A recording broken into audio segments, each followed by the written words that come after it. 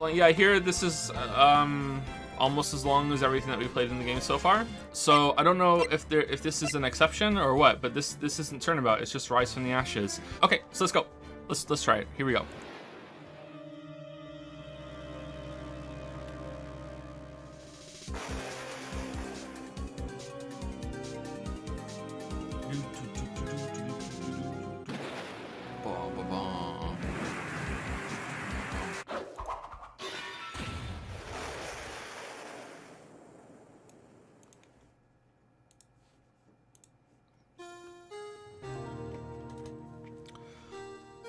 Okay, so it's looking pretty damning for her. It's been 2 months since Maya left the office. 2 months with a single trial. I've had offers, but none I took. That is, until the day that girl showed up. Why do I come here to the office every day? It's not like I want to work or anything, Baka. There you are, finally. Where have you been? My sister's trial is tomorrow. Who are you? It doesn't matter who I am, it only matters who you are. The famous defense attorney, Mia Fey. And then Phoenix looks down and sees some boobs. Oh, you're not Mia Fey, are you? I'm sorry, but Miss Mia Fey is no longer works here. Yeah, that's the way to say it. So you are the coffee boy? Phoenix Wright, a defense attorney. Right.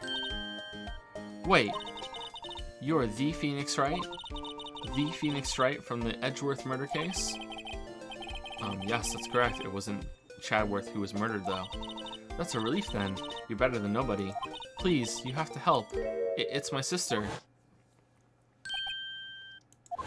Okay, I'll hear you out. My name's Emma Skye. I'm a scientific investigator. Alright, I'm a lawyer. Emma, was it? So you're a scientific investigator? I've never seen Emma spelt with only one M before. Yes, that's right. Is something wrong? No, it's just kind of very jumpy, or maybe just young. Young? I don't know, maybe she's kind of goofy. I'll be 16 years old this year.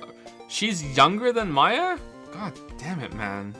Can the game give us a waifu? Like, what the hell? What kind of weeb game is this? I'm set to be formally assigned to forensics in 3 more years.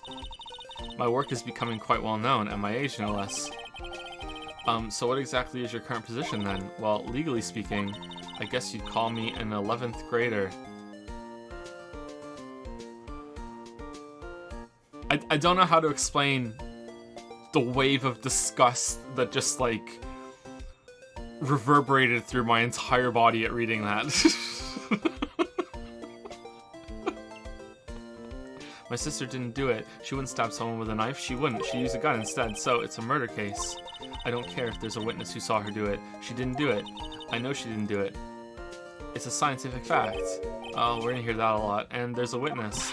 Just talk to her. You have to talk to her. My sister asked for Mia specifically. This Mia Fey person was a few years below her in school. Alright, so your sister is definitely not in high school then. I wonder what's wrong with Emma. She got quiet all of a sudden as soon as we arrived. Guard, I thought I told you I didn't want visitors. So sorry, ma'am. It's just your sister. No excuses! Or did you not want to race this year, understood, ma'am. What was that all about? Oh, she's like cousinette? Hi, Lana. Funny, I seem to remember specifically telling you not to come here. Perhaps my memory is failing. Look, I didn't want to come here either, okay? But your trial's tomorrow and you still don't have a defense attorney. I'll be the one in court tomorrow. This has nothing to do with you, Emma. Isn't that right, Mr. Wright? My name is Lana Skye. I'm chief prosecutor for this district. 2 sisters, 1 a lawyer. Could this be a coincidence? Emma, Lana. I mean, they're just like... Huh. Like who? Is something wrong, Mr. Wright? Alright, how you doing, guard? This guard monitors the visitor's room. He's frozen in fear of the frigid Miss Lana. I'm feeling a bit chilly myself. I love all the jokes about how he never moves. I'm a lawyer. Your badge looks new. I polish it daily. In a few years, the gold plating will flake off. Then we'll see the real you. Oh, nice. Nice. Well done. I like that. Whatever happened to the innocent small talk? There's something you should know from the start, which is the suspect in this case has confessed to the crime. Huh? Wait, the suspect... I was trying to do Christopher Walken there, and it just became vampire. How many voices are just going to become vampire? Me, I did it. Well, Mr. Wright? Well, why don't you begin by telling me exactly what happened? The crime took place. Yes, I can't... It's all vampire. Yesterday, February 21st at 5:15 p.m. A witness clearly saw me committing the crime. That was a bit of bad luck, wasn't it? The crime took place in the underground parking lot at the prosecutor's office. The body was found in the trunk of my subordinate's car. The prosecutor's office, huh? In your subordinate's car trunk? Classy. I was arrested on the spot, caught red-handed, as it were. Well, that's just great. So who was the victim? An investigator with the police department. I suppose the correct term is detective. A detective? Gumshoe? Death was due to a loss of blood. He was stabbed once in the stomach. By you? Death wasn't immediate, but the wound was fatal. Ah, dodging the question. I see. Allow me to repeat myself, Mr. Wright. The victim was a detective. You know what that means, don't you? Uh-oh. What, Mr. Wright? What does it mean? It means the judge won't fuck around for this case. Well, it means the police department will consider it a matter of pride to have me found guilty. They will use any means at their disposal to do so. This case gets worse and worse with everything I learn. You were in school with Mia, correct? A few years above her? It was in law school. I was in my 3rd year and she was auditing the class. She was different than the other students. Different? She was strong. She'd do anything to become a defense attorney, anything. And she had boobs. That was probably why she was attracted to me. Excuse me? Intellectually attracted. Lana was top of her class in school, of course. We can't have anything homosexual in this game. It's not allowed. This game's pretty fucking horny, huh? I'm really disappointed if Phoenix or Chadworth ever gets a girlfriend. I know you didn't do it, Lana. I know. So how can you say you did? If I lose you, I'll be all alone. I hate you, Lana.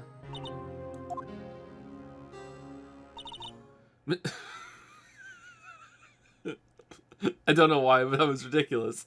I don't know why. Mr. Wright, yes, I believe our discussion here is ended. The rest, I leave to you. You mean you're requesting my services as your defense? Don't lose any sleep over it. Your client has confessed after all. The case is over. Right. I'll do what I can to get to the bottom of this. February 22, Prosecutor's office, underground parking lot. So this is the lot where it all happened. Looks like they're still investigating. Hey there. Oh no. No. No. Partner? No. Oh, thank God. Thank God. I thought it was gonna be Lotta. Alright, so I need to focus on like a smooth, very smooth, cool cowboy voice. I've been playing Hunt Showdown, so I'm very in the mood for this. Okay, here we go. What do we have here? Looks like a bambina got loose from the ranch and it's up to no good. Folks gotta learn to keep them doggies tied down, partner. Mr. Marshall.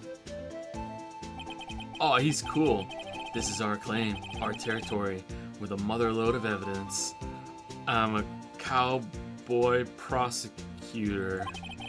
Was that, Hombre, a friend of yours? Kind of, sort of, yeah, he's a detective. This is just Halloween City? Like, is there such a competition to stand out as a detective and a fucking, like, lawyer that you have to, like, be themed? I'm a themed lawyer? Like, what? We've had vampire prosecutor. I'm not even gonna say what I just thought for Chadworth. You know, like, Detective Gumshoe is just a fucking cliche on purpose now, it seems like. Oh my God. Alright, who dropped their wallet? What's this? A wallet? Excuse me, officer. Wait, what are you doing, Mr. Wright? What am I doing? I just found this wallet, so I'm handing it over to the police. I don't believe it. This is real basic. Anything at a crime scene is evidence. Let's be scientific about this, please. Just put it in your pocket. Oh, is that scientific? Sounds like that to me. You have to be sure to examine evidence carefully on all sides. Now, let's start examining from every angle. I hate this. I hate this.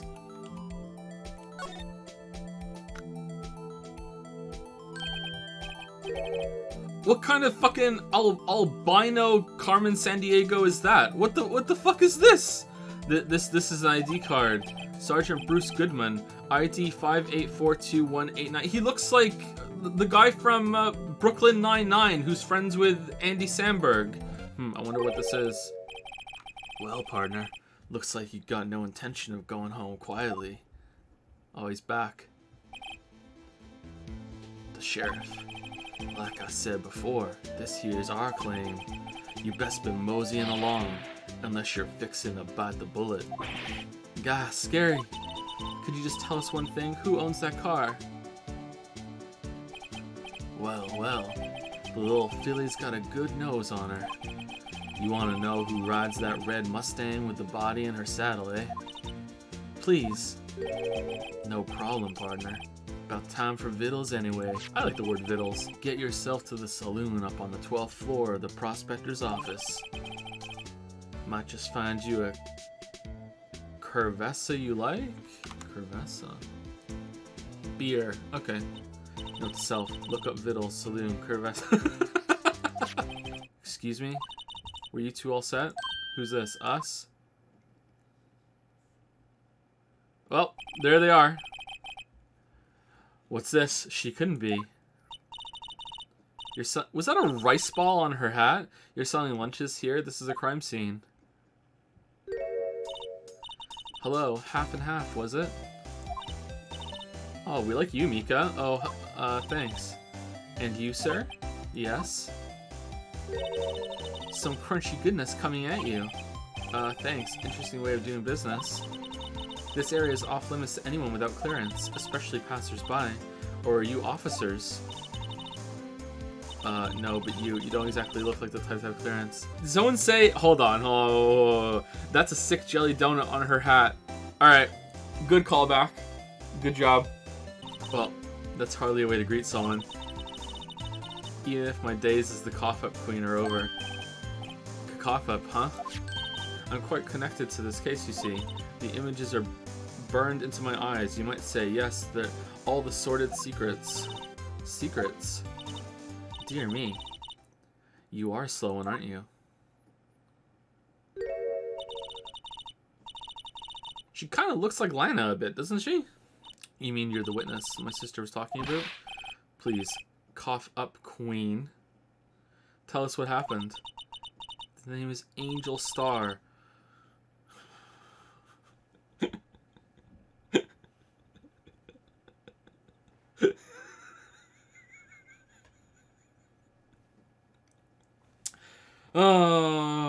People in chat that don't understand why I'm laughing. Oh, you sweet summer children. The name is Angel Star. Don't you go forgetting it. A star, or before you know it, I'll have you whimpering at my heels. Oh, I like you, Angel. Yes, ma'am. Yipe, she means it. Excuse me, I am a lawyer. A defense attorney must be able to fight. How about you? Do you think you can win? How about tackling Lunchland's Pickle Supreme Lunchbox? Prosecutors, they have no qualms at all about blackening the name of innocence. And yesterday they paid homage to the most evil one of all. They gave an award for King of Prosecutors. What a farce. Do you have a personal grievance against prosecutors or something? Or is there some kind of scientific evidence of this evil? Young miss, mock me at your own risk. You'll soon find out why they call me oh my god.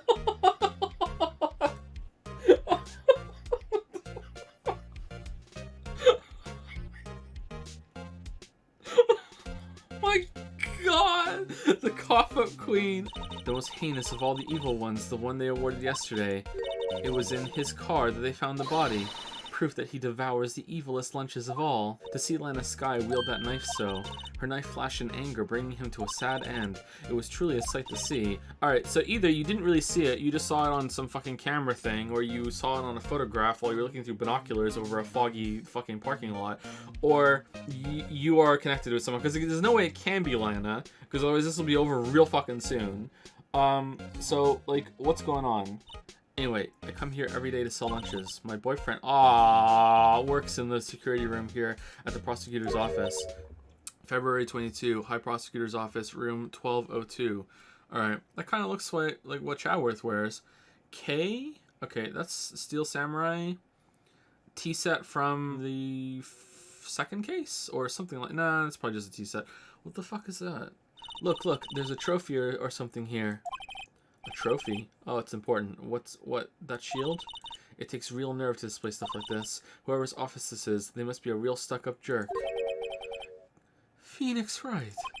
You never tire of prying into other people's business, do you? That voice. Yeah! Long time no see, Chadworth. Huh? Mr. Chadworth. You're alive. I thought you were dead. You know him from somewhere? Of course. I'm his biggest fan. He's mine. You stay the fuck away from it. Chadworth, she's only 16. That would be gross. You can't do that. Chadworth. And she has a vagina, probably. So, like, no, you don't want that, Chadworth. My sister introduced us once, and, right, her sister is the chief prosecutor after all. Look at me, Chadworth, look at me. She's temporary, we're forever. Well, what brings you here? I'll warn you, I've been known to be a real stuck-up jerk. Then no, did I? No. It was just Mr. Wright here, Hey, don't blame me. We're just here to investigate a murder case. Murder? A body was found in this nasty bright red sports car in the parking lot. It's my first ship, okay? I'm a little defensive, alright? It really is my... What's this expression? That would be my car. What of it? What? Your car? I'll say one thing. She certainly can scream. Once again, I would like to remind people that me and the game are very in sync, okay? Very, very in sync, alright? So you're all fucking joeing me when I'm right. I've been wondering, what the heck is this? It has a big K on it. For King Prosecutor? Mumbles of the Prosecutors. Huh? What's that? It's the King of Prosecutors trophy. Even though I was just on trial for murder, they still gave it to me 2 months later. I'm that much of a king. I'm a lawyer. I once dreamed of being a defense attorney a long time ago. What? You wanted to be a defense attorney, Mr. Chadworth? Yet my path is laid out clearly before me. I have no time to reflect on what might have been. Oh, I thought you would have switched over. Does the K also stand for killer? So the body was found in your car. Go ahead, say it right. You think I did it, don't you? Not at all. After you went through all the trouble to help me last year, no less. Aw, man, like we've really gained some thou points with this guy. Damn. Confidence going up with Chadworth. Lana Skye is the chief prosecutor, the top prosecutor in the district. She can't prosecute herself, so I'll be the prosecutor at the trial tomorrow. Aw, damn. Waffles and Yusuke roleplay back on. Chief Prosecutor Skye, yes, we worked together on a case 2 years ago. It was my first big case. That's right, I remember. 2 years ago, I wasn't even a lawyer yet. Since then, I always felt that she was looking out for me. It appears I was mistaken. I mean, I know she's not the warmest person, but I'm sure she felt some responsibility for you. Then why? Why did she stab someone in the trunk of my car? Not only that, she stabbed him with my knife. You waited this long? Wait, why do you have a knife? Why does it match your fucking clothes? What, Mr. Chadworth, your knife was the murder weapon? I must always be stylish, Waffles. You could learn a thing or two. To be specific, it was the knife I keep in the toolbox in the trunk of my car, in case I ever need a knife. The murder weapon, usually in Chadworth's toolbox, traces the victim's blood, no prints. Chadworth. What? Are you sure you didn't do it? Can we ever play an anime game where the lead character isn't a goddamn moron? Please? Like, was Waffles... Waffles was silent, so Waffles wasn't really a moron. But god damn it. Come on, can't he take a joke? Yeah, sure. You have a strange sense of humor, Mr. Wright. Sure, it was a joke. So the murder happened right after you got back. What, Wright? I'd appreciate it if you direct that suspicious glare elsewhere.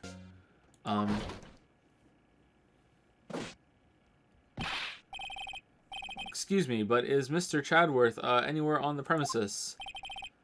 I'm Chadworth. What is it? I'm here, sir, at the request of the chief, sir. I've got your report, sir. Report? What? Did you find new evidence in the case against Chief Prosecutor Sky? I don't like the way that this conversation is going at all. Sky, sir? No, sir. No name of that kind, sir. Not in this report, sir. Huh? I think I just heard Chadworth's lid blow. Mr. Chadworth's lid isn't on very tight, is it? I made a clear request to the police department, did I not? I need to focus on the trial tomorrow, so don't bring me anything unrelated. Sir, but sir, I'm just following orders, sir. They told me to bring this to you. I wasn't aware of the particulars of your... Give me your name. Yes, sir. Meekins, sir. Officer Meeseeks. Right, Officer Meekins, take your report and leave. He's very meek. And good luck with that raise next month. Aw, goddamn. Whimper. But sir, I didn't know. He didn't know. He was not cogniferous. Poor guy. Looks like he was absent on the day they gave out brains and good luck. That's a line. February 22, police department entrance. Oh, so that's what that is. Huh. Why would they put the police department so far away from the prosecutor's office? Beats me. That took almost 30 minutes by taxi, and traffic wasn't even that bad. Is that important? The police department, huh? I've only ever been to the criminal affairs next door. Hold on, what's that?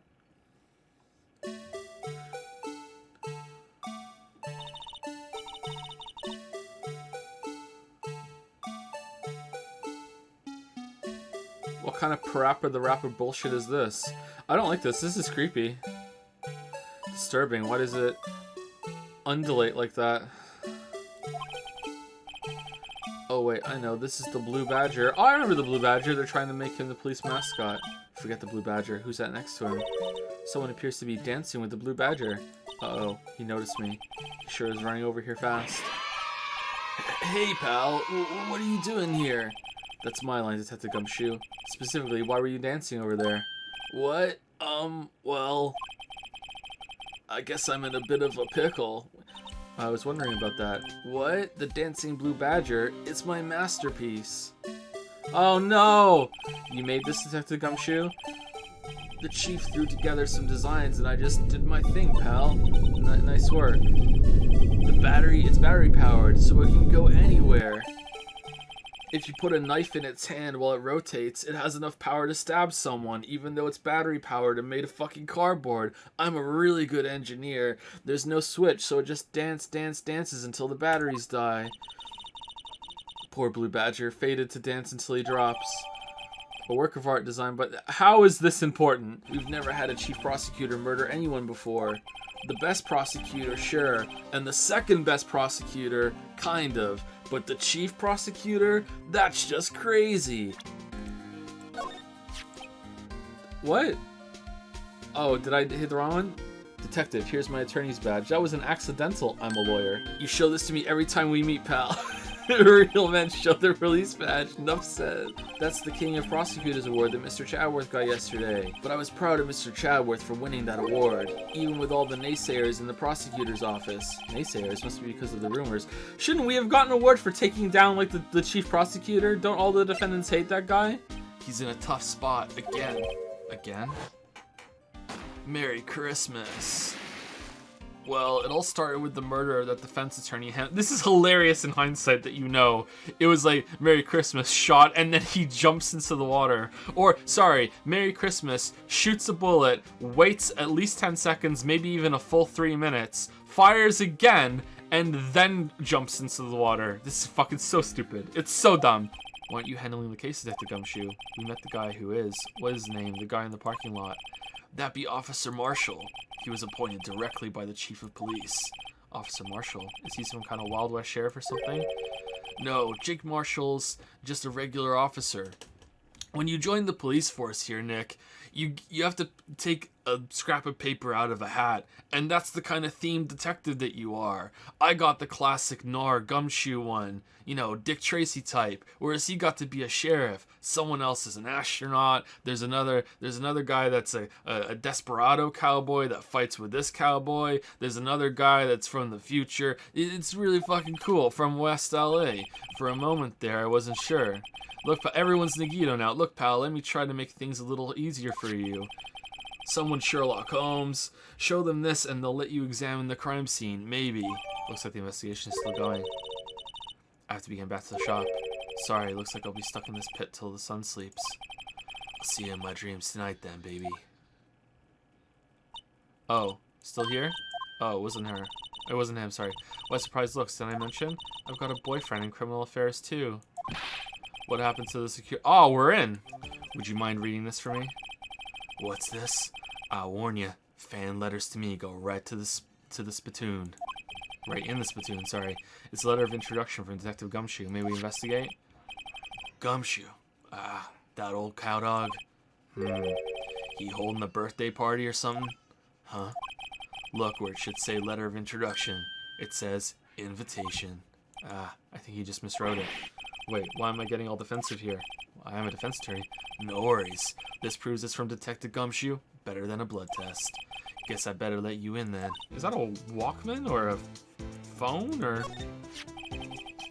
Oh, it's an old cell phone. Scientific analysis would suggest this belonged to the victim. This phone's still on the redial screen. Redial? Mr. Wright, most phones keep a record of all the calls you've made and received. Oh, shit! You just press the blue button to display the last number you called. Convenient, isn't it? Oh, no, I'm surprised. I need to go do a thing. I'm surprised you didn't know about it. Now to see who the owner of this phone called last. Note to self, a defense attorney doesn't think first. He just pushes the button. Called Oot. Okay, whose number? It's gonna be like, oh my god, I know that person. Or I have no idea who. Have you seen that? I don't know what it's from one of the Justice League shows. I think I've never watched any of them, but it's like someone mind controls Spider-Man or something, and he goes into the bathroom and he's like, time to find out who Spider-Man's secret identity is, and he takes off the mask and looks into the mirror and goes, I have no idea who this is.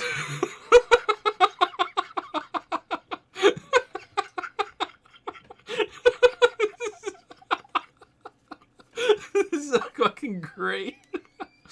It was the Flash? I'm sorry, yeah. The Flash.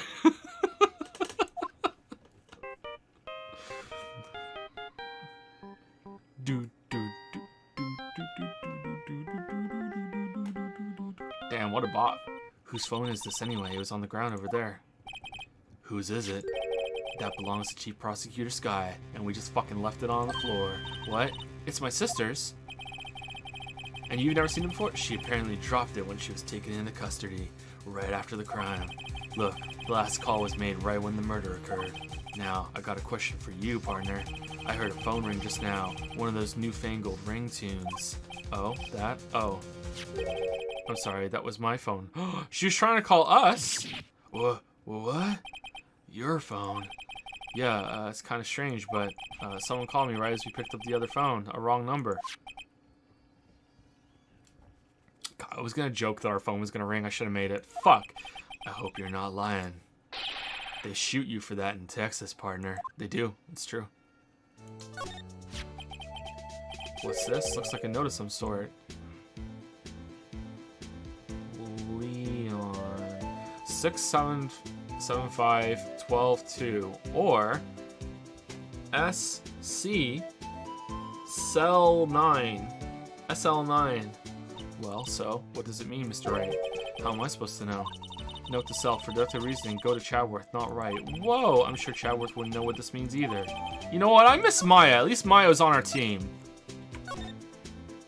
Why can't we flip it? No, it's not actually important, is it? To flip it? Why can't we flip it in the fucking thing? The liberals don't want you to know. What? This rope, is it? Yep, they laid it in the outline of the victim's body. Oh, is that what that is? So wait, the victim must have died when the killer closed the trunk on him. You've got to be the only person I know that would come to that conclusion. If you follow the rumors about Chadworth to their source, you found one person. But they're off limits. Untouchable, you might say. One person? Who? Hate to say this, but it's your sister, Bambina. Chief Prosecutor, Land of Sky. There's a big old secret hidden around here somewhere. Everyone knows it. Oh, by the way, Emma? Yes? I know that song your phone plays when it rings. What?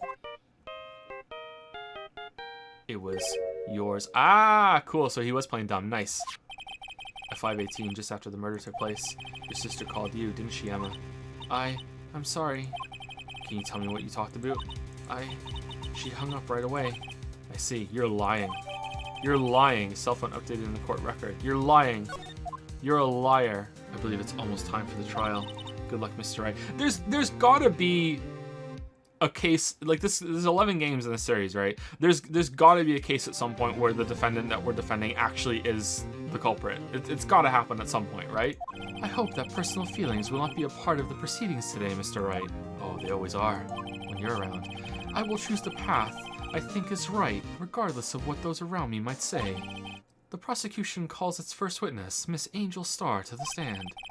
The coughed up the cough up queen. The parking lot at the prosecutor's office is divided into 2 blocks. A block is for the prosecutor's office personnel. B block is for visitors and clients. A chain divider separates the 2 blocks.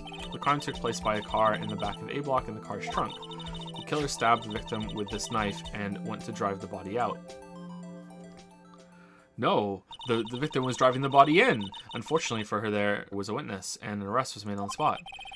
Oh, and who was this valiant witness? Why, it was me, Your Honor. Witness, did you see the very moment of the crime? Of course, Your Honor. Immediately after that, I apprehended the chief prosecutor. I respect the prosecutor's basic abhorrence of crime, yet their methods are ugly and twisted. Twisted methods will always lead to tragedy. The lunch lady's uninformed opinion is duly noted. Damn. Given that they are used to erasing inconvenient evidence at their whim. Killing off a detective that knew too much is merely an extension of that. She's biased. Miss Starr, do you have something personal against prosecutors? She can speak? Well, she knows how to speak. Why are you here? You're the sister. I felt that I had found my dream job when I became an investigator, and if I hadn't been laid off by those prosecutors over there, I'd still be one. Laid off? She was fired. Alright, so this is revenge. When I sensed something, perhaps it was my finally home detective's intuition at work. You sensed something? So you're saying you had a premonition of the murder? It felt like... How would you say? Well, this is gonna be something sexual. Oh yes. It was like the feeling you get when you view a pumpkin chock full of seeds. I've never been more right. Incidentally, the knife with which the victim was stabbed with was also Mr. Chower's. Yeah, that makes sense. Okay. Indeed, it was. And yet I'm still allowed to be the prosecutor. What an odd case this is. Is it? It's fucking par for the fucking course here, Judge. If she's telling the truth, we're doomed. Let's just do what we can. Even if we don't have any proof, we can always nitpick. Yeah, that's how I make stuff. I may be relegated to the lowly post of lunch lady, but my instincts are honed. A photograph. You took this? The moment I witnessed the crime, my reflexes took over and snap, I took a picture. You saw Miss Sky stab the victim with the knife. As I've already said, yes. But isn't that odd? Look at this photograph. Every time I do... This is the photograph you took at the very moment of the crime, is it not? Then why is Miss Sky not... It's in the body? What? Mr. Showerth, your thoughts? Objection. Well, that's the weakest objection ever. That had to be the weak...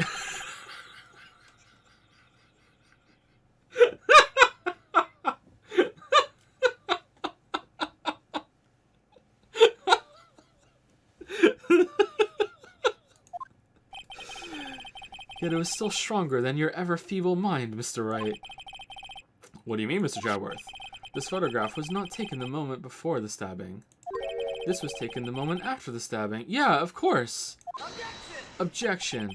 And how can you tell that? Because the knife is in the body. Blood splatter. Yeah. Ooh, oh my god, I'm so mad. Here I am thinking, okay. Oh. See the dark crimson stains on the chief prosecutor's coat? But it's black. It's a black and white photograph. Phoenix? I swear to dog, I didn't have time to stop her. Prosecution Sky was cold, calculating like a robot. She's a robot. She killed without pain or remorse. It was a premeditated murder. Like a robot. Wait. My god!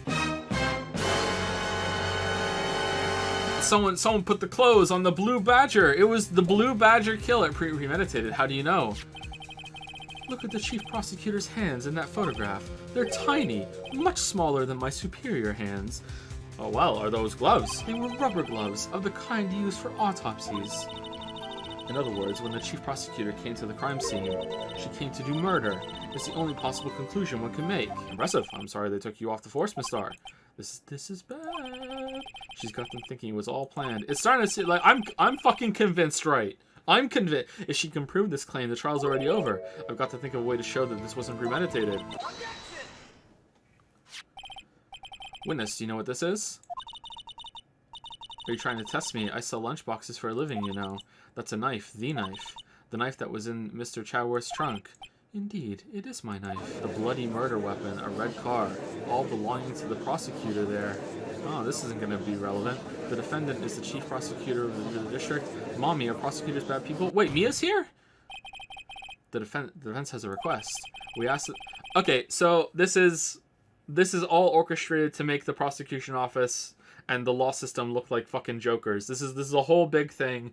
Like, someone's targeting the police or the detectives or whatever. Like, this is a big smear thing that's going on right now. And they totally deserve it. They totally fucking deserve it. Like, holy shit. Fucking kangaroo court. We asked that the witness provide an accurate testimony. You stated that Lana Skye planned this murder, and that's why she was wearing those special gloves. Why would she not also prepare the most important thing? The murder weapon. Oh. This knife just happened to be in the trunk of that car. Ladies and gentlemen, if you're going to plan a murder, you don't forget the weapon. Okay, so I didn't want to do that because I thought, but then Chaworth can just claim that she knew that and they know each other already. However, it's important to get to there through this proceeding, so this actually does make sense. Right. I believe the next lunch you'll be eating is humble pie. That's a good line.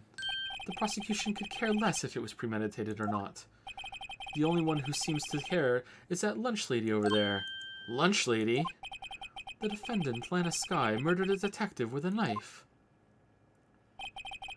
That is the only thing the prosecution need prove. Witness, please tell us only what you saw, not what you thought. How dare you? My powers of deduction are not to be underestimated, but all thoughts are really just interpretations of visual signals from my eyes, so everything I see is also what I think. Like, sometimes people think gray is brown or brown is gray. Who knows? Who can say for sure? I'm a scientist. I'm just off on a whole thing by myself here. I'm sorry. All right, let's keep going. The victim was summoned from the police department to the prosecutor's office. It does sound a lot like premeditation, doesn't it? So if I order pizza, does that mean I'm planning to kill a delivery boy? Ooh, all right. Fucking Emma's way better than Maya. Holy shit. Last guy intended to murder Detective Goodman. You said that, but you haven't told us how you know. That's why I'm about to tell you, Rookie. Try not to interrupt her again. Rookie. Never interrupt a storyteller. It's like pulling a bun out of the oven half-baked. Something's half-baked here, alright, and it's you. Try not to confuse the defense witness. They're not very quick on their feet. Now, why do you believe the suspect had intentions to murder the victim? I love this back and forth with Chaworth and Wright. It's so much better with him on the prosecution stand. You have no proof that Miss Skye called him there. You have no proof that she didn't. Huh? Miss Chaworth thoughts. Yeah, well, that's a good point. Yeah. There's no record of a call made on the defendant, Miss Lana Skye's phone. What was the date? 2/21. Oh my god, it's upside down. Oh my god, it's upside down. Oh my god, it's upside down. Oh my god, it's upside down. SL9. What's SL9? The suspect had a grudge against Detective Goodman. Will you tell us your basis for thinking this? It's simple. If she didn't have a grudge, why would she kill him? Oh, yes, sir. Good point. Nothing else could...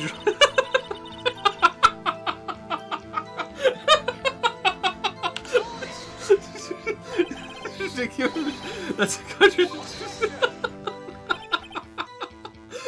You say again and again. How many times did she stab him exactly? We often say chop into 1,000 pieces, but we don't actually mean 1,000 pieces. What difference does it make if the deed is done? Let's just say she stabbed him several times, leave it at that. But she didn't! Did she? Leave it at that. This is a murder case, people. One knife wound. One knife wound. You say she stabbed him again and again, but you couldn't have witnessed that. Are you testing me? Then I'll test. How stupid are you to think that the police didn't count the... Oh, yeah, okay, yeah, it's this court. Never mind. Yeah, they might not have. I shouldn't have to explain this, but take a look. The autopsy report states that death was due to loss of blood from one stab wound. Aha! You're right. Shit, I should have read that autopsy report. Good show, Mr. Sharp. Hey! Woo! What a hunk. He's my hero, really. What about my... Yeah, no. Fucking hell, man. Well, witness. You got the crime scene set right. How many of these are there? When she lifted her knife, I thought I saw blood at her breast. Splattered blood from her victim. That's why I thought she must have stabbed him at least twice. Her red muffler looked like blood to me. That's how ghastly the whole scene was. Like a scarf, the chief prosecutor always wears one around her neck. So she can be easily hanged at a moment's notice, I suppose. She's right. But it's not in the picture. It's not in the... Miss Red Scarf was wearing a red scarf, wasn't she? But wait. Isn't it odd that you mistook that for splattered blood? It's fucking crazy. I do think I saw some traces of blood on her. She's not wearing it! Miss Starr, I demand an explanation. The witness is clearly not suited for detective work. What? The suspect was not wearing a scarf or muffler of any kind when she stabbed the victim. And you've proved it yourself with this photograph. Look at it. Huh? But that can't be. Okay, so is the whole trial gonna be Choworth and Phoenix just double teaming the witnesses? Because I am all for it. I'm in if that's what this is. After the murder, the suspect attempted to run behind a partition off to her side. I quickly caught her, explained her rights to her, and arrested her on the spot. Yes. When I arrested her, she mentioned the muffler. That's what had me confused in my earlier testimony. She knocked my hands aside, kicked me over an oil drum. An oil drum? Hard to imagine. Oh, she's beautiful but deadly. A predator, this one. A leopard woman. Roar. So where is this partition on the floor plans? I'm sure she means this wall next to the car. That's right. There was a wall there, about 6 feet high. The Lynchland car was... She was a visitor, thus she was parked in B block. So you witnessed the murder from here. That would make it about 30 feet from the car. Yes. Is that correct, Miss Starr? Yes, that's right. But there was a chain link fence in front of you. Wow, even the judge. I went over it, of course. Can you even climb over it? Is it connected to the ceiling? She couldn't have gotten to my sister that fast. And what? And fucking Lana's there going, yeah, all right. Well, this is a problem. Yeah. Where should I go? I know. I'm just gonna run behind this wall that's a couple steps away while she climbs this fence. Yeah, there's a gap. Okay. Yeah, that fence was about 9 feet high too. Yeah. Okay. Jump on the car. Jump over. Yes, when I arrested her, she mentioned the muffler. She used her bamboo sword. I remember exactly what I would have told you in my testimony. Anyway, all I heard her say was the word muffler. So, what you heard wasn't the suspect talking to you, but to someone else. Yes, the chief prosecutor was talking on her phone. Emma, you liar! The chief prosecutor first attempted to use the phone hanging on the wall. Apparently it was out of order. And so she used her cell phone. The chief prosecutor stabbed the victim and ran behind the partition. Then she picked up the emergency phone on the wall, but it was out of order. How did you see that? You said you witnessed the crime from this point. However, if that's true, how are we the only ones seeing that? You couldn't possibly have seen Miss Sky making that phone call. If indeed you were in B block, you couldn't have seen it. She's not coughing up lunch. She's coughing up lies. Good line. Tell us exactly what lie this witness has told the court. Here's where the counterattack begins. The witness lied about what she saw. She lied about what she saw. In other words, she didn't see Miss Sai using that emergency phone. It does seem hard to imagine that how she could have. Very logical. I hate to bother you while you're celebrating your victory, but why would Miss Starlight lie like that? Huh? Because she's making the whole thing up, huh? Why would she say that? My sister tried to use the phone, but failed. It doesn't make any sense. That's right. And I thought you had something... Ooh! What?! All of these are correct! What do you want from me, game? But say the witness did actually see Miss Sky using the emergency phone. It would mean... Miss Star witnessed the crime from a different location. A different location? Now that's a pointless lie if I ever heard one. Before you call my lie pointless, at least let me tell it. Just where was the witness when she saw the crime? But but the photograph! I don't know! Here or here? Okay, I'm trying it. That was wrong. This is the only place where she could have been. The security guard room. Indeed, the security room in the underground parking lot is well positioned. It's built on the second floor, so you can see the entire lot. The witness not being part of the prosecution office couldn't park in A block. The only place where she could have seen the crime is in the back of the petition is here. I remember in your testimony you said you brought a lunch to your boyfriend in the security guard room, yes? What have you done? You used to be a detective. You should know better. I'm not turning back. The guilty will be punished, and if I'll do what I must to make sure that justice prevails. That does not look like a security camera feed, but that's where I got there from. How come no one's bringing up the photograph? She could have just said she saw the crime from the security guard station. It wouldn't change anything. Exactly. This photograph tells all. It was the defendant who stabbed the victim. Alright, here we go. The truth still stands. It still stands. I disagree, Mr. Chadworth. What?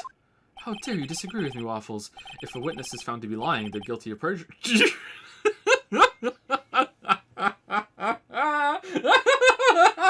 Yeah, okay. Yeah, sure. Not in this court. No. Oh, sure. Yeah. A witness lying? Like, fucking all of them. No. Fucking no. Because she knows this.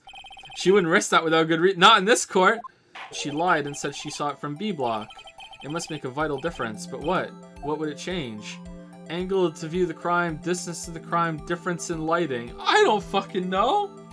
I have no idea. Sorry, what do you want here? Do you want, like, why would she lie about being in B block, or why she was in the security station? I don't even know what they're asking.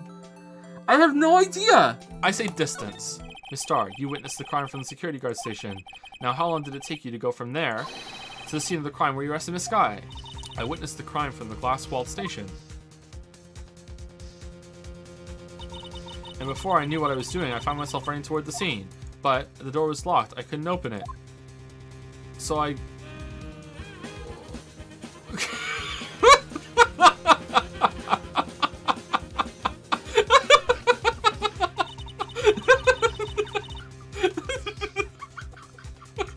That's why I had to go through the visitor's parking lot. That's quite a detour. It probably took me at least 5 minutes to get to the scene of the crime. But it was that woman over there in the defendant's chair who stabbed him. I know it. I have photographic evidence. But then but this photo was taken before she tried the phone. And the whole point that you're there is because you saw the phone. I don't understand. What the fuck is this bullshit? A 5-minute blank. Isn't that strange? Strange? If you were a criminal, what would you do with 5 minutes, Your Honor? Well, I guess I'd flee the scene. Hey. Don't get the wrong idea. I didn't kill anyone. It was the judge. Miss Skye dawdled at the scene of the crime. She even had her picture taken. No true criminal would act this way. It's inconceivable.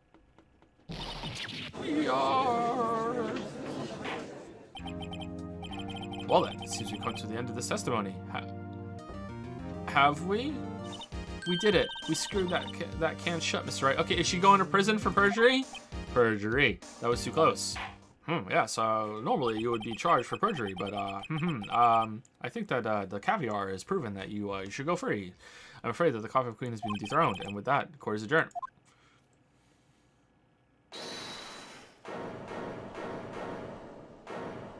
I have decisive evidence. Oh, my apologies, but we have no further questions to ask of you, Miss Starr. Ah. Is this your jumbo lunchbox? Woohoo! A triple-decker! Out of deference to the witness's determination, I'll allow one more testimony. Wow, just bribery now. What the hell? To the matter of the victim's shoe. Did I not bring this up? 2 types of blood were found on this shoe. One was, of course, the victim's. And the other blood type matched that of the defendant, Miss Lana Skye. This shoe proves it. It's flawless, decisive evidence. Wait, what? Why is this the first time I've heard of this evidence? Simple, as I've already said. I don't trust you with evidence, Mr. Chadworth. Didn't I mention I have 3 boyfriends in forensics?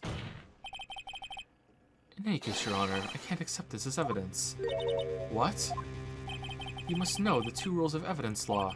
Rule number 1, no evidence shall be shown without the approval of the police department. Yeah, okay, yeah. We've always followed that rule. Sure. In other words, this shoe is illegal evidence, at least for the time being. Is that right, Mr. Wright? It seems so. This is fucking full-on fucking Monokuma right here, Chadworth. And Chadworth sure is celebrating. Not so fast, Mr. Chadworth. Don't forget, I used to be a detective. One of my boyfriends is in the police and they approved it. As I mentioned previously, this shoe had already been tested by a member of the forensics department. As you can see, it was approved by the police department as of today. Here's my updated forensics report. Even the general public can produce official evidence, Mr. Chadworth. Is that right, Mr. Wright? I have no fucking clue. It seems so. Yeah, I guess so. Chadworth is looking pretty sullen. You could at least study some evidence law, really. I was afraid someone would erase the chief prosecutor's crime. This shoe is my secret weapon if that should happen. Alright, so there's blood type, like Lana Sky has like A positive and that blood's A positive, or was it like definitively proven it was actually Lana's blood, not just the blood type? You can't say for sure the blood belongs to the defendant with a blood test. You claim to know something about a blood test, Rookie? Well, blood comes in 4 types, A, B, O, and AB.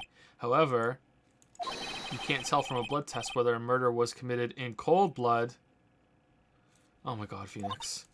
If I had a little more time, I would have gotten the DNA test results, but they said there's very little doubt it could be anyone but Miss Lana Skies. Well, I wonder if you noticed, there's blood on the bottom of the shoe. It makes sense, the victim was stabbed with a knife. What could possibly be contradictory about blood at the bottom of his shoe? The problem lies in the footprint. The footprint. Note that the bottom of the victim's shoe is covered in blood. Then, isn't it strange? Why weren't any bloody footprints found by the scene of the crime? It's true that the lack of a footprint is a contradiction, but then we have to ask why wasn't there a footprint? Yeah, there still is blood on his shoe. Hey, I don't know why it's not there. I'm just good at finding contradictions. What? Predictable waffles.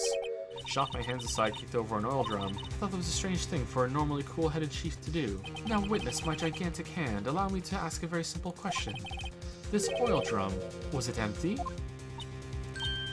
Or was it in fact filled with Lana's blood that you've been siphoning off of her while she slept over the past 2 months while you plotted this crime? The oil is filled with her blood that you then planted at the scene. The oil drum kicked over by the chief prosecutor was brimming with water. Yes, the suspect knocked over the oil drum for one reason and one reason alone.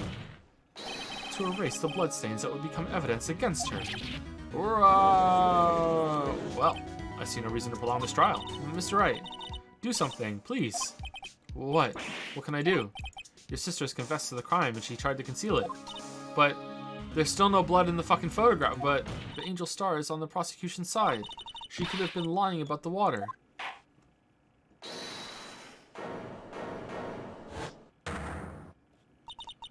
Little girl, what did you just say? Huh? Me? Did you say that I, Angel Star, was on the prosecution's side? Well, yeah, you are. You're saying my sister hid evidence by erasing the bloody footprints. Well, I thought you had your fill, but here you are, demanding a second helping. Another lunchbox. A lunchbox called evidence. Wait, witness, don't tell me you have something else. The time for deliberations is past. Any further comments and you will be held in contempt of court. For real this time. Your threats don't scare the cough-up queen. Look at this. A photograph. I had it just in case anyone had the gall to suggest that the white shoe didn't belong to the victim. I'm sorry, why have we still not asked her how the fuck she, like, fucking Lana Sky kills, puts the body in the trunk, goes over here, fucking does the phone call, which you see from here, and then you fucking Oompa Loompa down here, all the way over here, all the way over here, got over here, took a fucking photograph of her back at the car now, and then she went all the way over here to do another phone call. You jumped over, apprehended her, but she knocked over the fucking thing with the water. After you did that, cut her hand, and then you fucking took a picture of the shoe in the blood. Like, what? This is fucking nonsense. That's right, wait, look at the asphalt in this photo. What's in the tailpipe? Hey, it's clearly wet, erasing the last trace of doubt from the court's mind. Immediately after the murder, the crime scene was washed with water. I'm sorry, Mr. Wright. I guess I couldn't help after all. It's not your fault. I knew I couldn't win this case from the beginning. Alright, time for Mommy to show up and help. Think crazy.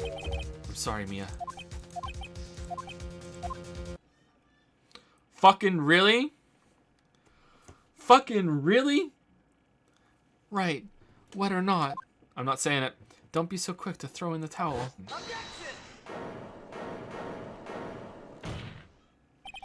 Your Honor, wait. What is it with you people? Can't I hand down my verdicts in peace anymore? Show the court the problem with this photograph. What the fuck is this? There's something poking out of the car's muffler. Wait just a moment, Mr. Chadworth. Your Honor, you just said muffler. However, I see no trace of a muffler or a scarf of any kind in this photograph. A muffler is also a part of on a car or a motorcycle, Your Honor. Could it be that the muffler you heard mentioned was actually this exhaust pipe? If so, that means this piece of cloth is vital evidence. Oh, woo, rug. Well, it seems we will have to... What? We have to suspend it to go and look at a piece of cloth inside an exhaust pipe? Everything else is fine, but we have to like fucking go and fucking look at a cloth? That's what's suspending the court, not this fucking bananas Oompa Loompa march that she did that has no fucking bearing on the timeline whatsoever. And like her going here and then going back for the photograph and then going back again, and there's somehow being blood everywhere, even though she's not cut in the photograph, and that being like no blood, and then fucking no, it's a piece of cloth in a fucking exhaust pipe is the fucking bullet that makes this. What the fuck? What was she doing? Was she making some lunch on the way? This took 5 minutes? How big is this fucking building? I can be down the fucking, like, oh my god. Officer Marshall. Thought I'd come take a look, see at how the trial's going. Looks like I'm late. The whole muffler thing didn't have anything to do with scarves. She wasn't even wearing a scarf. Yeah, but there's a muffler inside the muffler. You don't say. Now don't that just beat all. I've seen the red breeze blow at her slender neck many a time. I saw it that day too. She was wearing a red muffler. Oh, we're not gonna go get the cloth? Whoa. I'd like to resume. What's up? The judge keeps looking over at the prosecution.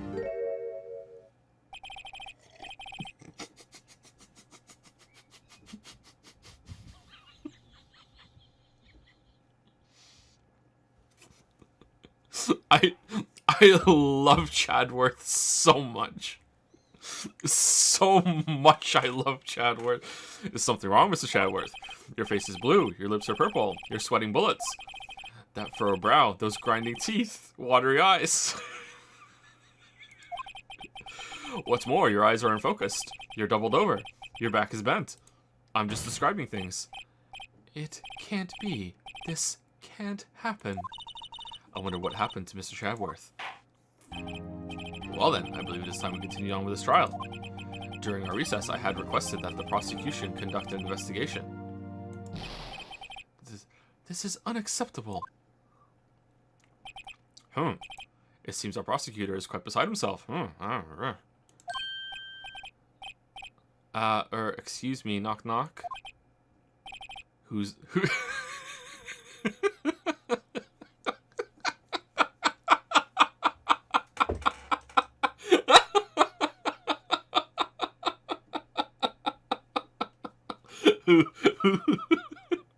Who's there? Judge. I believe I'm the judge, but I'll go along with it. I'll allow it. Very well.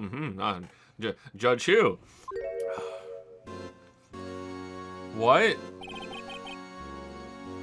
What's with this guy? A strange stuffy aura seems to be filling the courtroom. What is this creature? What's with your eyes? What? Ah, it's you.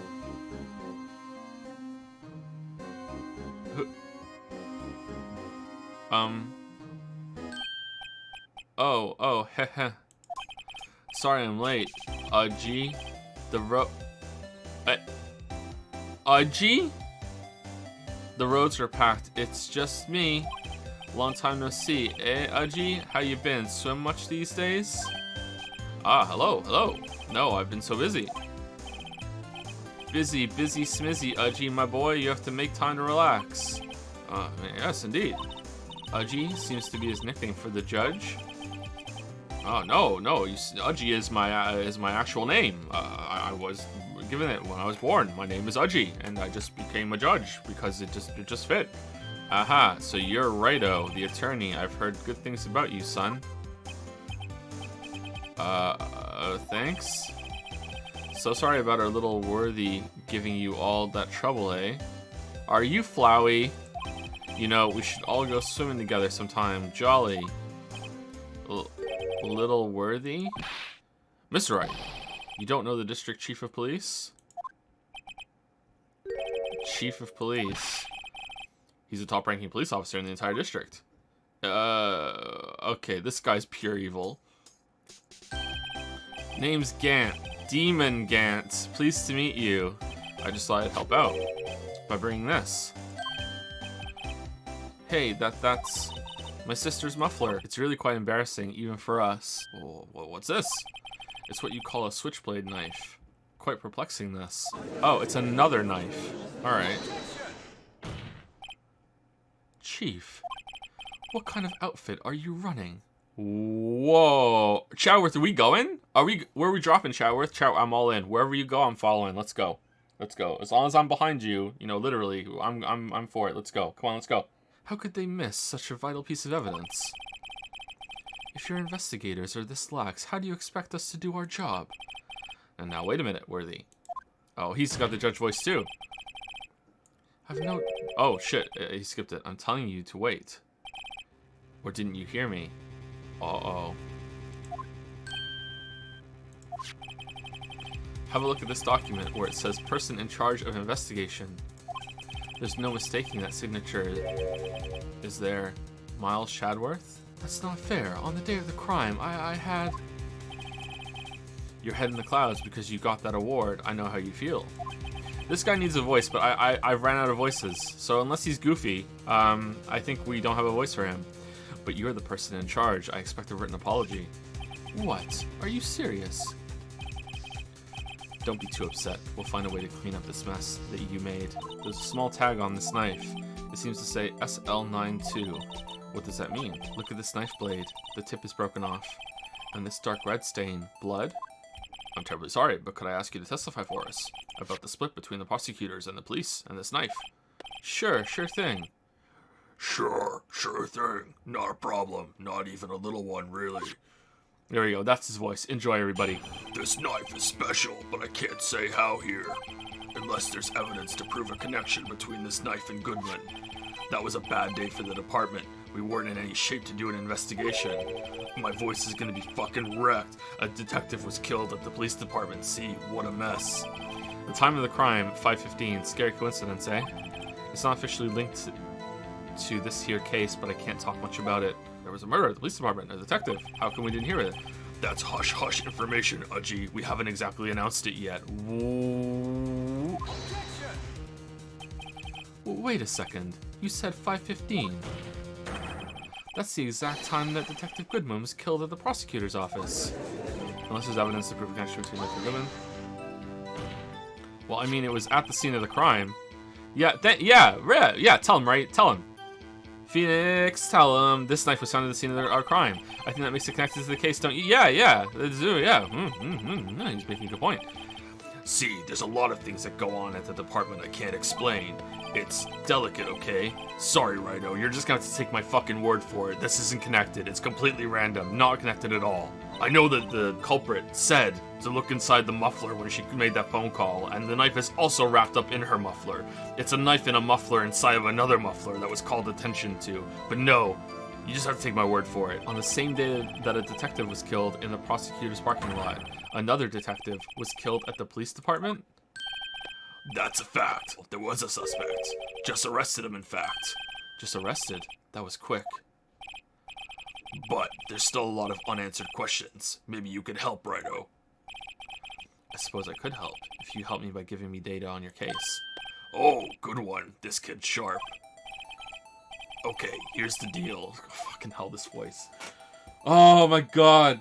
Okay, here's the deal. I'll tell you one thing and one thing only. Where the victim was found, how the victim was killed, when the victim died. Okay, we already know when, and we already know where, how the victim was killed. Now that's the interesting part. We don't know. He's just fucking dead. It was what we were in the force call a stabbing with a knife. A knife? That's exactly the same as Detective Goodman. Oh, holy shit, you're right. That's the spirit. We're cooking now. But you know, that's not the only thing that was exactly the same. It was also Lana. What do you mean? I mean, she could fucking teleport, and there were more similarities between the two cases than the cause of death. Chief Gant, please tell us more about the incident.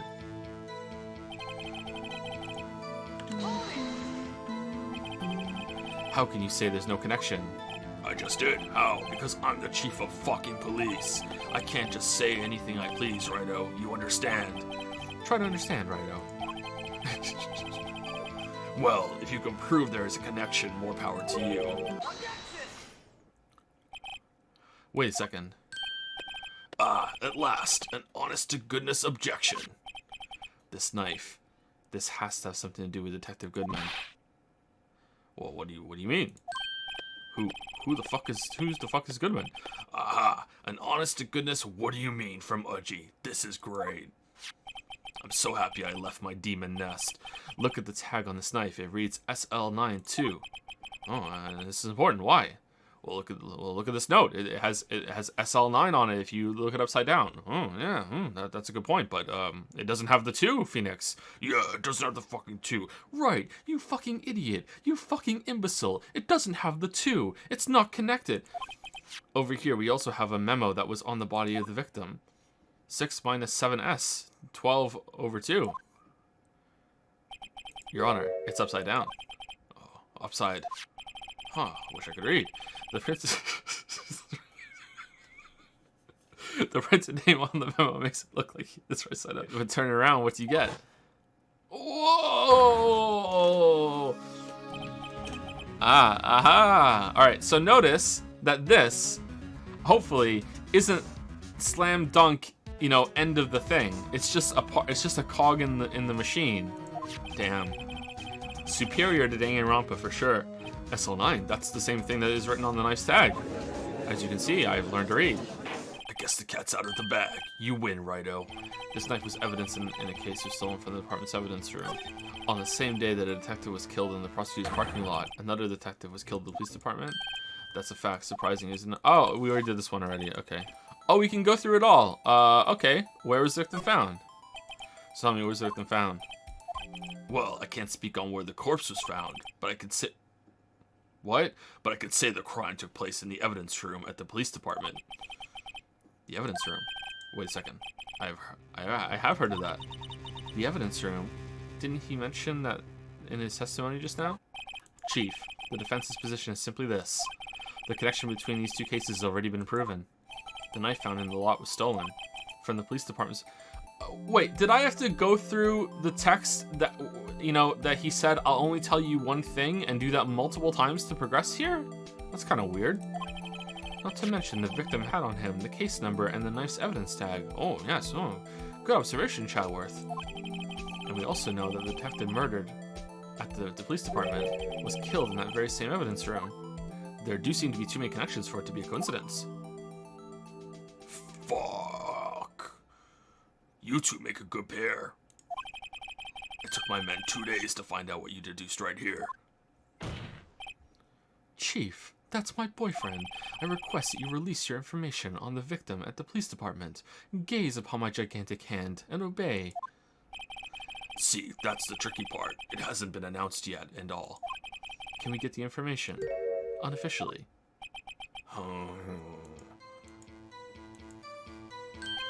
Sure, why not? It's unofficial after all. What? Really? Who would have guessed? I'll cooperate, but I can't reveal the name of the victim at the department, okay? If you're going to tell us a little, why not tell us everything? Well, case information is sticky stuff. You have to do everything properly.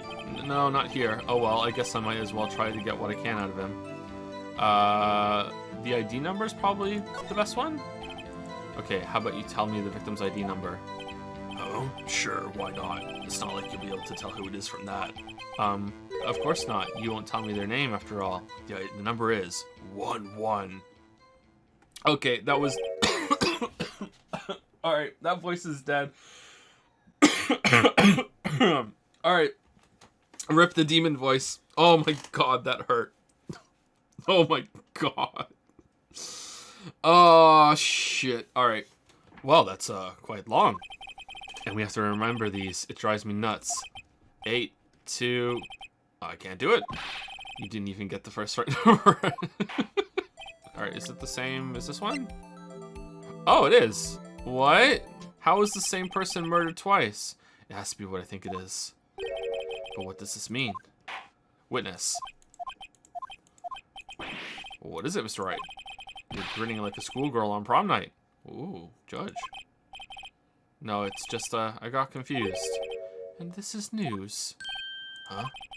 Just come out with both guns blazing, like you always do. I love that about you, Waffles. It's always my favorite moment. There's a reason I always hunch forward when you do it. The police department and the prosecutor's office. 2 places, 2 detectives murdered at one time. Actually, I happen to have a police ID number here. Oh, is it yours? No, Your Honor. I'm a defense attorney, remember? Oh, yes. This is the ID number of our victim, Detective Goodman. Detective Goodman's ID number is 5842189.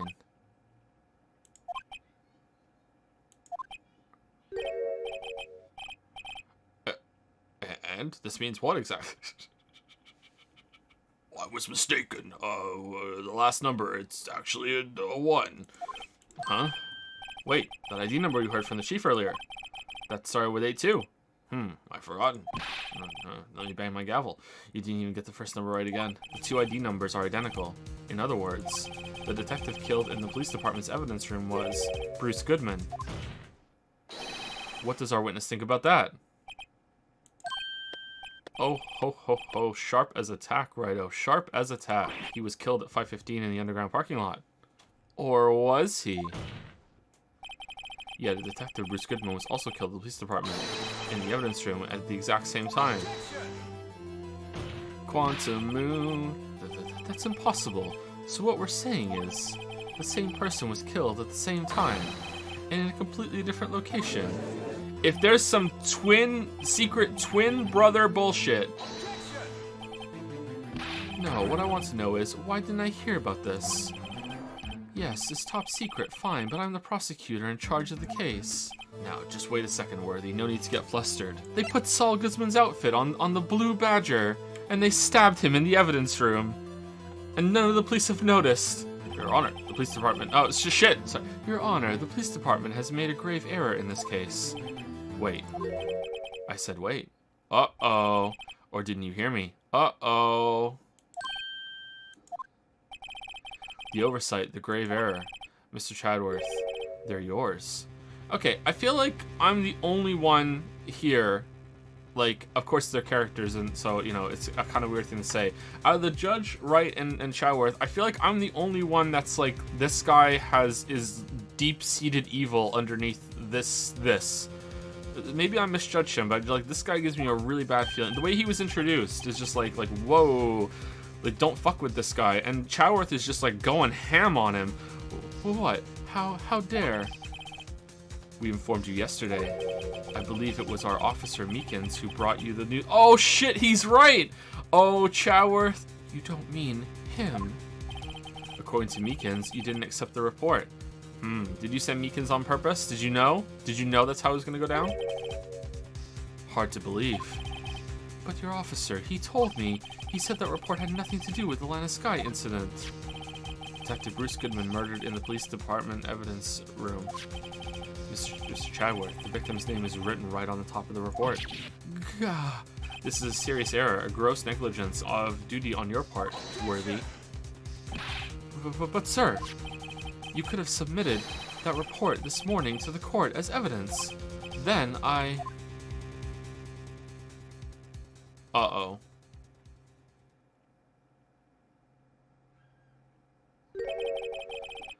No such luck this time, Worthy. Or should I say, unworthy. What? Now, what was the second rule of evidence law, huh? Yeah, what was the second rule of evidence law? Wait, were you listening to the first trial? Well, Mr. Wright? Huh?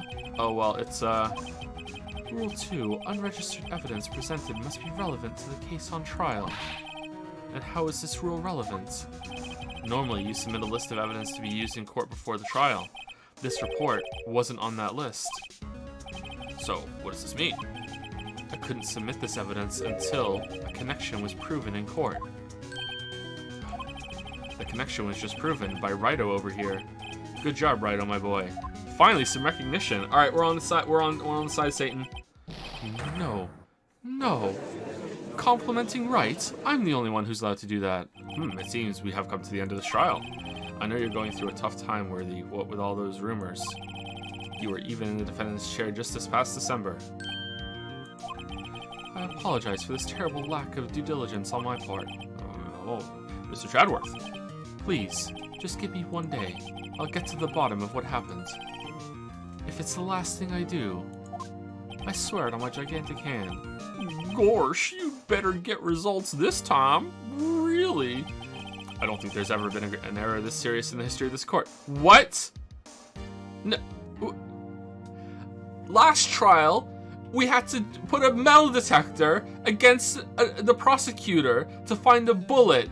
Like, no. Judge. Well, we'll grant one for the day as the prosecution has requested. You know, I really don't think we should worry about the police department murder. There wasn't even a body found there. Who Did they say that and I missed it? There wasn't even a body found there? Then how did they know someone was killed there? Well, whether there was blood on the floor or not, the water in that oil drum washed it all away. Hehehe, ignore the strength of my science at your own peril, Mr. Wright. Huh? What's that grin for? The situation calls for one thing, and that is the luminol testing fluid. Dum-ba-da-ba. Blood is sticky stuff, you know. You can't just wash away with a little water. Oh my god. Oh, this game's so frustrating.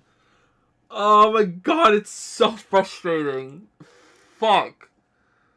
Oh, we're gonna use like proper police procedure shit and CSI bullshit only when we need to, but every other time it's like, oh, luminol, I don't know what the fuck that is, Mr. Wright. Fucking science bullshit. No, we're not gonna do that. No. What we're gonna do is, we're gonna put a parrot on the stand. Oh, yeah. The court calls the blue badger to come on the stand. Yes, dance for us. Dance. Yes, dance on the stand. I would like to, you want to ask some questions? No. Overruled. No, we're just gonna sit here and watch him dance. Yes, yeah, good point. Chatworth, what do you think about this? Like, what the fuck? Alright, luminol. But when the police have already done those tests, never trust anyone's eyes but your own. Sorry. No, the police didn't even find a wallet on the floor, Phoenix. They didn't even look inside the exhaust. Someone got down here and did this squiggly outline spaghetti horseshit, spent hours doing this, and didn't see the exhaust pipe that's right here and think, oh, yeah, what's that? For some reason, it's the judge that's doing it to me. Like, but yeah, to test for blood reaction, just spray the luminol on it. Like this, see? Oh no.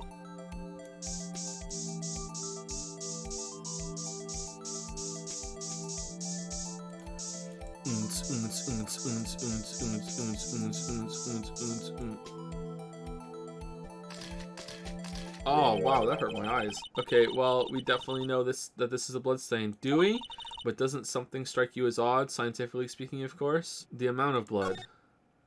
The perpetrator and detective have been fought here, right? Don't you think there'd be a little more blood? It was washed away in the water. I definitely think so. I mean, look at all the blood on the sole of the victim's shoe. But it was like, I don't think the water would wash all of it away, as is clearly proven by that there's some left. But like, or is like the water can't wash away the trace contacts that we're having here? Like you'd have to like bleach it or whatever.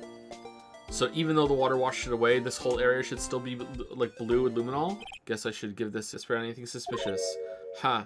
Okay, so what's with this case having like, suddenly the judge cares about due process a bit, and there's like the notice about perjury, and now we're doing like crime scene like CSI experiment shit. Like what happened here? Like, I don't understand. Like suddenly it's like closer.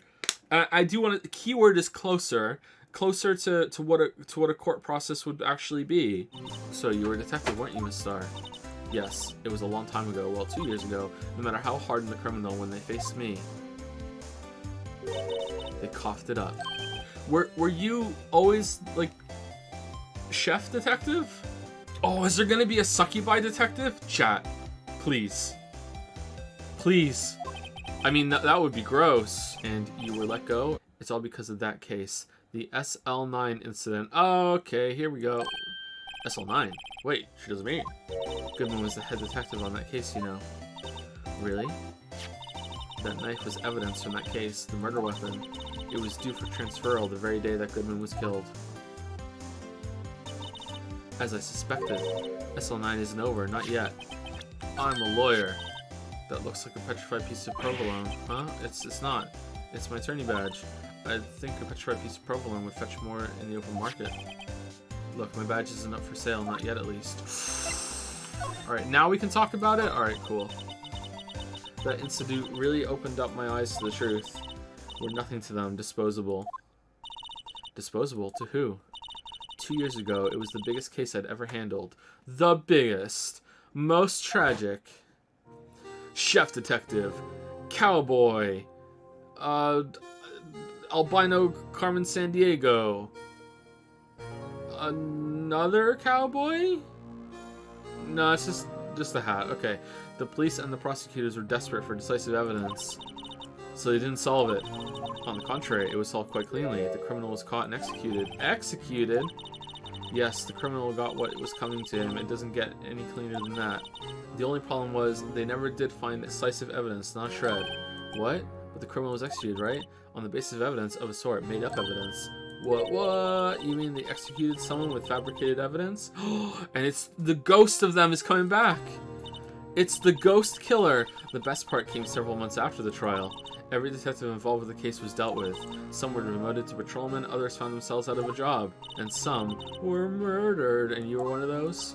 Myself and one other person you know well. Wait, could it be? Exactly, Detective Jake Marshall. Oops, I mean Police Department Security Detail Officer Jake Marshall. He got to keep the cowboy outfit though. They couldn't take that away from him. However, he hasn't forgotten, and neither have I. So, rookie. What? It seems like you're serious about investigating this case. Yes. Then you should take this. A Salisbury steak lunch. Looks pretty good. I know a certain guy who might help you if you tempt him with this treat. Steak lunch receipt from Miss Star. Excellent for putting Officer Marshall in a good mood. Ooh, new area. Oh, this is where they get all their costumes. Nice. February 23rd. Oh, no, it's just... What? Texas? A lasso? Wow. Okay. According to the pamphlet, this is the guard station for the evidence room. So beyond that door is the evidence room, the scene of the crime. So where the guy was murdered is where Officer Marshall keeps watch. All right, there's a big thing going on here. These cacti are a lot like my sister, actually. What? How so? Really? We're having sad music over a cactus encased in a cold, rigid shell with spines pointing in every direction. Just like her. Detective Gumshoe, you're not arrested. Now's no time for chit-chat, pal. I'm a busy man. What I really need is a steak lunch from Lunchland. Oh, you mean one from one of these? Actually, it's not for sale. Aww. I think I just heard the sound of his heart breaking. Now's no time for despair.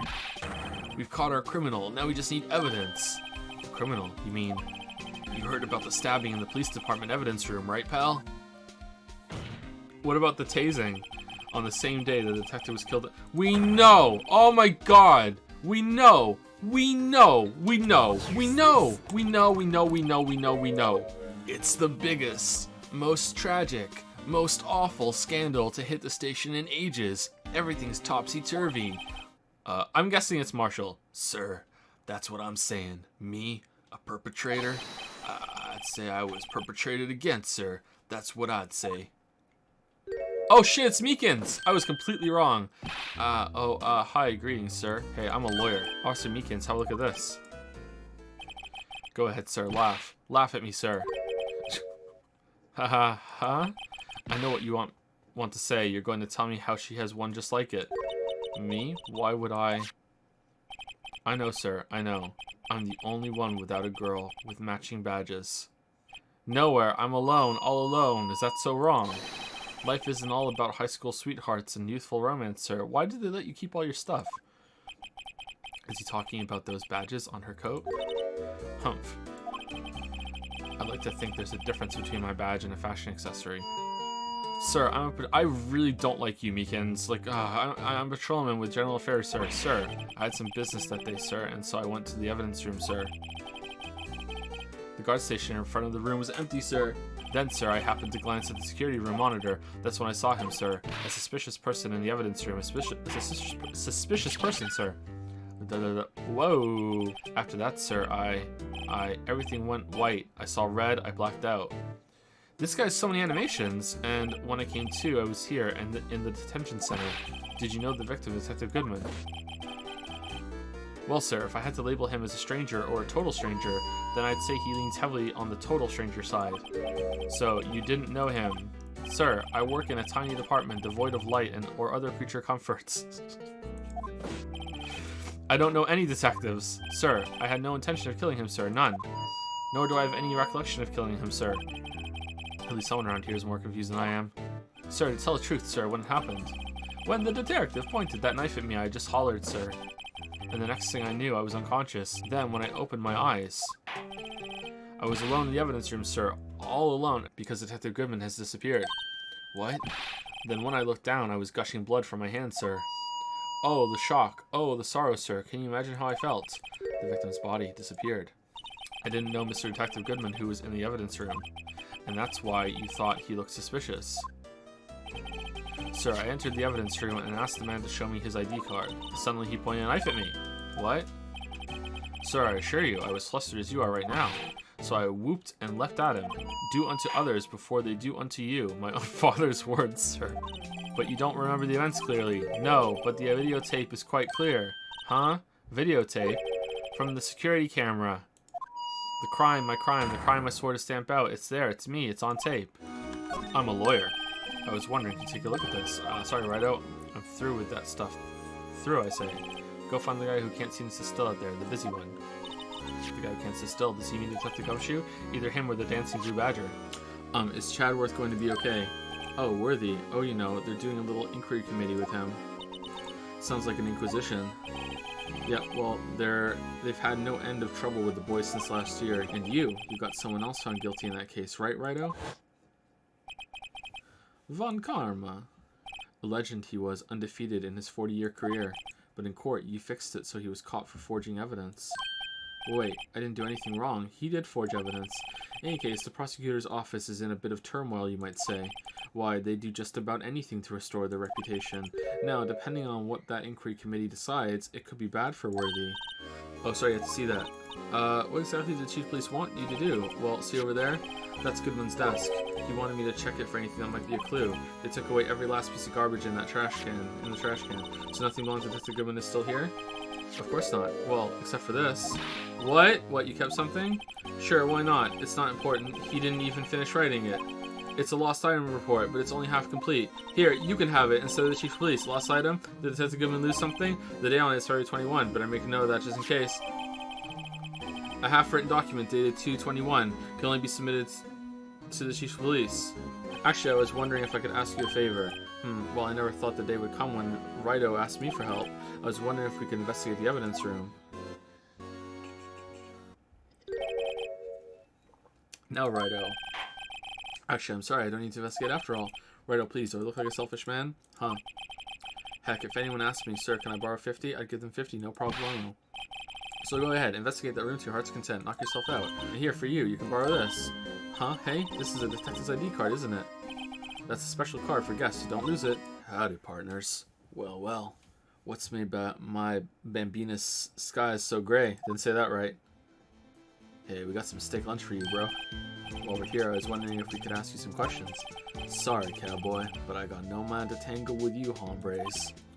That smell. Reminds me of Texas. So, Officer Marshall, have you ever been to Texas? You're from Texas? Never been. No, I just saw a special on television the other day. Alright, Bambina, you win. Ask anything you want. I'm a lawyer. My voice cracked there. The sheriffs, back in the Wild West, didn't place much faith in evidence. About the only thing we trusted was their shooting hand. You're still investigating the SL9 incident with Miss Star, aren't you? That was my case. It's all solved on the record books, but it smells like a bad game of poker. Anyway, that case is officially dead as of 2 days ago. 2 days ago? The day of our case. That's right. The evidence transferals. The easiest ones to understand are these here security cameras. If nothing happens, the tapes are automatically erased every few hours. Who decides nothing happens? And Officer Meekins and Detective Goodman, are they on one of those tapes? I reckon they might be. The card reader leaves a record of every ID card that passes through. 7777777. What? So this is the ID card. 7 sevens. Okay, I've seen that somewhere before. Sorry, could you explain this whole transferal thing is about? We keep only evidence from solved cases in this room. They're kept here under the presiding detective supervision for 2 years, so we can reinvestigate them if it turns out there was a mistake, see? So what happens to the evidence after 2 years? It goes to sleep forever in the underground vault at the county sheriff's department. That's what we call transferal. We do it every February.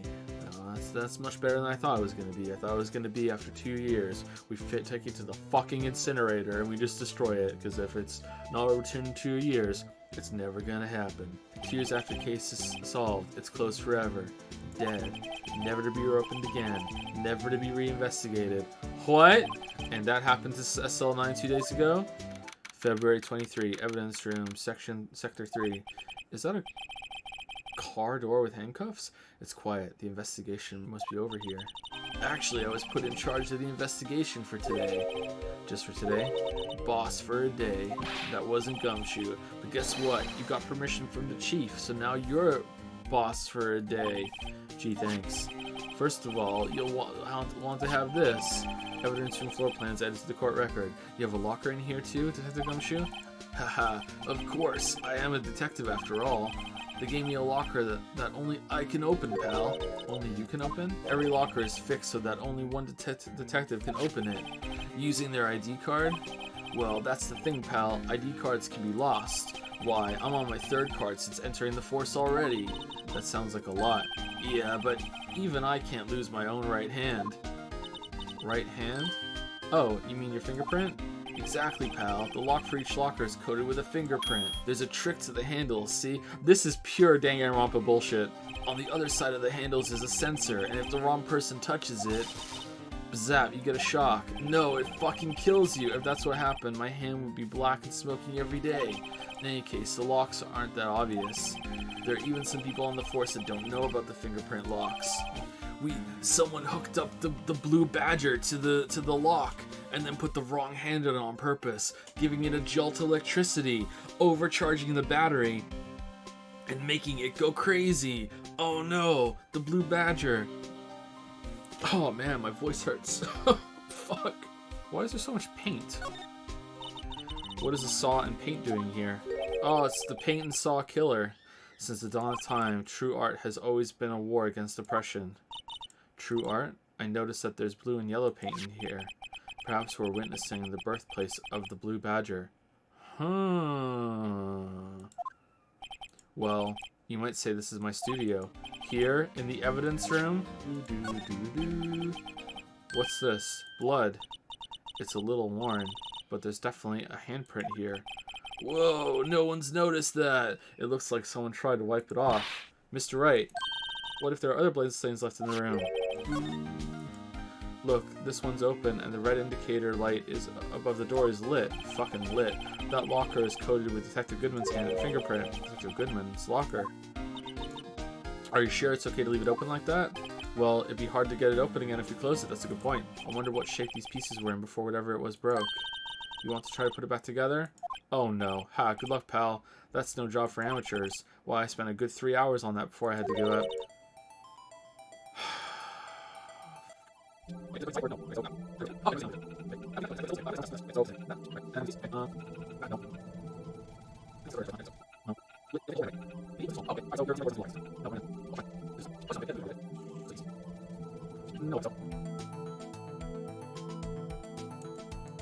No, I want to rotate. Fucking hell. fuck. Alright, well.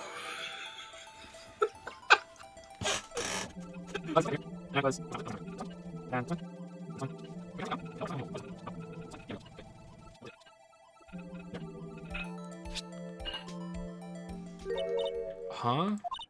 Well, I think we did it, but some of the pieces are missing. Okay, I don't think some of those pieces fit very well together. That didn't look like right to me. I knew it. This is someone's right handprint. Well, oh my god. Alright. What's the matter, detective? Chicken, this locker, it's mine. It's yours. Please. You have to help me when they come to take me away. Promise me you'll testify that I wouldn't harm a fly. I'm counting on you guys. Believe me, you can't trust the police. What? But you're a detective. Why am I getting a reaction here? There's no reason for the murderer to touch the spot if he fled out the door. This just might be something significant. Hey, that's some pretty amazing stuff you got there, pal. What, this? It's called luminol testing fluid. You should have, like, gallons of it. Where'd you get your hands on that? Huh? I'd like to get some, too. I'll just borrow $50 from the chief. Alright, you have fucking state-of-the-art fingerprint detection lockers that give out electric shocks, maybe. I'm not sure if that was exaggerated or not. But you have this... But we're the only ones with luminol that can see the fucking Gygas fucking handprints. That must have been one massive pool of blood. Never seen anything like it. I'm not professional. What's your opinion, detective? Pale blue blood. Maybe Detective Goodman was actually an alien. Okay, I'm warming up to this inspect the evidence stuff. The tag says SL911. I guess this is another piece of evidence from that case. Hey, look. They're hard to make out, but there are some dark red stains here. Looks like blood. Do you think Detective Goodman's blood somehow got on this when he was stabbed? Not likely. This blood looks like it's been here for months, maybe longer. This jar was evidence in the SL9 incident. Maybe if you put a shot put ball in the bottom, it wouldn't fall out. And you wouldn't know that until you tried to lift it up. And then the shot put ball would run down here and gain its speed. And then when you look down at lifting it up, it would come out the top and hit you in the head. The shot put ball killer. Officer Marshall, show us that ID card record again. Look, the fourth number, it's a perfect match. It was used at 5:14, right before the stabbing. What's more, there's only one of them cards in the world. So when the incident occurred, Detective Goodman was in the evidence room. Well, his card was. If he had his ID card then, why would he have pointed a knife at Officer Meekins? Well, maybe because he would look at the card, see the picture, and notice that it wasn't the right person? Maybe I should show this list to other people with IDs here. That's a good idea. The second number on this list belongs to Mr. Chadworth. Alright, so he should be 498 whatever, right?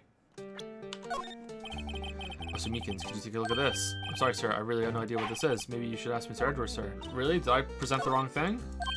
Wow, okay. Meekins, I fucking hate you. Alright, where the fuck is Chadworth? Now that was a bloody violent case. Violent, so it was a murder? A serial killing.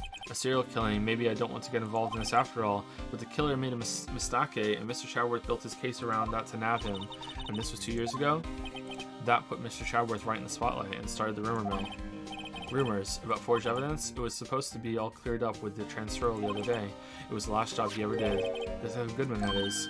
Huh? What do you mean? Detective Goodman was the detective in charge of the SL9 incident, see? So, that switchblade knife. The victim took the knife out of the evidence locker himself. There, standing by the window, a teacup in his hand. Looking super hot. Super hot. Right. So how did the inquiry committee go?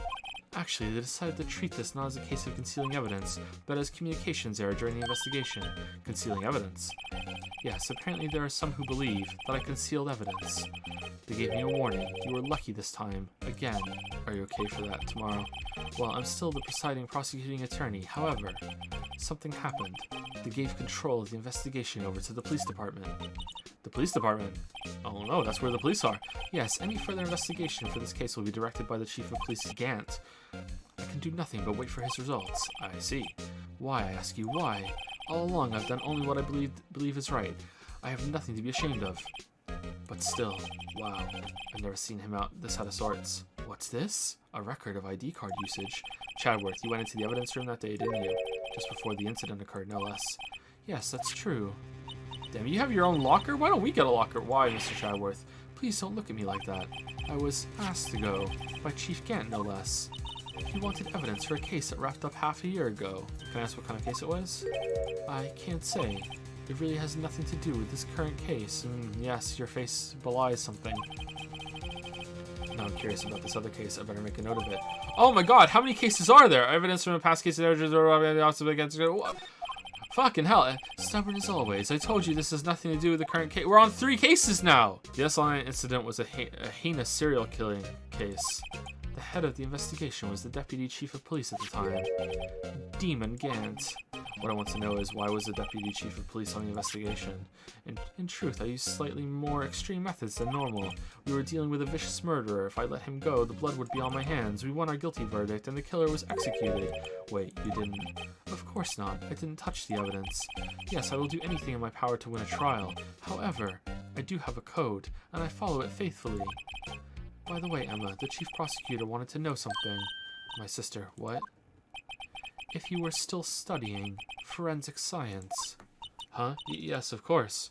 Well then, you might have use for this. Oh my god, no!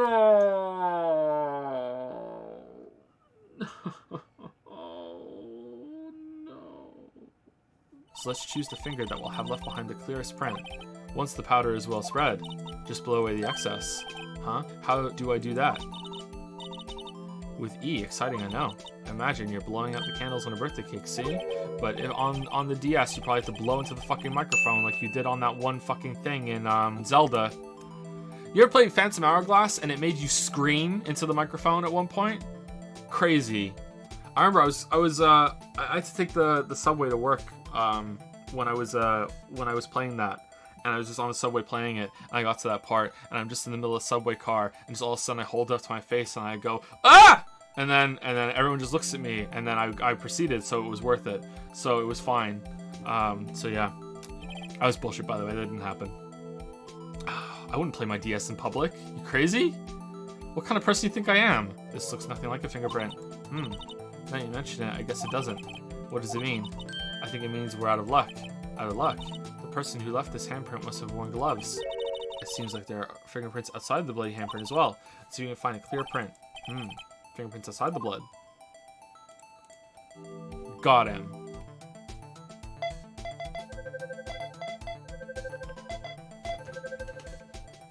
Comparison complete. Damn, we're a fucking robot. Aha! So these prints belong to Detective Gumshoe. Something wrong, Mr. Wright? You gave me the so what look. I guess that's probably because I was thinking so what. This is where we got the luminol fluid reaction, right? Right. There was a handprint here. Okay. Want to try using this? No. It's Officer Marshall. Oh shit, Paw Patrol. Huh? Officer Jake Marshall. We found trace evidence of a certain person in the police department's evidence room. They belong to Officer Jake Marshall. What kind of trace evidence? Blood-stained fingerprints, to be exact. That's the trump card I have up my sleeve today. You do understand what this means, don't you? In order to defend my sister, you're going to accuse Mr. Marshall? For its first witness, the prosecution calls the suspect of the murder that occurred at the police department. Well, the suspect? You mean the so-called murderer? Will the witness please state his name and occupation? Oh, yes, sir. I am Officer Mike Meekin, sir. My occupation is, that would be murderer, sir.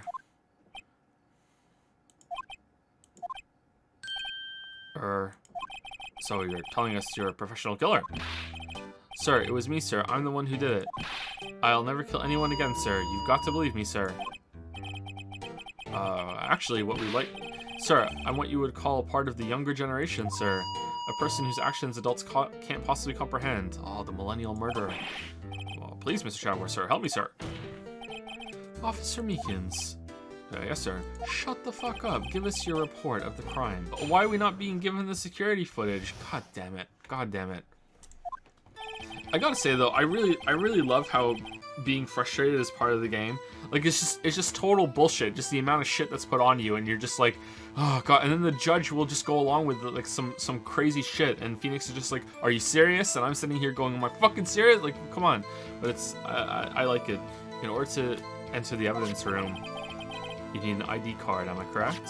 So then, your ID number should be listed on here, right? Yes, sir. It's 4989596. That's my number, sir.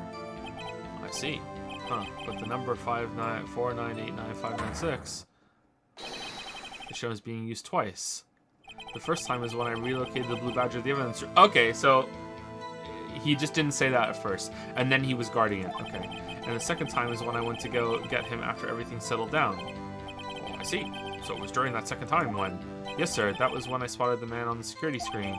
Take a look at this. It was sent to my jail cell. Chief Gant delivered it to me just this morning, sir. The chief delivered it. What you're saying is the chief delivered the surveillance footage that proves that you did it to the person who did it and is on trial for whether they did it or not. What the fuck is wrong with him? It contains footage from the security camera in the evidence room.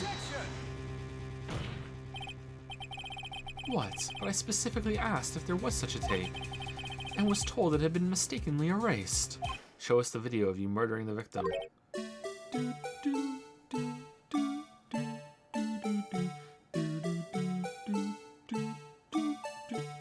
I'm sorry, where the fuck is this security camera?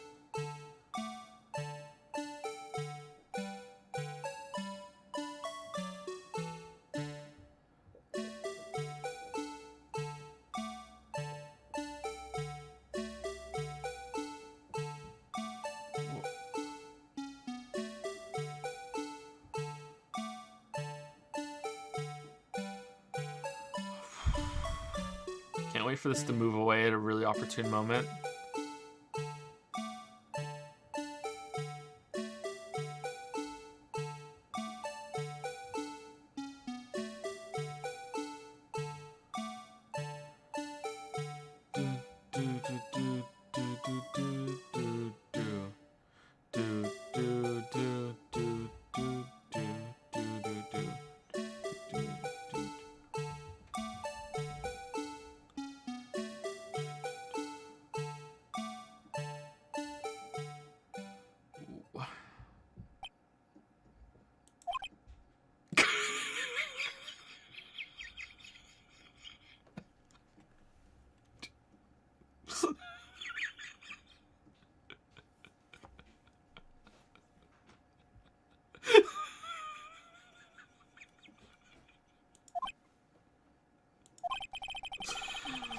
Well, I believe we're all thinking the same thing.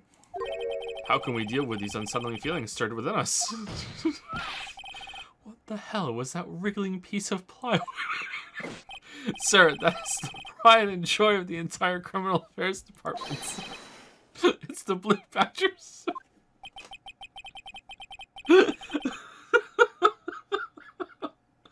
Oh, fuck. These games are fun.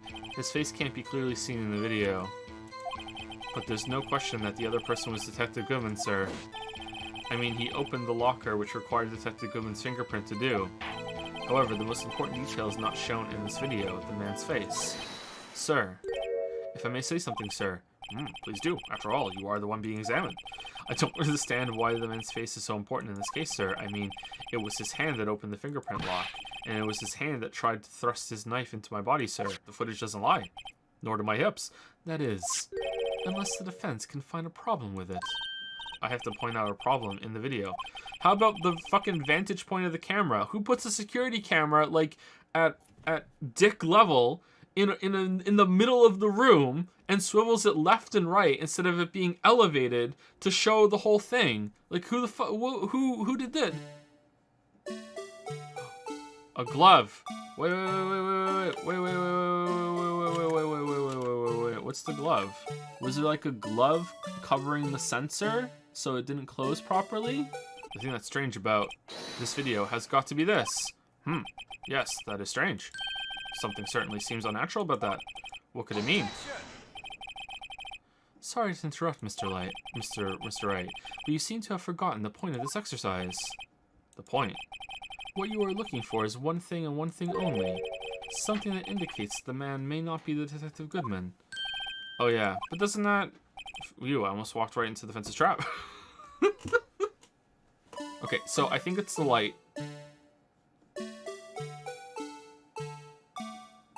Because all the rest are off, but let's see. The fucking flag blocking it just perfectly? God damn it. How lucky is that? Look, it moved! Look at this shit! Look at this, the perfect movement of it! What the fuck? Indicator lamp lights up when it's up. Yeah, there it is. Okay, so that's that. Here, notice the light? What's this? It's, already lit. Just like me. The locker was already open before the victim grabbed the handle. Please watch closely. This is the continuation of the part I showed you earlier. We just did it, game! Oh my god, can we... Oh my fucking god. Oh, this is frustrating. This is frustrating. What's this? Something white fell out of the locker. The sensor triggers the lock when the door is shut. What if something was inserted, say, between the sensor and the door? Inserted.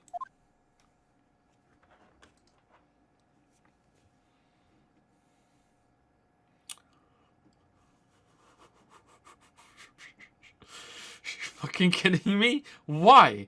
Why? Why? Why would they do this? Who would do this? What? This white thing wasn't inside the locker. It was stuck between the door and the sensor. So, are we to believe then that the victim, whom this witness stabbed in the evidence room, was not Detective Goodman? It was probably fucking Gant. Do not be misled, Your Honor. What do you mean, Mr. Chadworth? The defense has merely demonstrated that possibility and nothing more. There's one other thing that proves the man was Detective Goodman, sir. To enter the evidence room, one must use their ID card. When an ID card is used, there's a record of it. I have the victim's ID card right here. I found it at the crime scene. That makes sense. No. When I say crime scene, I'm not referring to the evidence room at the police department. I mean the other crime scene, the underground parking lot at the prosecutor's office. I have one more piece of evidence to present. It's a very important clue regarding the victim's ID. A lost item report. It's only half completed, but it shows that Detective Goodman had lost something on the day of the crime. Something important enough to fill out this report. Let me guess. You believe this something to be his ID card, right?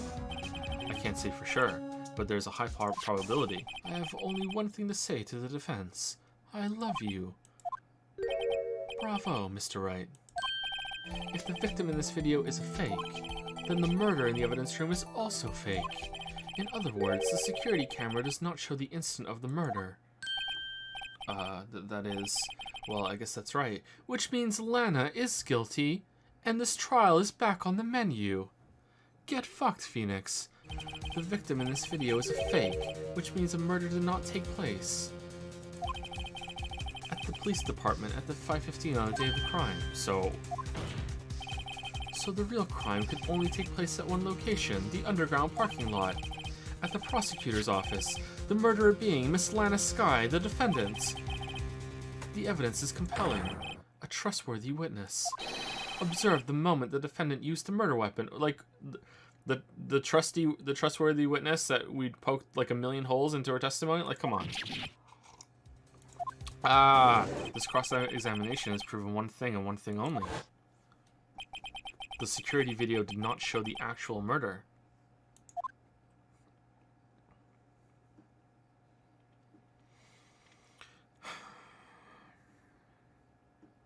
However, it cannot be said that it is unrelated to the murder in the parking lot. Specifically, large amounts of the blood traces were found in the evidence room. So, who set up the police line and then draped the glove over it? That's kind of weird. The defense would like to request a specific witness. Oh, whom do you have in mind? Officer Walker Marshall. There's no stopping you, is there, Mr. Wright? Huh? What do you mean? You called for Jake Marshall. It seems you figured everything out. I haven't figured anything out. Lana, you're the one who knows everything. Emma. You always know everything. Why don't you just tell us? Mr. Wright is trying his hardest to protect you. I don't recall ever asking for his protection. And that would make things too easy. How can you be so cold? Don't you trust us? Don't you trust me? Hope I'm not interrupting anything, pals. Gumshoe. You've got a lot of nerve, pal, making a detective run all around while on duty. And to top it off, you call me here. I've seen happier people at funerals. Sorry, detective. You better be, pal. Hey, I didn't see you there, Chief Prosecutor Sky. That's okay, so have you brought what I asked?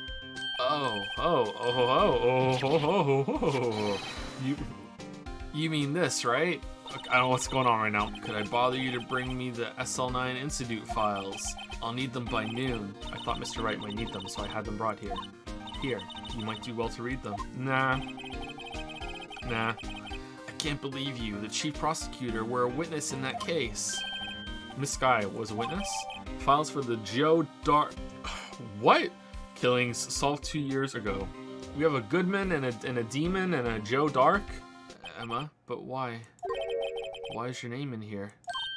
What? My name's in there. I don't know. Unless... No, it couldn't be. Lana, this SL9 incident, is that my murderers? That's the classification number the police filed it under. 2 years ago, the rest of the world knew it as the Joe Dark killings. No, Lana. That's over with. No. Emma, wait. She ran away. You know what? I just remembered. I gotta be somewhere. There's a sandwich with my name on it. Sorry, pal, but I'm out of here. Now, Mr. Marshall, let me ask you something. You were in charge of guarding the evidence room on the day the crime took place. Is this correct? According to the papers, partner. What do you mean? A desperado's soul is as boundless as the desert sands. No paper can sum it up. The court would like you to, as they say, cut out the fucking bullshit. Alright, incident number SL9 closed. Perpetrator Joe Dark, crime serial murder, sentence death. Oh, Joe's dead. Victims, Edward Jones, Jason Knight, Edith Kirby, Rachel Moss, Jeb Bates, Neil Marshall. Ooh. Head prosecutor, Miles Chadworth. Witnesses, Lana Sky, Emma Sky. Executive investigators, Demon Gant, Lana Sky, Dick Wolf. Head investigator, Bruce Goodman. Investigators, Jake Marshall, Angel Starr. My job was to keep a wary eye on that bone orchard. They said I was supposed to make rounds 3 times a day, but that ain't my style. I only did it twice. Besides, the room's protected by 2 security systems anyway. If I remember right, I was at a street-side saloon at the time it went down. I just fucked off and just went to have a drink on the job. Just said, fuck it, I don't need to be here. I'm a free spirit, fuck this job. Telling this in court, and there'll be no repercussions. I'm just an innocent traveling man, so if you're out of ammo, it's time I hit the trail. What? Yes, well, what about the fingerprint-activated locks on the evidence lockers? Fingerprint-activated locks? What kind of newfangled doohickeys are those? Just between you and me, I didn't set foot in the evidence room that day. Oh, that's wrong. There was a rubber glove stuck to the victim's locker. Do you know anything about that? Sorry, partner. Can't say I do. I haven't been in that crypt in weeks. How does this guy avoid being fired? I was at a street-side saloon at the time it went down. What were you doing in a place like that? I was eating spaghetti.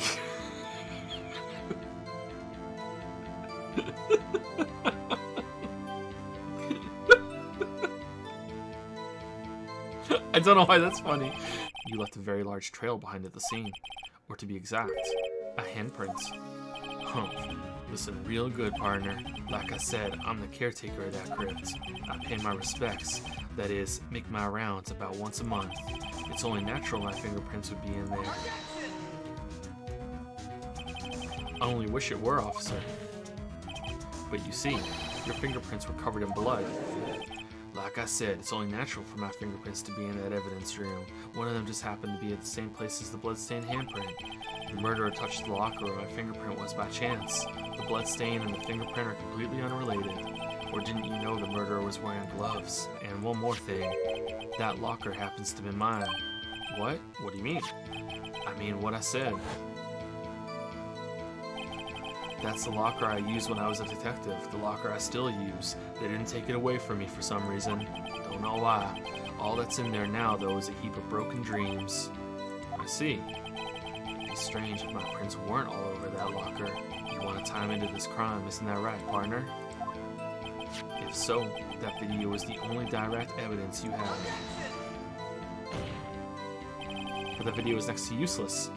It's full of blind spots. If someone was familiar with the camera's position, they could leave the room without being caught on tape. Just crawling around, solid snaking in and out. That's his locker, right? Alright, so that's his. Alright, let's watch to the end again. Okay, so we never see him leave. Whoa, whoa, whoa, whoa, whoa, whoa, whoa, whoa, whoa, whoa, whoa, whoa. So in the space of what? In 11 seconds, he opens this up? While this fighting is going on, he's like, oh, well, I don't know what that ruckus is down there. Better check out my evidence locker. Or is it him? He walks behind the camera, goes over here, opens it up, gets what he needs, closes it. In 11 seconds, he does all that. That's really fast. Okay, I'm guessing it's pointing at this. When the crime took place, the white cloth wasn't there. Then it suddenly appeared. There's only one explanation. Officer Marshall, you were in the evidence room at the time of the crime. What's more, you opened your locker when the camera was turned away. So what if my locker was opened? That doesn't mean I'm the one who opened it. Fingerprints. The murderer needed to hide something, so he opened the locker and stuck it in. It's not my fault he happened to choose mine. Why is everyone staring at me like I'm a wanted man? This guy isn't just playing dumb. He's really dumb. He really doesn't know. He doesn't know. He doesn't know. Chat, someone is unaware of something. He has not played this game before. The lockers can only be opened by the detectives they belong to. What kind of crazy talk is this? I only got one word for you, partner. Fuck. No. Oh, the animation. Officer Marshall is standing right here. There, but that's where the victim, Detective Goodman, was. I believe the victim is in the video is Officer Marshall. It was you, dressed up like Detective Goodman. Something about the officer's story puzzled me. If the man had had his ID card, why didn't he just show it? Yes, he would have needed to enter the evidence room, so he must have been carrying it. The answer is simple. He couldn't show it. As you can see, Detective Goodman's picture is on his ID card. Oh, I get it. If he showed that, his cover would have been blown. We got a term for that. It's called circumstantial evidence. Circumstantial evidence? He's still denying it. You're gonna have to do better than that to break a detective. Unless you have hard evidence proving I dressed up as the victim. What? It's so obvious he's the one. What can I do? Chadworth, save us. Humph. There's no reason for Officer Marshall to open his locker at the time of the crime. Yet he did, despite the chance it might be discovered later as it has been. Which means he didn't originally plan to open his locker. The fact that a white cloth is sticking out of the locker seems to indicate that he opened it in order to put the cloth inside. So, just what exactly is this piece of cloth? Perhaps the video is the key to all our unanswered questions. After committing the crime, the witness opened the locker to put away the white cloth. Please show us why the Fuck! What'd he say? Please show us why he needed to, or what? Shit! Am I just pointing at his clothes? What am I doing? Is it like, does he get blood on them at some point? There.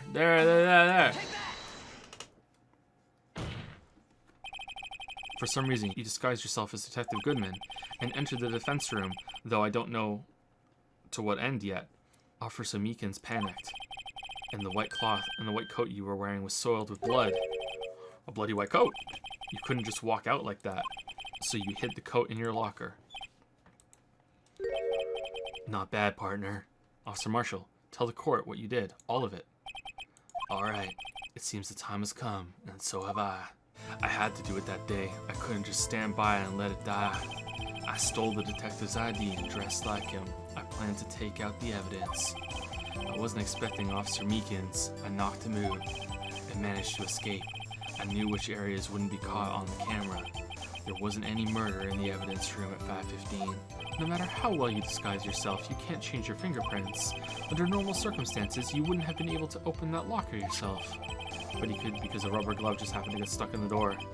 That means Detective Goodman must have opened the locker before Officer Marshall. And he just left the glove there for someone else? Yeah, that's kind of weird. So you stole the evidence from the locker. Actually, no I didn't. It was already gone. Why not? When I opened the locker, the evidence was already gone. What? Mr. Chadworth, where's that evidence? It's still missing, Your Honor. Stealing a detective's ID, injuring a police officer. This is no small offense. Moreover, you're an officer yourself. This has serious consequences. Like I said, this isn't your case. This one is mine. And I'll do anything it takes to get an answer I'm satisfied with. The witness has an unusual amount of zeal. Let's hear more. Officer Marshall, I think I understand. I think I know why you care so much about the SL9 incident. I have the SL9 incident file here. The name, Marshall, is mentioned in here. In a list of murder victims. Neil Marshall, are you related to this man? Neil Marshall? Yeah, I'm sure you've heard the name. 2 years ago. He received the same lousy prosecutor award you got. He handled the SL9 case before I did. That's right, he was killed, and the case fell into your hands. But what's his relation to you? Twin brother? He was my brother. Whoa. Joe Dark.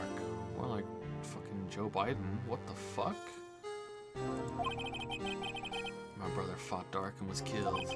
That was the first time Dark left behind any evidence. That was all we needed. My brother couldn't have been killed by Joe Dark. I knew my brother better than anyone. No one could have beaten him in a fight. No one in the whole world. And that's it. That's your reason for your insane actions. There's more to my brother's death than what the records say. No matter how much you try to hide it, you can't fool me. So if no one was murdered at the police department on the day of the crime, that means the murder in the prosecutor's office parking lot was the real one. Which in turn means only one person could have committed the crime. Chief Prosecutor Lana Sky. Alright, so here's my batshit off the wall theory right now of what happened here. Because I just can't let it go that people are making up shit and lying, and that this guy is just evil. I just can't let it go. With like Emma saying the temperature went up and like the music changed and how he's like stilted and silent, but then he's so jovial. I don't know. Okay, if I'm wrong, it's gonna be fucking stupid. I think that this guy was killed in a conspiracy to finally have enough evidence to convict Joe Dark, who was the killer, but he was so good that the fucking Scooby Gang couldn't get it, and that's how they convicted him. And now it's all coming out now. Now that the time for the verdict has arrived, this court finds the defendant.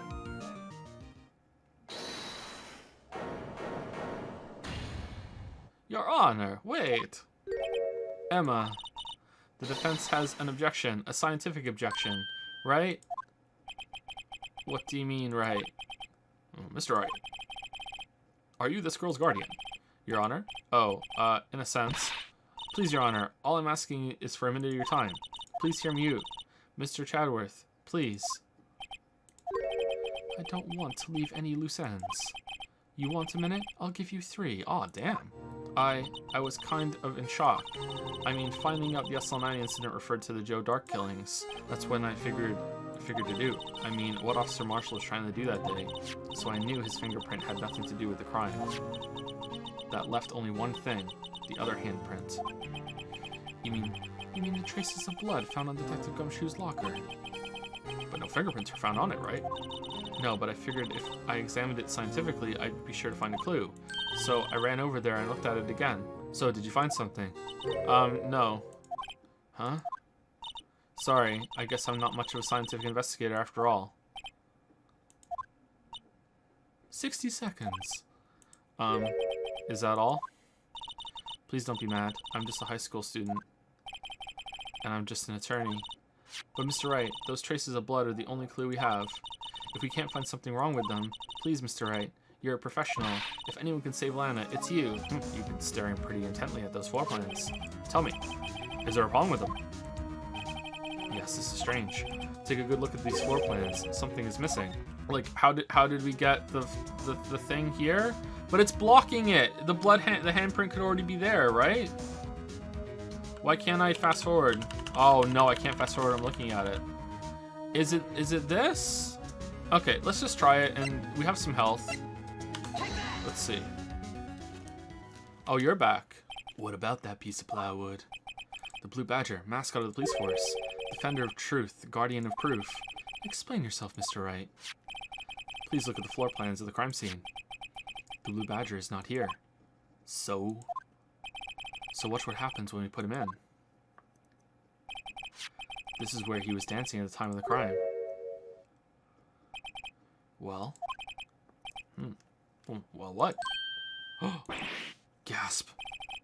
That's right. So long as the Blue Badger is dancing here, it would be impossible to place a handprint at this spot on the locker. Officer Meekins was the one who brought the Blue Badger to the evidence room, right?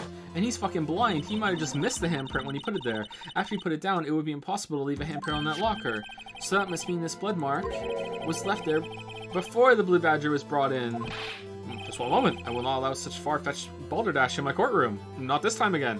No. The last 10 times, sure. We parrot on the stand. Yeah, that's it, yeah. It may sound far-fetched, Your Honor, but it's the only possible explanation. On February 21st, in the police department's evidence room, blood was spilled not once but twice. Someone bled prior to the struggle shown on this tape. It had to have been. It had to. Can we see the tape before the Blue Badger went in? Like, where's the other tape? It's 6 hours. Why do we only have this short time? Detective Goodman, when he was really murdered.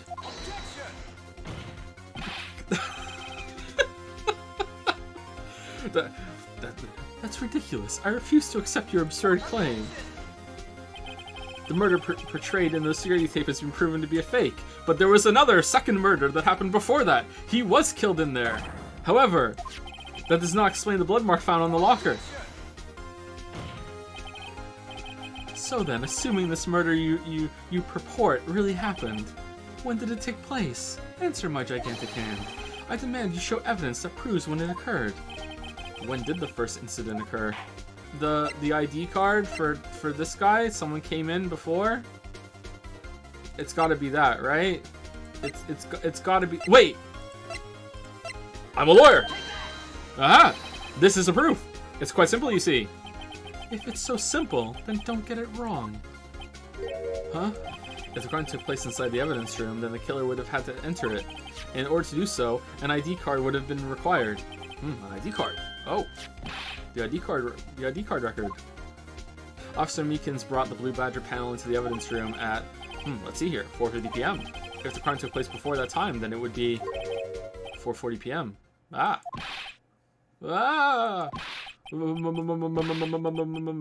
Madness. Miles Edgeworth. Shadowworth. Just what have you done? I never would have figured you had the nerve, boy. Drop the act, witness. It doesn't take a lot of thought to figure out it couldn't have been me. Look. My hand is way bigger than that handprint. There's no way. The murderer was wearing gloves. There's no gloves on earth that could fit me. Alright, are we tired of the hand joke? Because I've done it so many times. I'm sorry if you're tired of it. It's clear from the luminol test that blood was there. However, when the second crime took place, both Officer Meekins and Officer Marshall failed to notice the blood. That means blood from the first crime was wiped away by the real murderer. I would have had just 10 minutes to murder the victim, carry his body away, and clean up the blood. Unfortunately, that's physically impossible. That would mean the crime must have taken place before Mr. Chadworth entered the evidence room. I mean, well, Officer fucking Marshall crept behind a camera, took all of his clothes, opened his locker, stuffed the clothes in there, closed the locker, wiped the blood off the locker in 10 seconds. So, like, I think in 10 minutes, who knows what you could do on anime time, Chadworth? There's only one other card number remaining, 7777777. How could Detective Goodman have entered the evidence room? Since there's no record of his card being used beforehand, he must have entered along with the real murderer. Yep, that makes sense. Mr. Chadworth, please look into this ASAP. Wait. What's 7/7's upside down?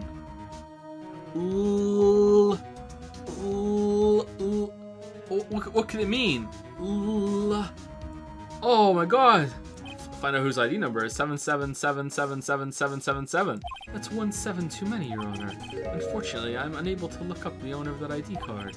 The ID number 77777777777 belongs to someone with a rank of captain or higher. We don't have the authority to inquire into such a person's identity. There is one situation in which we can be granted such authority. If it's a murder trial. If an official charge filed against an executive is accepted. What? An official charge. You're all alike, aren't you? With your cover-ups and your forgeries. You just did both of them. That's how the prosecutor's office operates. I take pride in my work, Officer Marshall. I would appreciate if you would keep your slander to yourself. Slander, is it? Oh shit, let me ask a question. Yes. No, not to you. To her, the defendant sitting over there. Your own little executive. But Lana. Well, Lana's in the room? If the defendants are always in the room, why didn't Chadworth recognize the parrot guy that he got on the boat with last trial? Answer me this, Chief Prosecutor. In that trial 2 years ago, did you really only use legitimate evidence?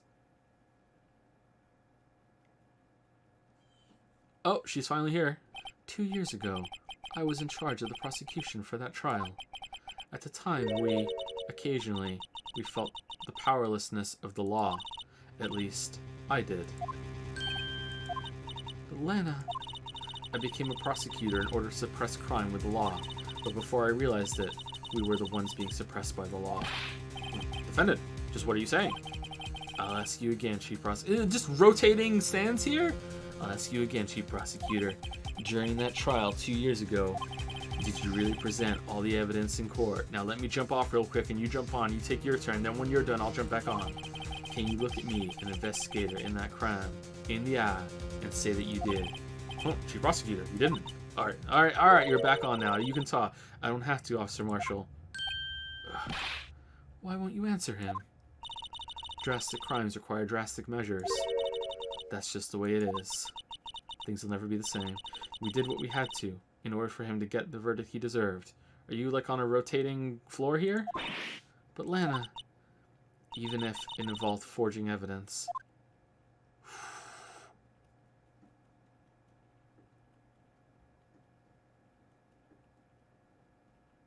Alright, I'm back on the stand. See? That's what I'm talking about. No. No! Now she's back. Order! Joe Dark's last victim was Prosecutor Neil Marshall. When he murdered Officer Marshall's brother, he left behind an incriminating piece of evidence. But what did you have to do with those killings, Emma? On the night Prosecutor Neil Marshall was murdered, Joe Dark tried to kill me. What? He tried to kill you? Officer Marshall's brother, Neil, was only trying to save me. Oh, okay, I was wrong then. So that means you, yes. Alright, so my off-the-wall theory wasn't right. That's a shame. I was a witness in the Joe Dark trial. There was a terrible thunderstorm that day, unusual for this season. I was alone in my sister's office. We were planning to eat dinner together when she finished her work. Then suddenly, this terrifying man came bursting into the office. Joe Dark. It seemed like he was running from someone. He pulled out a knife and screamed at me. I didn't know what was going on. Just then, Prosecutor Marshall showed up. Jake Marshall's brother. Joe Dark tried to take me hostage, but before he could, Mr. Marshall tackled him. Then, what happened? I'll never forget it. Lightning struck, and the lights went out. Suddenly, it was dark. Joe Dark. A bolt of lightning flashed outside the window, lighting up the office for an instant. What I saw then burned a permanent picture in my mind. I can still see it now. Someone was dead, but I didn't actually see the killing. But it had to have been them. What else could have happened? A permanent picture? I don't remember the moment when Dark stabbed Mr. Marshall. Of course you don't. So you weren't able to testify about that. No, I was only asked about when I was attacked. That must be why Lana made up the crime. Made it up. You mean provided bogus evidence? The prosecutor office wanted that guilty verdict so badly. Lana forged the evidence. Mr. Chadworth used it. It wasn't actually Joe Dark. It was fucking Saul Goodman in a Joe Dark mask. Edgeworth? Chadworth? Yes, but I'm sure he didn't know anything about it. He couldn't have known he was being given false evidence. Even so, that's when it all started. The rumors about Mr. Chadworth. I mean, it's all my fault. If I could have just testified properly, none of this would have happened. So it's true, even though he may not have known it. Chadworth really was involved in falsifying evidence. After that case ended, Lana was never the same. She became cold like she is today. What did you see in the instant that the crime occurred? Dark knocked down Mr. Marshall and raised his knife. It's got like onion hair? Like, what is this? I don't remember what happened after that. Apparently, I passed out. When I came to, Lana was cradling me in her arms. Poor Emma, you've been through so much. I couldn't bring myself to testify about that instant. I tried, but the words just wouldn't come out. I drew a picture, but it wasn't any good. 2 years ago, you must have been 14. That's understandable. Oh, same pose. That was good. Once it was all over, I made up my mind. I decided that when I grew up, I'd become a scientific investigator. I want to be able to fight crime with my testimonies and find the evidence to make an airtight case. That way, Lana would never have to forge any. There's something that's puzzling me, Emma. Why didn't he kill you after he killed Marshall? What is it? You said you were in Lana's office at that time, right? That's right. Why then would a serial killer come running in there? Not only that, but he was being chased by a prosecutor. Oh, there's no mystery there. Why is it cutting off the onion hair? Joe Dark had been taken in for questioning that day. Taken in for questioning, you mean by the police? Of course, this happened at the police department. He tried to run away halfway through the interview and fled into my sister's office. But why did he run all the way over to your sister's office? Because the detective offices in the questioning room were right across from the elevator. Across from the elevator? But Lana was the chief prosecutor, wasn't she? No, silly. Didn't I tell you? 2 years ago, Lana was a detective. She was the best in the entire force. What? That's news to... What was it with people becoming detectives and then prosecutors and lunch ladies and stuff? After the Joe Dark case, she was transferred to the prosecutor's office and made chief prosecutor, because that's something that happens. What do you think of this? Attorneys and prosecutors have no business showing evidence outside court. It's taboo, especially when the interests of both parties are involved. She really means it. But Lana, we're your lawyer! We prepare for the case. No wonder you have to forge evidence. You're fucking shit at it. So you were the first person to run to the scene, Lana. It appears so. I was filing some papers while Gant and Marshall were questioning Dark. When I returned to my office, I saw 3 bodies on the floor and smelled blood. 3 bodies. Prosecutor Marshall, the victim, Emma, who had passed out, and the suspect, Joe Dark. Was he playing possum? During the struggle, it seems Mr. Marshall struck a final blow before he died. Joe Dark had incurred a minor concussion and lay unconscious. What did you do? So he gets stabbed in the back, and then he punches him, and then he falls over, and then he falls on top of him like that? To be honest, I panicked. I picked up Emma, carried her out of the room, and just held her. Emma was assaulted by Dark at the police department, right? Yes, in the office that Damon Gant and I shared. The office that Mr. Gant now occupies by himself. The chief's office. Maybe we should have a look at the chief's office, the site of the final SL9 murder. Something was fishy about that trial from the beginning. It wasn't just me either. All the detectives thought so. What do you mean fishy? Some of the facts reported were inconsistent with the evidence we found. For example, the murder weapon. The murder weapon? You mean that switchblade knife with the broken tip? That was Joe Dark's alright, but in the initial autopsy report, a question was raised. A question? The blade of the knife was not a perfect match with the wound the victim sustained. What does that mean? It means there is a good chance that knife was not the murder weapon. However, in the report that was finally submitted, that possibility had been erased. Every detective involved in that investigation, save one, was taken care of. The star was fired and I was demoted and boxed away in a tiny room. What about Detective Goodman? If they did something to him too, the commissioners would get suspicious. No, they were careful enough not to be too obvious. They, I mean Damon Gant and Lana Sky. After the case ended, Lana transferred to the prosecutor's office, right? Yeah, Damon Gant, the new chief of police, arranged for that to happen. She's never been the same since she left. Everyone who knew her said so. Chief Prosecutor Sky was totally different when she was a detective. What happened to my sister? Sorry, Bambina, but her secret is too well guarded. I never found out. We're just going? This is gonna go well. Alright, let's go. What the fuck?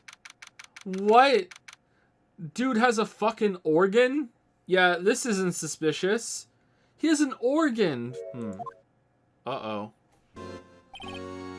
Oh, it's you two. What the fuck are you doing in my office? Chief Gant, 2 years have passed since that incident. My, how time flies. See that big picture on the wall over there? That's a picture of Lana, Neil, and me. How come he gets a sword? Choworth got ripped off. Anyway, I like to reminisce all day, but there are matters that need my attention. I'm going to lock up here, so let's go out together. Oh. But this office, it was a crime scene 2 years ago, wasn't it? That case has long since been over. There's no need to investigate anymore. I mean, they just admitted they forged evidence on it, so yeah. All the same, we'd still like to have a look around. Perhaps you didn't hear me. I said there's no need to investigate it anymore. Now hurry up and get out. I have a meeting to attend. Joe Dark was 42 at the time of the crime. He was just your run-of-the-mill businessman. A businessman? What made him take this to serial killing?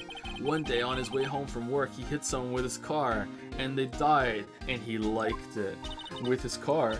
So, it was an accident? An accident, yes, but it transformed him into an animal. An animal? He killed a man that witnessed the accident. Then he killed a lady who saw the second crime.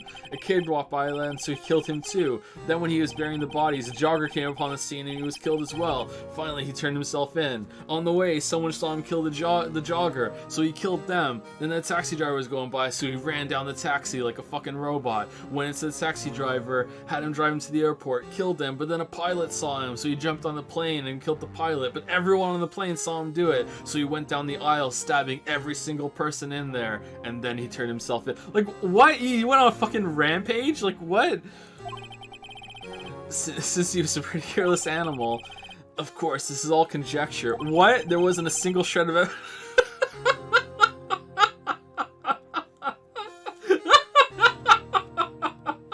This is so fucking stupid. So he turned himself in. Yes, but in the middle of his questioning, he fled and murdered his final victim. Prosecutor I thought this was like the Joe Dark killings, like he was secretly and sneakily killing people for months and months, and they were like on the case and building it up and shit. Not like, oh, this guy just came in one day and said, hey, it was me, and then they made this task force on the spot, and then he broke out of the room and went down the hall and started to kill some. This is fucking so bullshit. What? This knife, it was Joe Dark's, wasn't it? That's right. When you take a good look at the knife, you'll see it's broken. You don't have to take a good look to notice that. Didn't the knife not match the wounds, though? Well, yeah, anyway. So there were killings. Take a guess where the broken off tip of the knife was found. Wow. What the fuck? I'm so confused about how this happened. So, like, 6 people were killed in one day? What was it? It was the guy ran over in his car, then he killed a witness, then someone saw that, then he was burying the bodies, he killed them too. That is 4, 5? There were 5 murders? The knife was found. That's what did him in. Where was it? So in those murders, the wounds didn't match the knife according to Marshall. The victim, Neil Marshall, was carrying it inside his own body. I never thought that case would come back to haunt me like this. What do you mean? The list of evidence. It seems too short. Most lists run twice as long. Prosecutor Neil Marshall, he just started making a name for himself. Why does yours not have a sword? The trophy Mr. Marshall is holding is a little different than yours. Yeah. Yes, you're right. I remember now. Remember what? That was what the official prosecutor's trophy looked like until 2 years ago. Then why were you only given a shield? You'll have to ask Chief Gant. 2 years ago, he had the halberd part of the award abolished. Can we pick this up in front of you, Chadworth? I wonder what he was wearing before. Come on, Mr. Wright, let's take a look. Are you crazy? Chadworth is standing right there. Just distract him, I'll check it out. Hey, Chadworth. Is that Detective Gumshoe out the window there? Oh no, he's falling to the ground. Hold on, first let me see what this girl's doing crawling around my feet. Whoa, they're giving out free manicures outside. Better go get one. Let's go together. He didn't even look. What? Letter of... If you're having trouble reading, I'll read it for you. It says letter of resignation. Resignation? Chadworth, you don't mean. I'm tired, Wright. I feel as if something inside me has died. But Mr. Chadworth, none of it is your fault. I know the path I've walked. You don't need to tell me. And the path I've walked hasn't been a just one. I can't forgive myself for what I've done. And no one else should forgive me either. Joe Dank, that's a name I'll not soon forget. We trailed him for half a year. Oh, What do you mean you trailed him for half a year? He knocked over someone in his car and then got out and then killed someone and then killed another person and then buried the bodies and then killed them too and then he went in and then had himself in. How did that happen over half a year? Was like, oh yeah, I saw that guy run over that car. That's something I'm going to tell the police, but first I need to finish my college degree. After that case, all of us, save Goodman, were relieved of our duties, most without even so much as an explanation. Then Lana Skye transferred to the prosecutor's office and became chief prosecutor. Lana always wanted to be a prosecutor. Nothing's quite as simple as it appears. Huh? Lana Skye was merely being used as a pawn. Damon Gant and Lana Skye. Gant led the investigation, while with Lana second in command, they were the best. They solved all kinds of cases together, didn't they? Damon Gant's magnetism in particular was almost unreal. His magnetism? By that I mean his ability to attract evidence. Like literally, like anything made of metal, just he'd get it. He produced the most incredible evidence in the cases he handled. Incredible evidence? You mean... Oh yes, there were rumors about him even back then. Lana transferred to the prosecutor's office 2 years ago, didn't she? Yes, thanks to Chief Gant's powerful influence. Chief. That's right. Having solved the SL9 case, his position as chief was secured. There was only one thing left for him to control, and then no one could stand in his way. Gee. The prosecutor's office. What? You mean that's why Lana was transferred? If he can control the chief prosecutor, he can control the prosecutor's office. That must have been his goal all along. But how could he control Lana? I don't know, but one thing's for sure. Ever since that case ended, she's never been the same. It's only logical to conclude there must have been a reason for her change. At last, I'm finally getting close to the bottom of this ugly mess. Thank you, Miss Starr. You listen to me, rookie. It takes more than just ingredients to create fine cuisine. I hope you turn out to be a better chef than I've been. I'm a lawyer. I'm not letting you in the chief's office, period. It'd be my neck on the line. What's this crumpled piece of paper? Whoa! No way! Mr. Chadworth can't be serious. Is he ever not serious? I can't believe they've pushed him this far. He trusted us detectives to provide him with sound evidence, but we betrayed him. Detective. That's it, I've made up my mind. But, here, take my ID card. We can't do that. If someone found out, they wouldn't let you off the hook with another lost item report. Look at me. It's no secret I'm already out of the loop. After all, I'm friends with Mr. Chadworth. Depending on how this case turns out, I may already be as good as terminated. What? So at least let me do this. For Mr. Chadworth's sake. We're in. If anyone finds us now, Detective Gumshoe's a goner. If that happens, I'm counting on you to bail me out. Gah! Sorry, I thought you were a ghost. Prove that I'm not a ghost. I didn't even know you could slap a ghost. Detective Gumshoe. What are you doing sneaking up on us like that? I wasn't sneaking. I was just worried something might go wrong. So I came too. If you're here, then what's the point of giving us your ID card? Gumshoe's ID crushed and rendered unusable in pocket. Hey, don't do that to my card. Wow, look at the size of Chief Gant's desk. Speaking of that, when we were here earlier, he put that paper he was reading on his desk. Okay. Wonder what he was reading. This looks like a list of evidence. A list of evidence? In most cases, the list runs twice as long as this, though. Hey, look at the case name. Huh?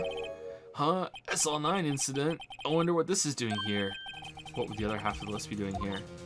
I knew it. The chief must be hiding something about that case. Or maybe it's the same list. This is the real deal, isn't it? The armor and these weapons? Sure is, pal. The chief doesn't care for imitations. First the pipe organ, now this armor. Do you know how many taxpayer dollars must have gone into this room?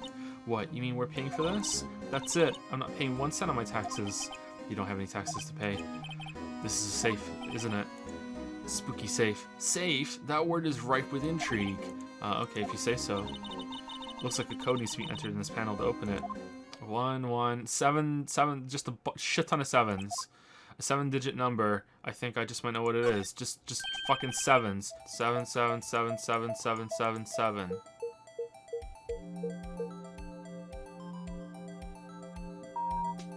Yeah. The final ID card number on that record. What? The number of the mysterious executive officer who entered into the room that day. You mean 777777? That ID number? I think you're 1 7 shy this time. This can only mean one thing. That's Chief Gant's ID number.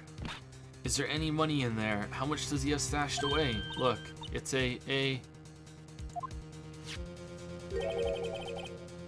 shard from a broken cup. This somehow looks familiar. Where have I seen this before? There's something else in here too. Ooh, what's this? It looks like a piece of leather cloth. This is a handprint, isn't it? That's a gumshoe. Could you have another look at this jar? I remember when the three of us put that back together. Ah, those were the days. It's kind of early to be nostalgic. Wasn't this jar a piece of evidence from that case? That's right. One of the shards had an SL9 incident sticker on it. Doesn't this ring any bells, you know, that fragment we just found? You mean this one that was in the spooky safe? Yes, that one. That was in the safe. Whoa, dudes. Now you mention it, it's ringing a lot of bells. Like Dark Souls. Let's see if it fits. Whoa! Chief Gant willingly and knowingly hid a piece of this jar inside his safe. In other words, he concealed a piece of evidence from the SL9 incident. But, hey guys, get a load of this. What is it? This piece you just attached. It fits. It's different from the others. It's a replica. There's a reddish line on it. A reddish line? That's blood. Sprinkle the powder on the cloth.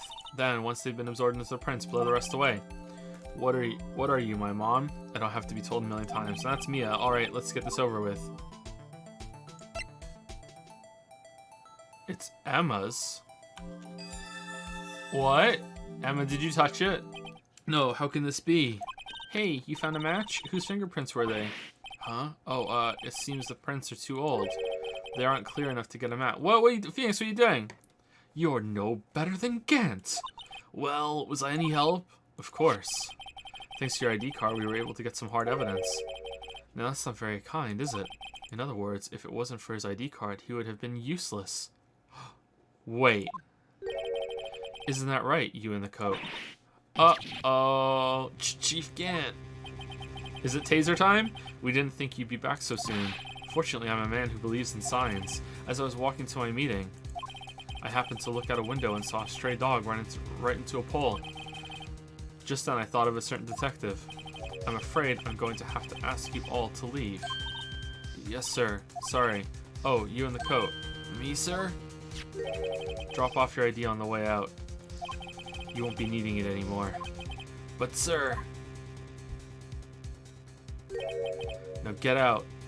You didn't check to see if we went in your safe of hidden evidence? Yes, sir.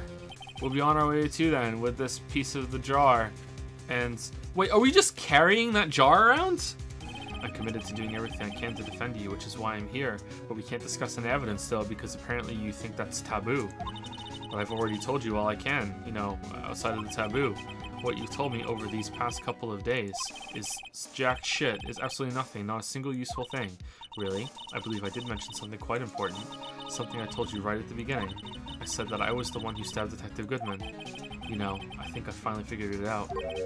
I know who it is that's lurking behind your words. Mia did a good job mentoring you. I'm rather jealous.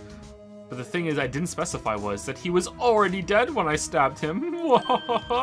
Technically I didn't die, And I didn't specify because you never asked, because this is anime and that's how we communicate. It seems Chadworth was right. Chadworth, once you're convinced you know something, no one can persuade you otherwise. I have to admit I was more than a little perplexed at first. You insisted you did it, yet there was no incriminating evidence. That's when it hit me. It's not that you're unwilling to tell the truth. It's that you're incapable of doing so because of a certain individual. What an intriguing notion. A certain individual, you say? So you think I'm protecting this person? Protecting? No, I think afraid of is more like it. If I'm not mistaken, the person in question may have persuaded you to silence. If you intend to accuse Chief Gant, you'll need more than just words. Show me proof that Chief Gant falsified evidence in that case. Okay, so it's either the half is missing.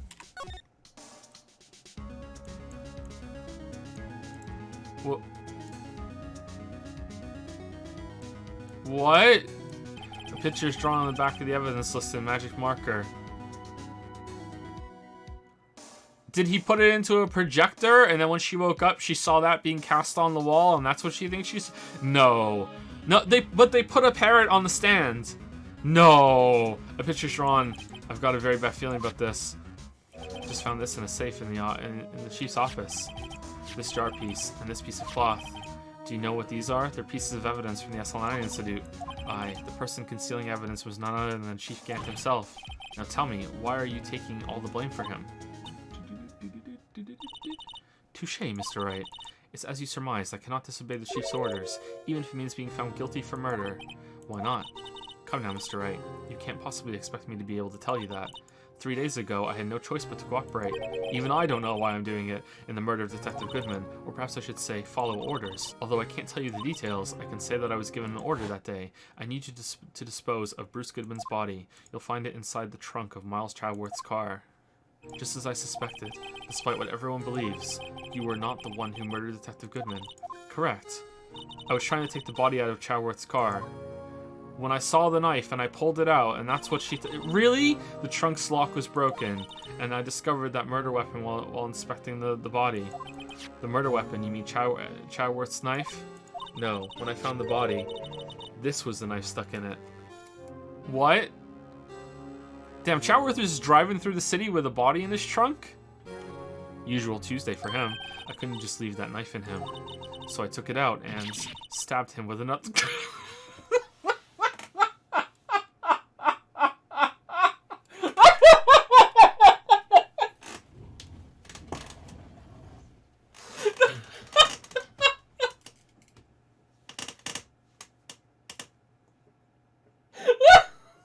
That's so fucking dumb!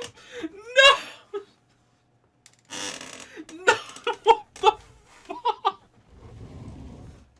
Oh, what's my fucking win rate right now for just bullshit that I say and then it comes true? Like, I gotta be above 50%, right? Oh my god! That would be Chadworth's knife. That's right. Even though he was already dead, my hands were shaking at the thought of stabbing him. That's why I ended up cutting my hand. And that...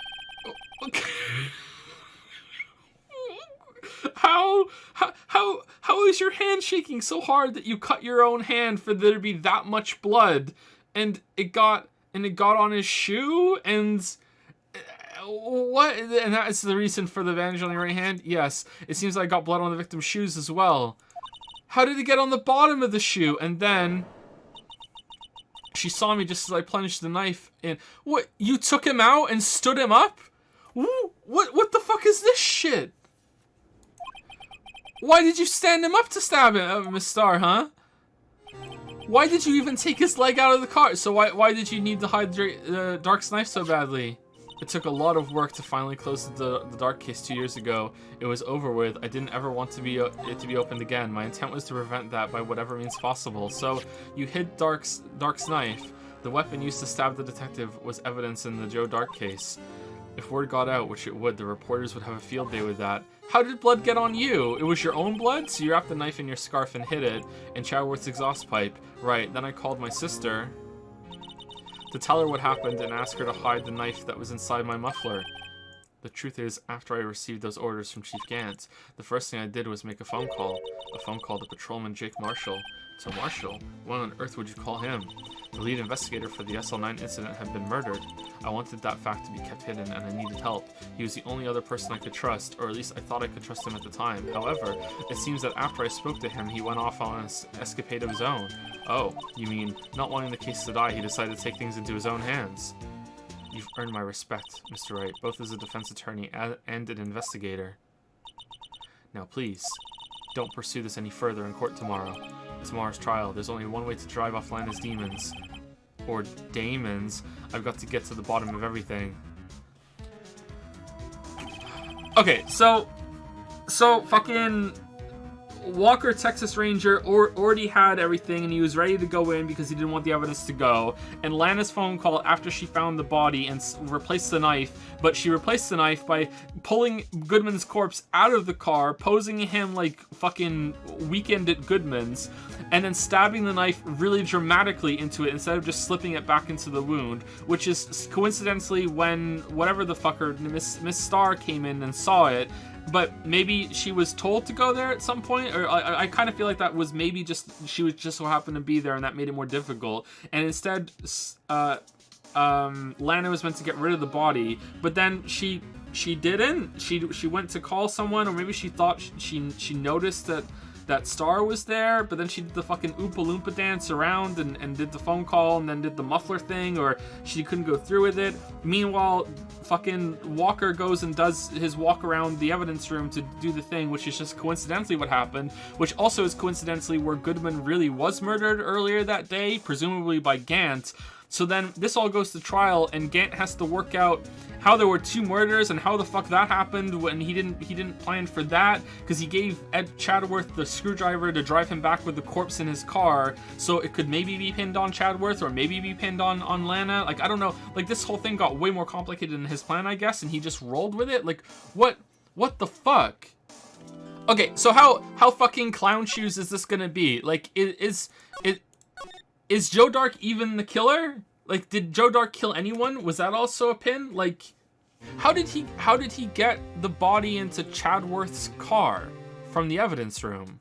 Maybe he used some duct tape and duct taped it to the back of the Blue Badger, and his corpse arms were like moving up and down with the dance, and he just so positioned it as he's moving out that everyone just saw the front of the Blue Badger.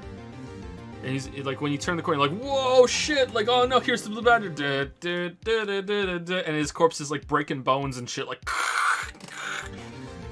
I figured you'd say as much. That's why I came here, to hear what you have to say. This is the first time he's ever done something like this. Lana's hiding something, and the only way we'll ever know the truth is to draw it out of her. The truth. Everything goes back to the SL9 incident. Lana, that is to say the defendant, has asked me if she could speak directly to the court. She wants to do what? Having heard what she intends to say, I feel she should be granted her request. In the end, it should save everyone a lot of time and trouble.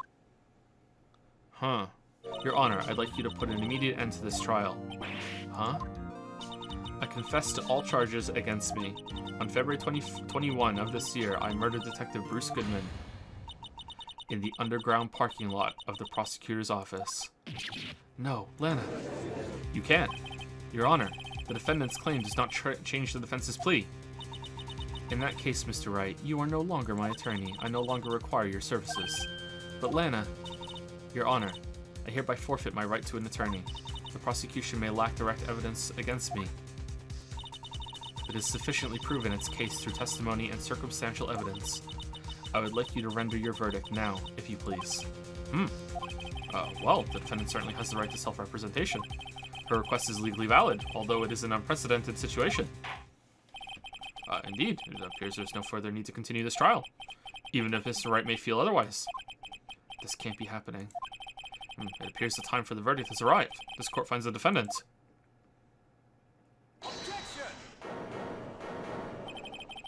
One moment, Your Honor. Mr. Chadworth. Oh. The prosecution has not yet proven the defendant guilty beyond reasonable doubt. Any ruling at this stage would certainly be premature. Come now, Worthy. Oh, he's back on the stand. All right, Lennon jumped away real quick. I understand this is a difficult time for you, but why don't you just be a good little boy and keep your mouth shut, hmm? Humph. I don't think I care for your tone, Chief Gant. What? Creating another fabrication to cover up your past mistakes. Sorry, but I'm no longer the naive little boy you would have me be. Love you, Chadworth. With this sudden confession from the defendant, it's obvious to me some kind of deal was struck behind the scenes. Some kind of deal, hmm? Not everyone operates as you do, Worthy. Ooh! Judge pounding on his gavel. The prosecution would like to change its first witness. To whom? Miss Emma Skye. I request the court hears her testimony. Oh, you're so smart, Chadworth. Oh, you're so smart.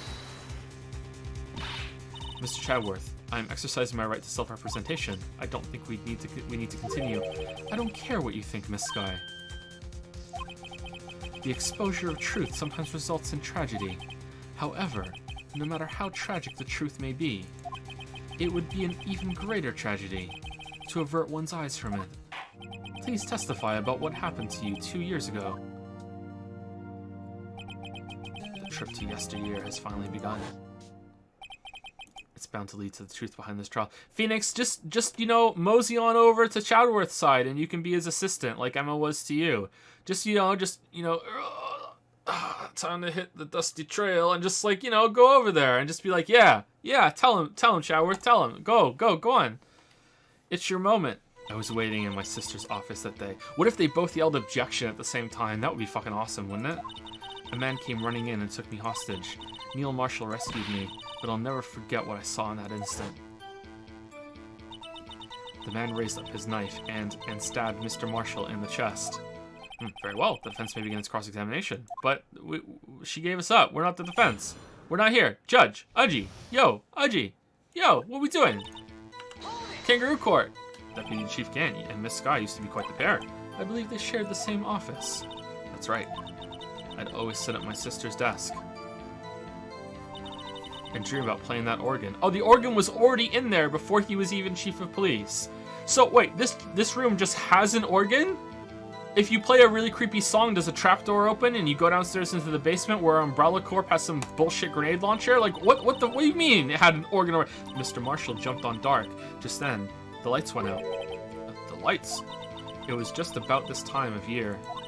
There was a terrible storm going on and lightning struck nearby. So the electricity went out and everyone who was in the elevator started suffocating. Oh, wait a minute.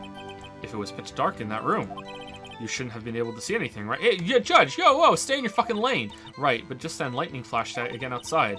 That sudden flash left an unforgettable image of the scene in my mind, and unbeknownst to me, it was actually this magic marker drawing that was put up against the window. That was not a stained glass window, so the light went through it, and it projected that in through the room, and I thought that's what was happening, but Gant, who has control of the weather, just like Von Karma could control earthquakes, had controlled the lightning, and it gave me that image because he planned for this and it was going to happen.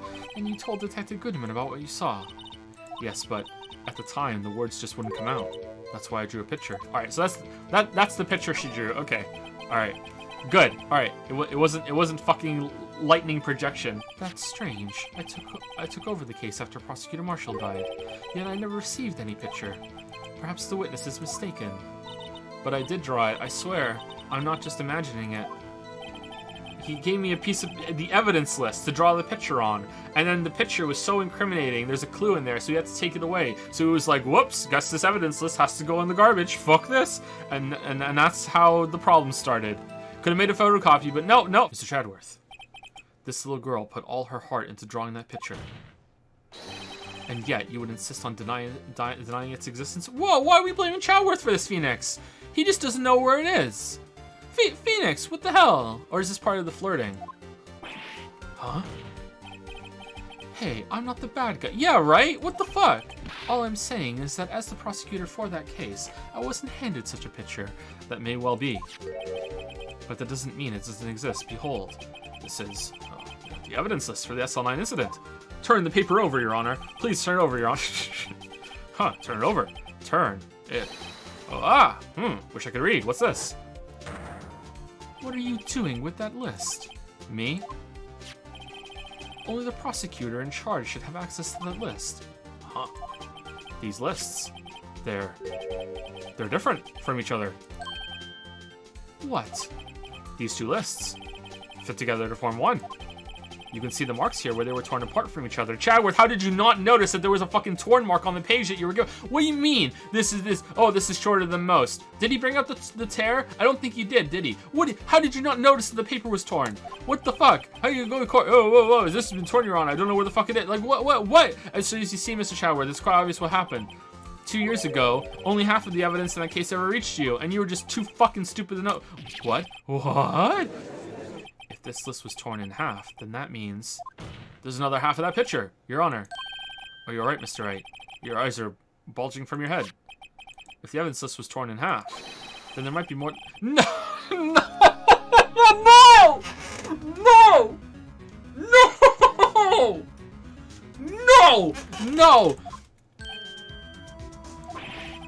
Oh, yes, that's quite conceivable, Mr. Chadworth.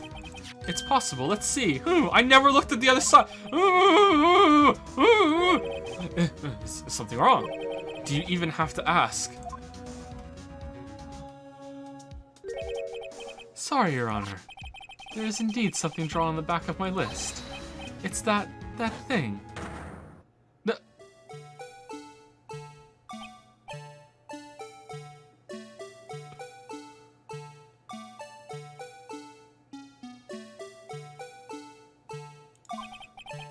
That's that thing. That thing that was dancing in the evidence room.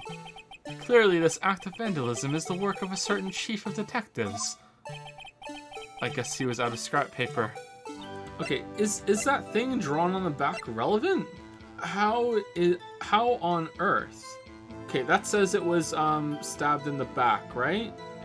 Single stab wound, piercing heart, lung assessment, died from blood loss under 10 minutes. Weapon found, wound was missing tip, and it says right here. Stabbed in the back, but it doesn't say that in the autopsy report. That's kind of weird. Okay, is that it? I hate to be the bearer of bad news, but this picture the witness drew is out of date. Here's the updated witness picture. Contains a blatant contradiction. What? But I still remember it just like it was yesterday. Well, Mr. Wright, perhaps it would be faster if you simply pointed out this contradiction for us. What part of this picture contradicts the report? Oh, for fuck's sake. Well, it could be the position of it, the stab going into the thing. Well, this picture, like he could turn him with his hand and stab him in the back in the last second. I don't know. What do you want from me? This is weird. Or, oh my god, no, oh my god, I don't know. Okay, I'm gonna guess it's the position. Fuck. Nope. I think it's this part here. I don't see what's strange about that. That's because the drawing stinks.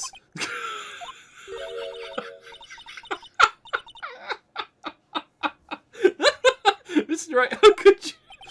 The act of making an innocent girl cry should warrant the death penalty. Make a girl cry, that's not gonna fly. What part of this picture contradicts the autopsy report?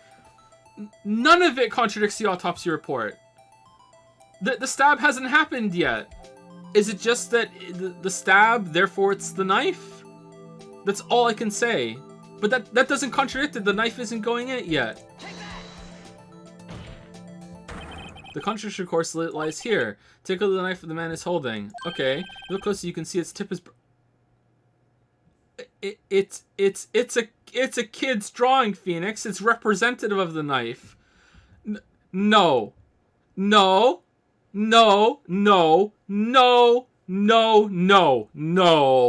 game. No. Even I don't want to have to closely see that, Mr. Wright. But Mr. Wright, look at the evidence. See the murder weapon? The tip is broken too. The victim suffered a single stab wound to the back. If the victim was only stabbed once, then the murder weapon should not yet be broken. But this was taken after the stab, Phoenix. He stabbed him, and then he pulled the knife out for another stab, and that's when the lightning flashed. And then he realized mid-stab, oh, he's dead. No need to waste any calories doing another one. I'm very conscious of that. All right. Yeah, apparently it was the judge. So, yes. Assuming it was Gant, which I think it has to be at this point, did Gant just hold the body up with the knife posed, like in front of Emma in the dark until the lightning flashed to get this in her Look, it happened. All right. Alright, it flashed. Alright, alright, we're done. Now to move on to the next stage. Like, what have you forgotten already?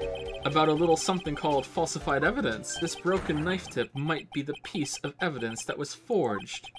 The police department and the prosecutor's office were holding a ceremony that day.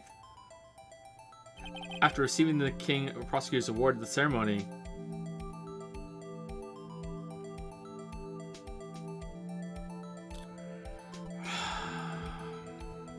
I'm not lying. The man really was holding up a broken knife. If that's true, then there's no other way around it. This could not have been the actual murder weapon. There must have been another broken knife. Take a look at this. Here's the real murder weapon. In the photograph? The answer lies in the past. 2 years in the past. Right here, inside this picture. This is a picture of the award ceremony. This is a picture of the award ceremony. Well, what is it, Mr. Chadworth? It's the broken murder weapon. Notice the award Prosecutor Marshall is holding. That's a broken knife.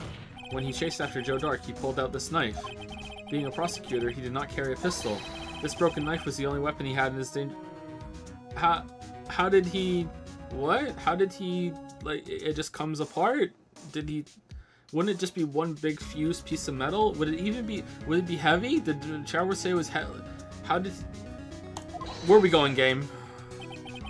But that can't be. Oh, and why not, Mr. Chadworth? Mine did not have a knife.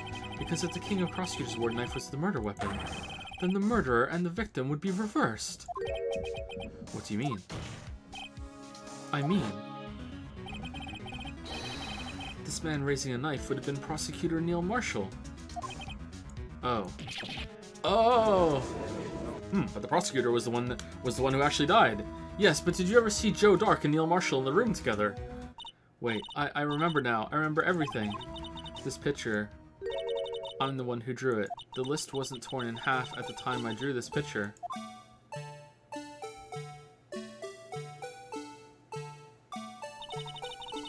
All this time I've been trying so hard to forget.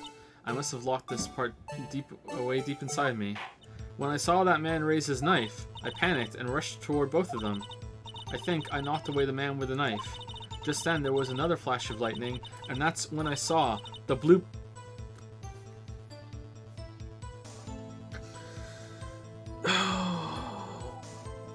What?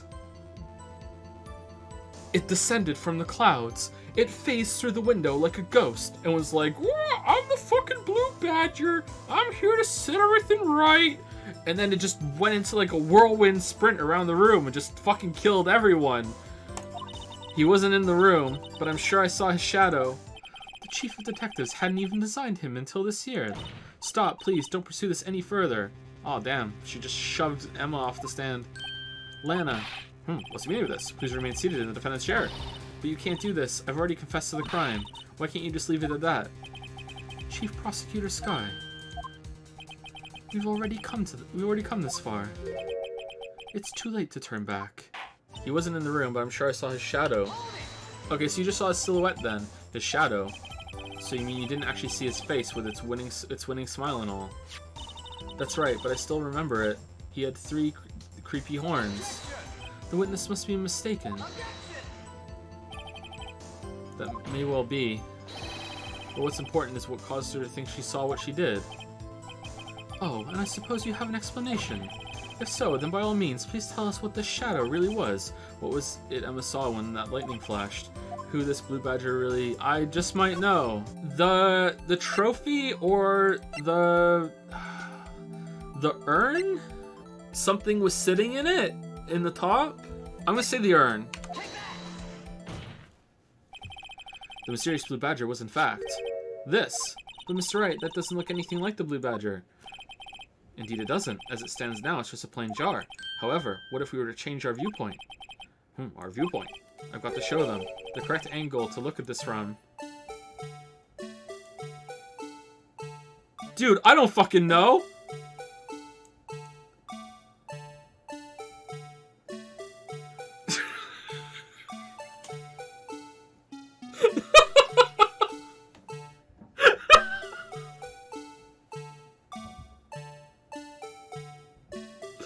Oh, shit! Okay, so these things are the different parts, and one's broken, so how do we... Fuck. How do we rotate it better than that? They're all on the same side, right? That one's sticking out more, so would it be like that? No. A few moments later. I'm not baiting! I just don't see it very clearly. I don't know how clear it wants it to be. Like, I can see this shape being, look, there's the thing, that one, that one, that one. Like, obviously these match, but that doesn't look anything fucking like it to me. Like, is it like that? Like, that doesn't look like it either to me. How do you get the curves? Like that. Here we go, here we go. Fuck, is it like that? This isn't right. I've got to make it look more like the badger. Okay, I don't think this can be visible in the bottom because it's round. So like that... That looks pretty close. Does it need to be more up to make the triangle of the hat at the top? That's gotta be close enough. Fucking hell. Really? What is it then? I don't think this can be visible here. I don't think that can be visible. Maybe? Maybe that's okay? Fuck it, let's try it. This isn't right. One eternity later. That has to be it, right? It has. Oh my god! Maybe these two need to be in like the squares to the left. They're both inside their squares. I can't tell. What do you mean you can't tell if I'm trolling? That is this not it? Is this not it? Like, what do you mean? Okay, that looks pretty close, but I don't think that's high enough. And this isn't low enough. So it needs to be like that more, but it told me to fuck off last time I did this.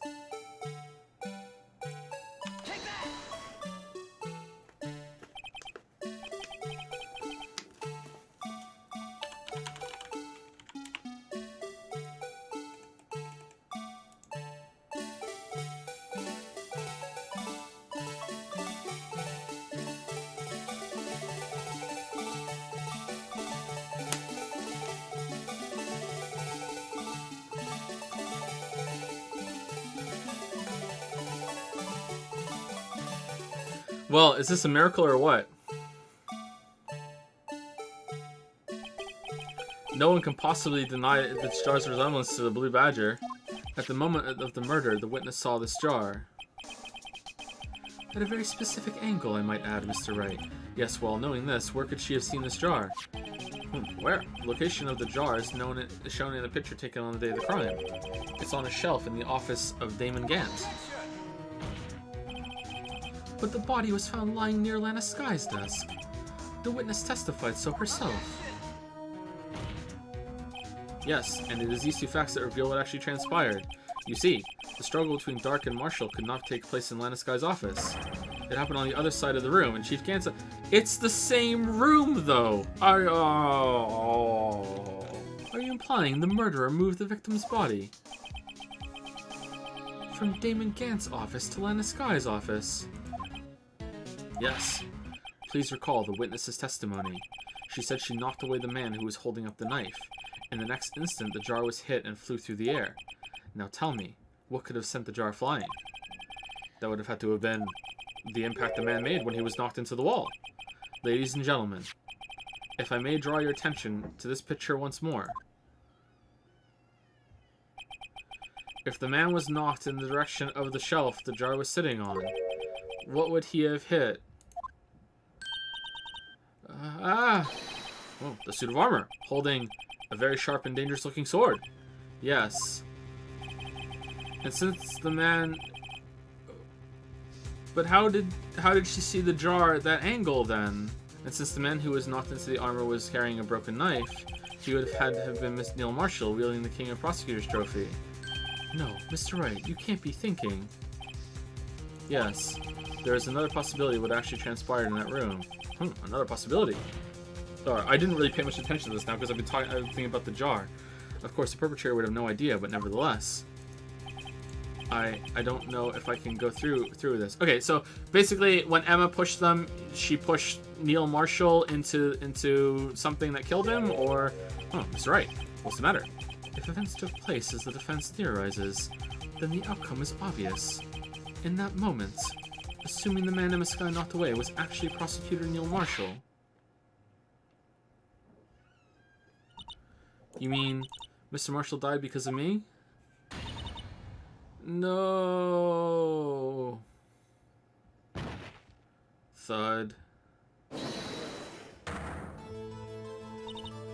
What are you saying? I'm sorry, Miss Sky, but given the circumstances, Joe Dark murdered Prosecutor Marshall. How can you think it was Emma? How dare you try to pin the crime on her? Imagine that, coming from you. How did you escape the bailiff? If you recall, it was you who admitted to forging evidence 2 years ago. The reason you moved Prosecutor Marshall's body was to keep anyone else from finding out about what Emma... I'm sorry, how was the jar at that angle that she saw it? There's no way she saw that jar making that from this picture. Wasn't someone holding it or something? I don't understand. It's just something that's stuck in her head? Somehow? They were in front of this, and this had fallen, and it was like at a certain angle that she saw it behind them, even though they would be standing and blocking in front of it. Okay, I don't think that makes sense, but okay, let's just roll with it. If you have hope to have anyone believe your insane allegations, I'm afraid you're going to have proof. Tell me, do you have any conclusive evidence that proves my sister killed Neil Marshall? If we don't have evidence, then we'll have to rely on testimony. I'm afraid that won't work in this case.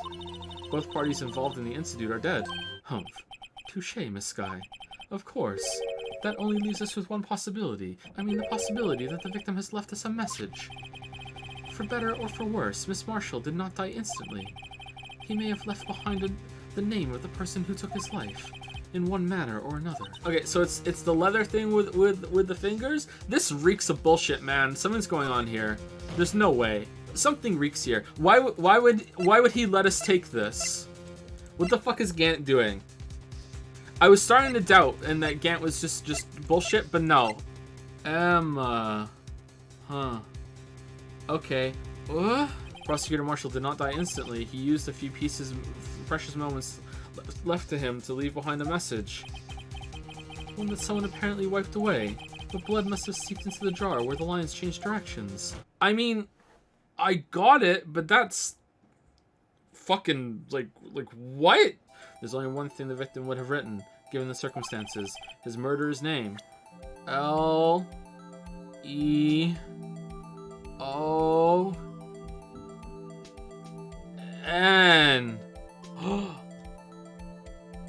Leon.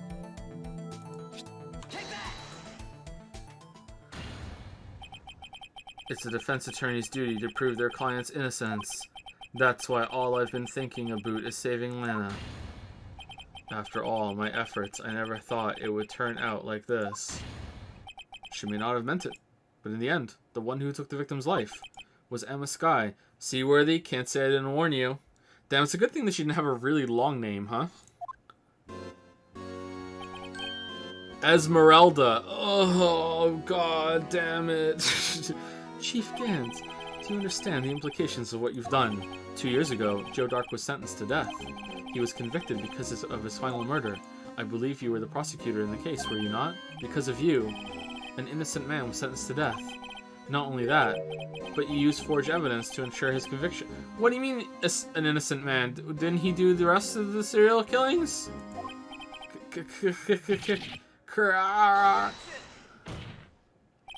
But Joe Dark really was a serial murderer. That's undeniable. Yeah, there were so many people that saw him run over that man, and then kill that bystander, and then kill the person on the bike, and then kill the kid that saw the bike, and then kill the ice cream truck that was selling ice cream to the kid, and then kill the ice cream supplier that was just outside the ice cream truck, and then kill the taxi driver next to it, and then he killed the president. No one, it just went on forever. Killed half the population of the world. I'm afraid that's not important. Didn't you know we aren't defenders of justice? What? We are merely keepers of the law. Sentencing a man to death is no light matter. Even if there wasn't any cover-up or evidence forgery, ultimately the responsibility falls on the prosecutor in charge. Despite what anyone may say, this fact cannot be denied. Whoa. I take Atlanta's having you run errands again. Let me tell you, this is the last time, pal.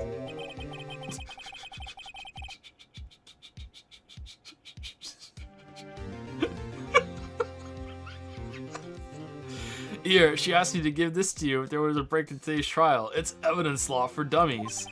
Evidence law. The chief prosecutor also wanted me to give you a message. A message?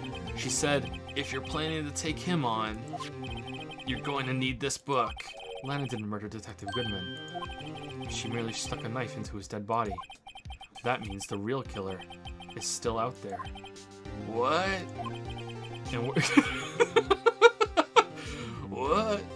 miscalculated, and we're going to expose him. All right, Phoenix and Chadworth together. Let's take him down. Let's go.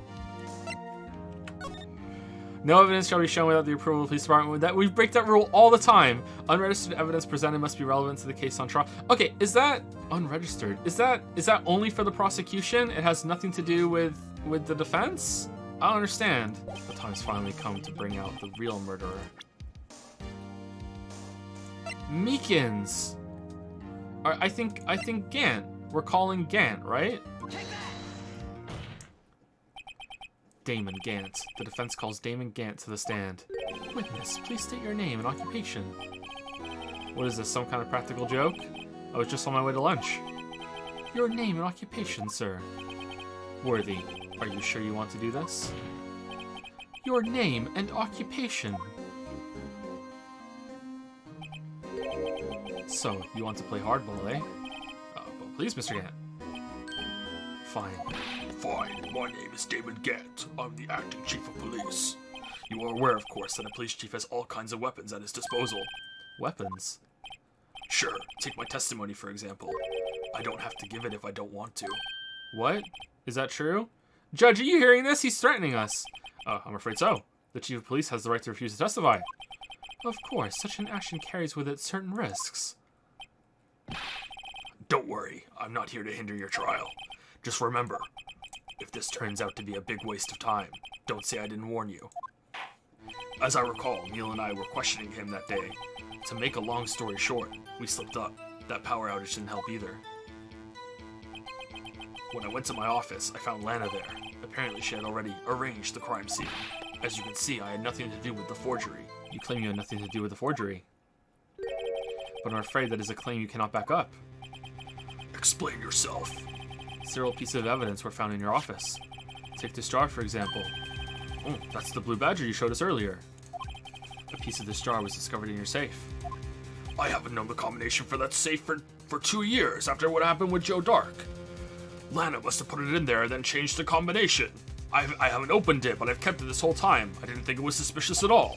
Not only that, but the evidence list I presented earlier was actually found inside your desk.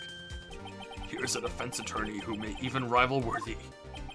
So you admitted then that you were involved in the forgery? Who, me? Or do you mean you? Me? Why would I have anything to do with that? Well, you were the one who snuck into my office when you found this evidence. Prosecutors aren't the only ones capable of forging evidence, you know. Defense attorneys can do so too. Isn't that right, Righto? However, Detective Gumshoe was present during the investigation. Worthy, my boy. Not even detectives are exempt from the law. Rest assured, Dick will receive his due punishment. Basically, what I'm arguing for right now is that all evidence ever collected at any place ever could be forged. All evidence can be thrown out, even if there were multiple people there when we saw it. Fucking everything. The whole justice system is gonna come crumbling down with my argument right now. What? If Detective Gumshoe's salary drops any further, he'll end up paying to work. This is all purely hypothetical, of course. But suppose I did place those items in my safe. My spooky safe. Such an act wouldn't necessarily constitute forgery. If concealing evidence found at a crime scene isn't forgery, I'm not through speaking yet, Righto. It all depends on when the evidence was discovered. if they were found after Dark was convicted, then they're worthless. Rearranging the crime scene wouldn't help me out in any way. Well, it was your office. It was messy. Don't you want to clean up? Really, Chief Gant. At the very least, there is one large benefit you've reaped from all this. Oh, I wasn't aware. What is this benefit? That would, of course, be the position you have. Chief of Police. Oh. The resolution of the SL9 incident secured your promotion to Chief. That in itself is sufficient motive. Ho, ho, ho. Oh, Merry Christmas. That's a good one. Huh? Do you really think I'm that incompetent? What do you mean? Even without that case, I was already in line to become the next chief. The resolution of SL9 merely sped up the inevitable a little. If you didn't do it for yourself, then you did it for someone else. Don't be silly, Worthy. You know me better than that. I don't give a fuck about anyone else. There are only 3 people I look out for. Me, myself, and I. There. It's out in the open now. True, you might not help out anyone for their sake, but if it would benefit you, you might decide to assist someone. Oh, Chief Prosecutor Lana Sky, the Defendant. After the SL9 incident was resolved, Lana Sky was appointed Chief Prosecutor at the Prosecutor's Office. The person who arranged this job change was you, Chief Gant. But how would he profit from all this? He would be able to use the Chief Prosecutor as his puppet. Essentially, he would acquire unchecked authority over all investigations. Do you have any proof of this? That I controlled Lana? For example, is Lana testifying that I've done such a thing? Lana. She's keeping quiet to protect Emma. There's no way she'd testify against Gant.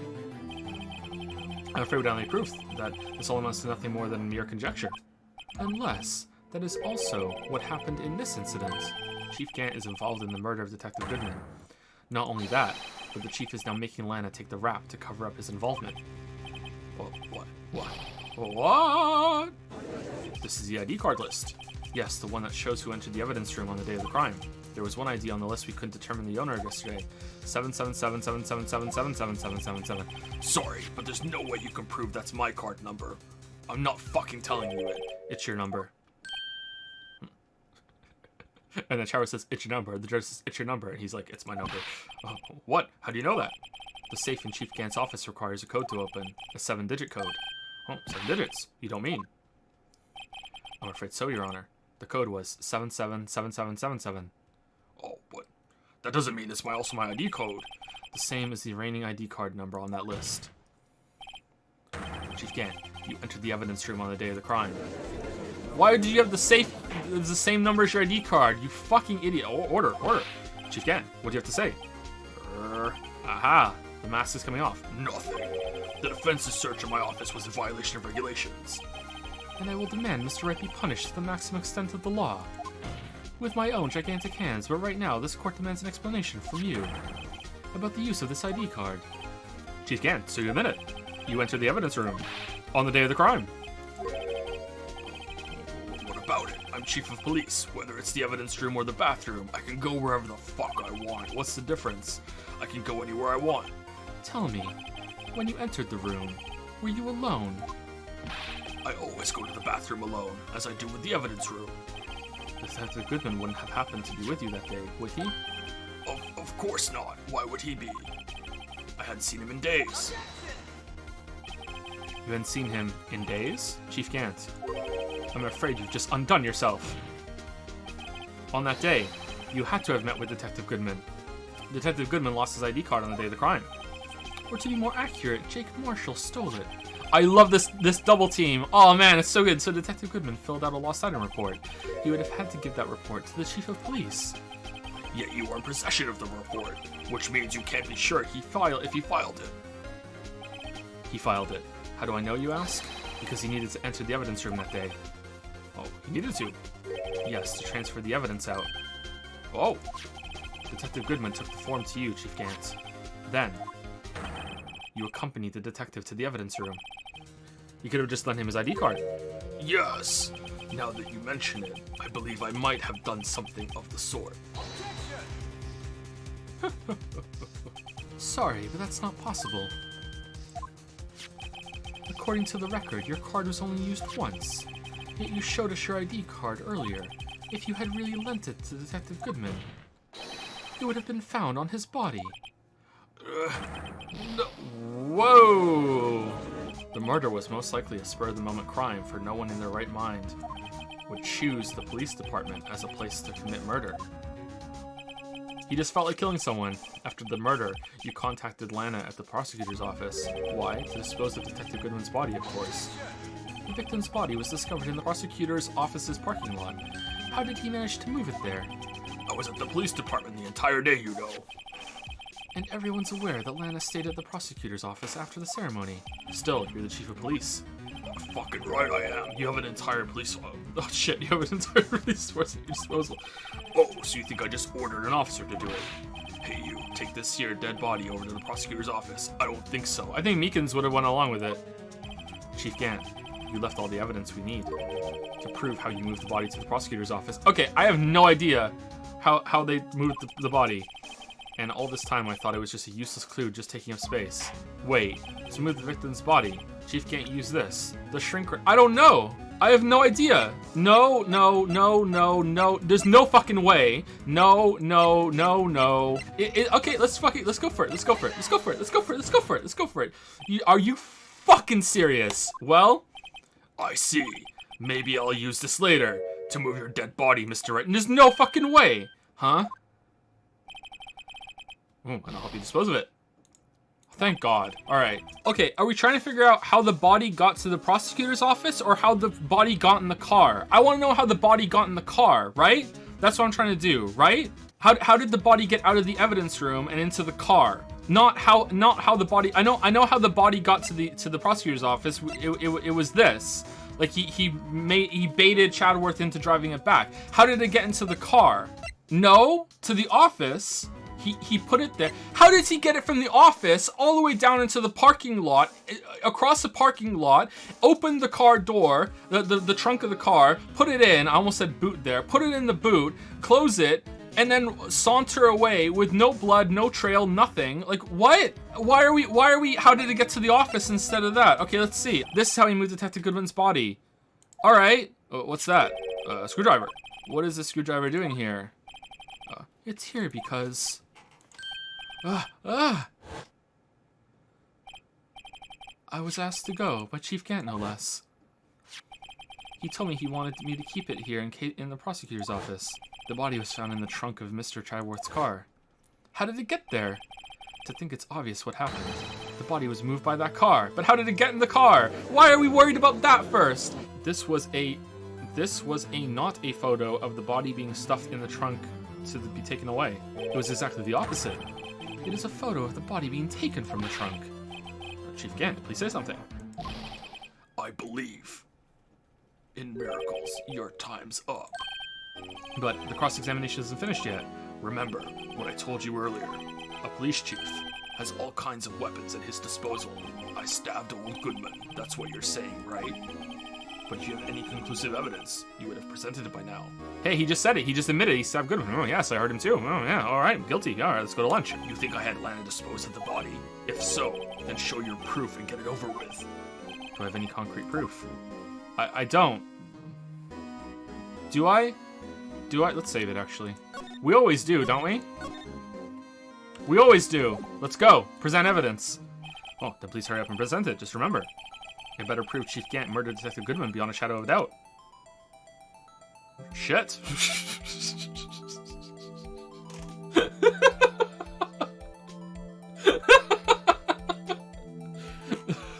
This book. Yes, evidence law from this book. Let's try it. So, what exactly is this evidence? It's proof, as whether or not it's enough to demonstrate the chief's guilt. I'll let you be the judge. Oh, I am the judge.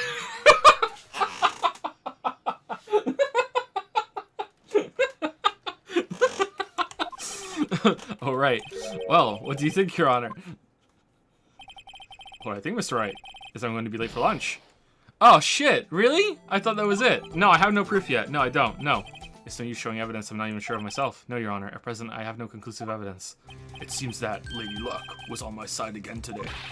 Okay, Aji, I'll leave the rest to you. This is an affront to a senior officer in our nation's law enforcement agency. Whoa.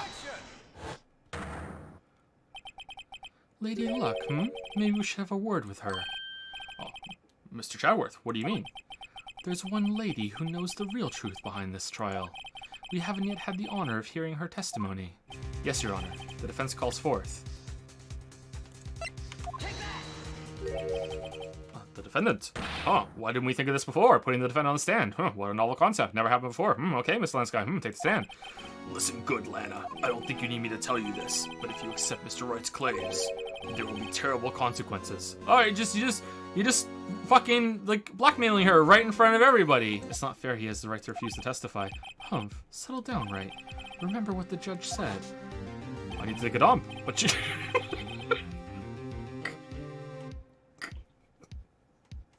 I'm sorry. But Chief, that's not a right to be casually invoked. There are certain risks to be considered. If the Chief refuses to testify, the opposite also holds true. You mean he forfeits his right to say anything too? Please provide the court with your testimony, Miss Guy. And remember, you are under oath. We want to hear the truth. Of course, the truth. Lana, no matter what happens, I'll always be your sister. I worked alongside Gant for years. There's no truth to this blackmail theory. I fabricated the evidence 2 years ago all by myself. When I found Prosecutor Marshall's body, I rearranged the crime scene. My only motivation was to get Dark convicted. It had nothing to do with Emma. That wretched jar you showed us earlier. In order to show that Dark committed the crime, I felt it would be more expedient to move the body. So, when you first found the body, the jar was already... Of course, it had been shattered to pieces. Miss Guy, I understand how you feel. You committed that crime 2 years ago to protect your sister. You mean the forgery at the scene where Neil Marshall was murdered. If that truth were to be exposed now, the past 2 years of your life will have been in vain. Even so, I am compelled to bring to everyone's attention a significant contradiction within your testimony. A contradiction in my testimony. You testified, and I quote, "The pieces of the jar that shattered during the events threatened my plan." That's right. Do you have a problem with that? It's a simple oversight, really. You see, a message was written on this jar with the victim's blood. Yes, the prosecutor must have written it in his final moments. Exactly so. And this is where the contradiction lies. In order for the victim to be able to write his message on the jar, it couldn't have been broken. It must not have even been broken before he died. Ah, Your Honor, it would appear more information is needed in regard to this jar and its bloody message. I immediately noticed the blood traces on the jar, but it was dark in the room and I didn't have time to check it out. To be safe, I wiped away the blood. The fragments were large, so I'm sure I got them all. Miss Guy, I believe this jar conceals a truth even you are unaware of. What? We found the final piece of this jar in Chief Gant's safe. In the Chief's safe, but how? There was still blood on it. But the witness just testified that she gathered every last piece and wiped the blood off of them. Yes, which leaves us with only one explanation. On the night Prosecutor Marshall was murdered, you were not the first one to show up on the scene. Chief Gant got there before you. Or she just missed one, it was dark. Oh god, me and the judge are in sync. But couldn't the defendant have simply missed a piece?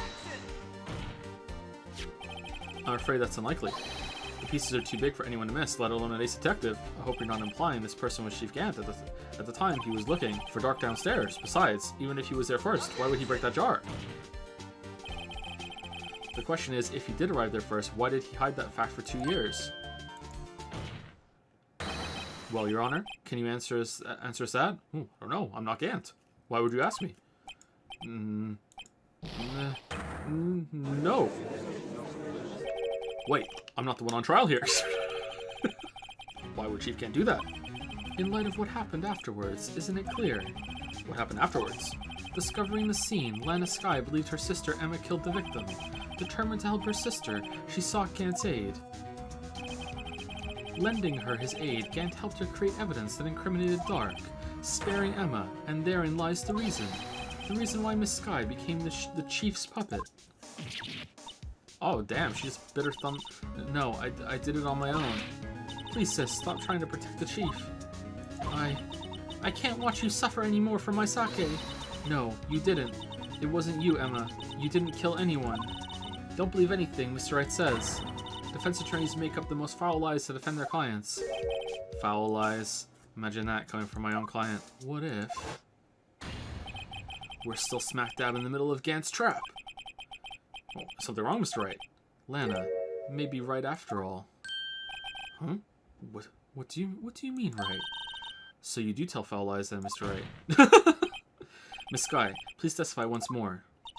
But if evidence was fabricated behind your back, then Emma's accidental killing of Prosecutor Marshall might also be a lie. When I arrived, I found Mr. Marshall's body impaled on that suit of armor sword. Emma and Dark were lying unconscious on the floor nearby. When I saw what had happened, I thought she did it. That's why I erased all the evidence that linked her to them. Why would you think that? I had Chief Gant help me remove the body from the sword and carry it, but if it really was a fabrication, Emma might be innocent. You were the only one who saw that. If only you had proof. Oh, I have my camera with me. I took a fucking photo of it. Actually, I do have proof. I gave it to Mr. Wright just this morning. It's a picture. Oh my! It's a picture I took of the crime scene and encountered it. I thought it might be needed, but I don't remember receiving a picture like that. Lana must have known. See, Mr. Wright, she really does have faith in you. Oh, now we get to look at the book. Oh, okay. All right. Okay. All right. Now we get to look at the book. That piece cut from his vest. Could that be the cloth we found inside Chief Gant's safe? That cloth. It had fingerprints on it. Whosever fingerprints those are must be the real murderer. What? But those fingerprints. They're yours, Emma. Very well. The defense may now begin its cross-examination. Whoa, whoa, whoa, whoa, whoa! I want to look at the... Come now, Archie. This is the poorest excuse for a trial I've ever seen. What, now you want to make me out as the bad guy too? If so, I'd like to put a word in or two in my defense. No, you said you wouldn't testify. Get the fuck out. Objection. I'm afraid it's too late for that. What? You already declined to testify. That means you forfeited your right to make statements of any sort. I'm the fucking chief of police. I revoke my fucking refusal. This must be that risk we were talking about earlier. Just sit back, relax, and enjoy the sound of my gigantic hands clapping your way to death, noose tightening around your own neck. Grr, grr. Ah, so what? You think I'm worried? Even if I can't testify, I can still present evidence. What? Yeah, what? Yeah, yes, that's true. Wait, you mean, what? You still have some conclusive... No, I don't, but someone does. So, someone? So, what's your excuse, Righto? Why have you been keeping quiet about it? You do have something to show us, right? Something that proves who knocked over Neil Marshall, causing his death. Conclusive evidence that leaves no room for doubt. Oh, so you do know about all the evidence in the safe. So you're admitting that it was in the safe. So that means that you did put it there, which means you were part of the forgery. Is this true, Mr.? You can't have it both ways, Damon. Chadworth can, but you can't. If I show that piece of evidence now. Emma's sure to be made out as the murderer. No, I'm not. No. Your Honor, I don't have any evidence I can present at this point in time. What? You lie. Oh, Chief Gant. You opened my safe. I know what you took was inside. The conclusive evidence. Ah, so you admit it. Okay, that's it. We got him. I don't know what you're talking about. It's because you know the truth, don't you? Can't you figure it out? Isn't he testifying right now? He's on a stand. Get the fuck up. Notice anything odd about the chest area? It looks like part of it's been cut out for some reason. You mean you had this in your safe? What? That means you, the chief of police, have been concealing evidence. This is going to be the biggest scandal in the history of the police department. What, Gant? What was your end game? Impressive. To be honest, I didn't think you had the gall, Righto. Well, I can't just let you pin me up as the murderer. I'll tell you what really happened. I was the first person to arrive at the crime scene that day. It then occurred to me that I could use the situation to control Lana. So you really were manipulating her? I knew Lana. If I made it look like the blame lay with her sister, that when she saw the scene, she would ask me for my aid. So being the ripped man that I was, I picked up a fully grown adult detective and just threw him on the fucking spear. So you assisted Miss Sky? I told him to arrange all the evidence. I had her plant the knife tip in the victim's body and move the body across the room. When I tampered with the crime scene, I hid 2 pieces of evidence. This was before Lana arrived at the scene, mind you. 2 pieces of evidence? You mean those items in your safe? Oh, but why? Wait, what safe? Where am I? For insurance, of course. Insurance? I was sure my plan would work, but it's always best to be prepared for the worst. I wasn't about to let anyone blame me for a murder that girl committed. I hid the most legible part of Emma's name. I didn't expect Lana to go and wipe the blood off all the pieces. But if you fabricated all the evidence, what's to say you didn't fabricate the message on this jar, too? Weren't you just fucking listening, Chadworth? I already admitted to that. Ho. Some people just don't know when to quit, do they? That's why I kept one more item for insurance. Come on, Righto. Cough it up already. I know you have it. What are you waiting for, Mr. Wright? So you admit to it then, Chief Gant, that you were hiding the cloth you cut off the victim's vest in your safe. Yes, I admit it. I didn't want to have to do that, being chief and all. But it's a lot better than being portrayed as a murderer. Just a moment ago, you said you didn't have any evidence you could present. Foolish move, Righto. You should have shown it then before it was too late. The moment of truth has finally arrived. Your Honor, I do have evidence to present now.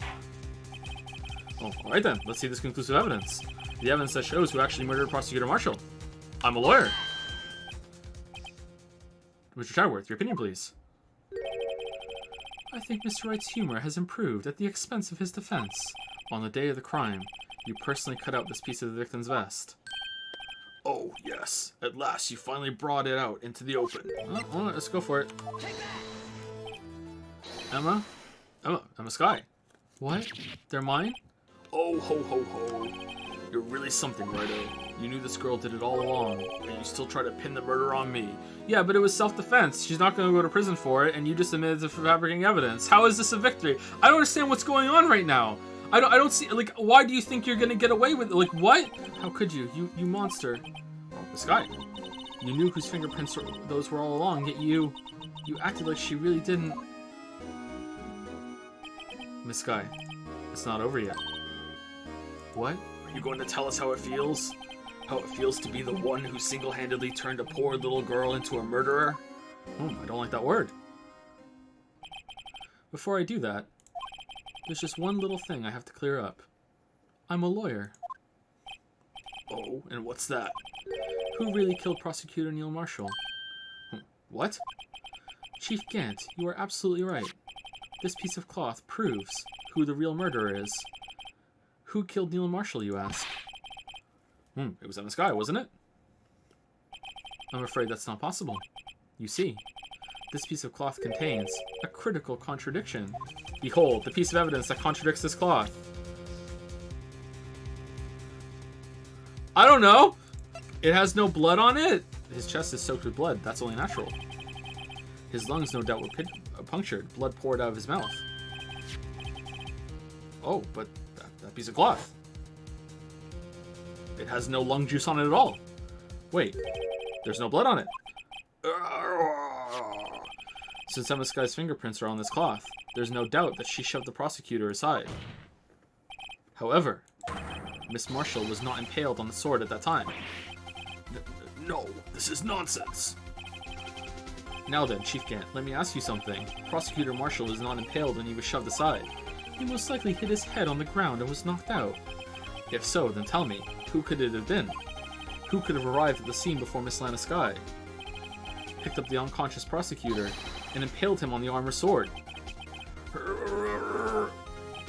Then, to make it look like Emma was responsible for the prosecutor's death, said person proceeded to write her name on the jar with the victim's blood, a jar that they then broke on purpose to leave behind a clue, and make Lana believe her sister did it. You personally cut out the bloodless piece of the victim's vest. Ironic, isn't it? Through the very act of creating insurance, you proved that you were the actual murderer. No! It's a pretty dumb mistake. It's finally all over.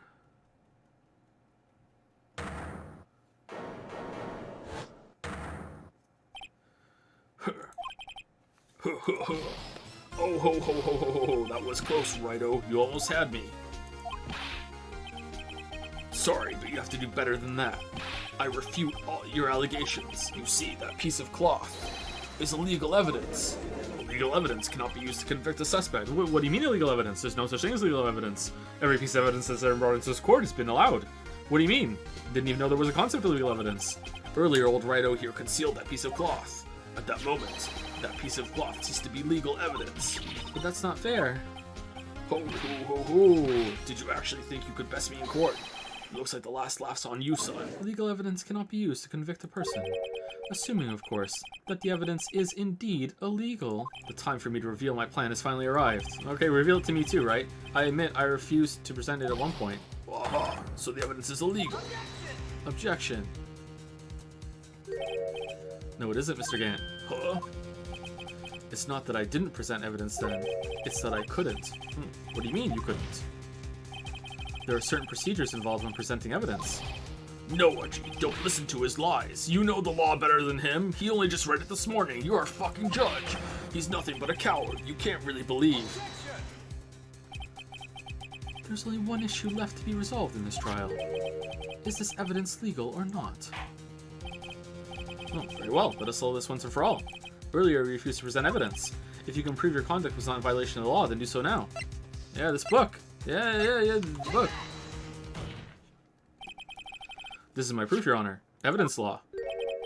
What's this? No one reads this fucking book. Yeah, you're right. Not even me. I've done my homework too, Chief. Indeed, Emma Sky's fingerprints were on this piece of cloth. However, at that point in time, this was merely a piece of cloth, nothing more. What? You see, it's written right here in this book. The second rule of evidence law is that you can't talk about evidence law. Rule 1. You can't talk about evidence law. No evidence shall be shown without the approval of the police department. I found this piece of evidence myself inside your safe. Well, who in the police department approved it? It goes without saying, I did not have approval from the police department. Rule 2. Unregistered evidence presented must be relevant to the case on trial. And here is the crux of the matter. You see, at the time, it was impossible for me to prove the relevance between the cloth and the SL. Okay, so if Rule 1, it can be either of them, it doesn't have to be both? That's kind of a weird way of saying that. Maybe it clarifies somehow. You want relevancy? Just take one look at this picture and... Sorry, but can you recall, when was that picture presented? This was shown only a few moments ago. No. He's right. And right. At the beginning of today's trial, that piece of cloth was still meaningless. The relevancy was out of date. The person who gave it value as evidence was you, Damon Gant. It was then that you approved this cloth as conclusive evidence. Yes, you, the chief of police, personally approved this cloth. The only person who could have cut this from the victim's vest is the one who stood before Prosecutor Marshall in his final moments. In other words, the real murderer, and there's only one person who that could be. Emma Scott, Damon Gant. The killer is, yeah, right, tell him, Phoenix, tell him, yeah, from the ashes, Phoenix rises, yeah, let's go.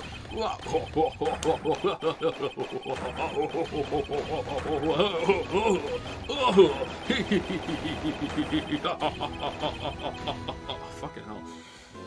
I knew I should have gotten rid of him. That good-for-nothing scum. For 2 years, he's been snooping around the department trying to get something on me. He wanted to reinvestigate the case. He recruited Angel Starr, then convinced Bruce Goodman. Detective Goodman? Yeah, that's right. He was a really good man. If the evidence is transferred, I'll lose my only chance to find out the truth. Goodman turned him down, as he ought to. Still, Jake Marshall didn't know when to quit. He stole Goodman's ID card and tried to take the evidence. Goodman came to me that day. He wanted to file a lost item report. I went with him to the evidence room, and for no fucking reason, I just fucking killed him. Then all of a sudden, he decided to speak out. Can you please reopen the investigation, Chief?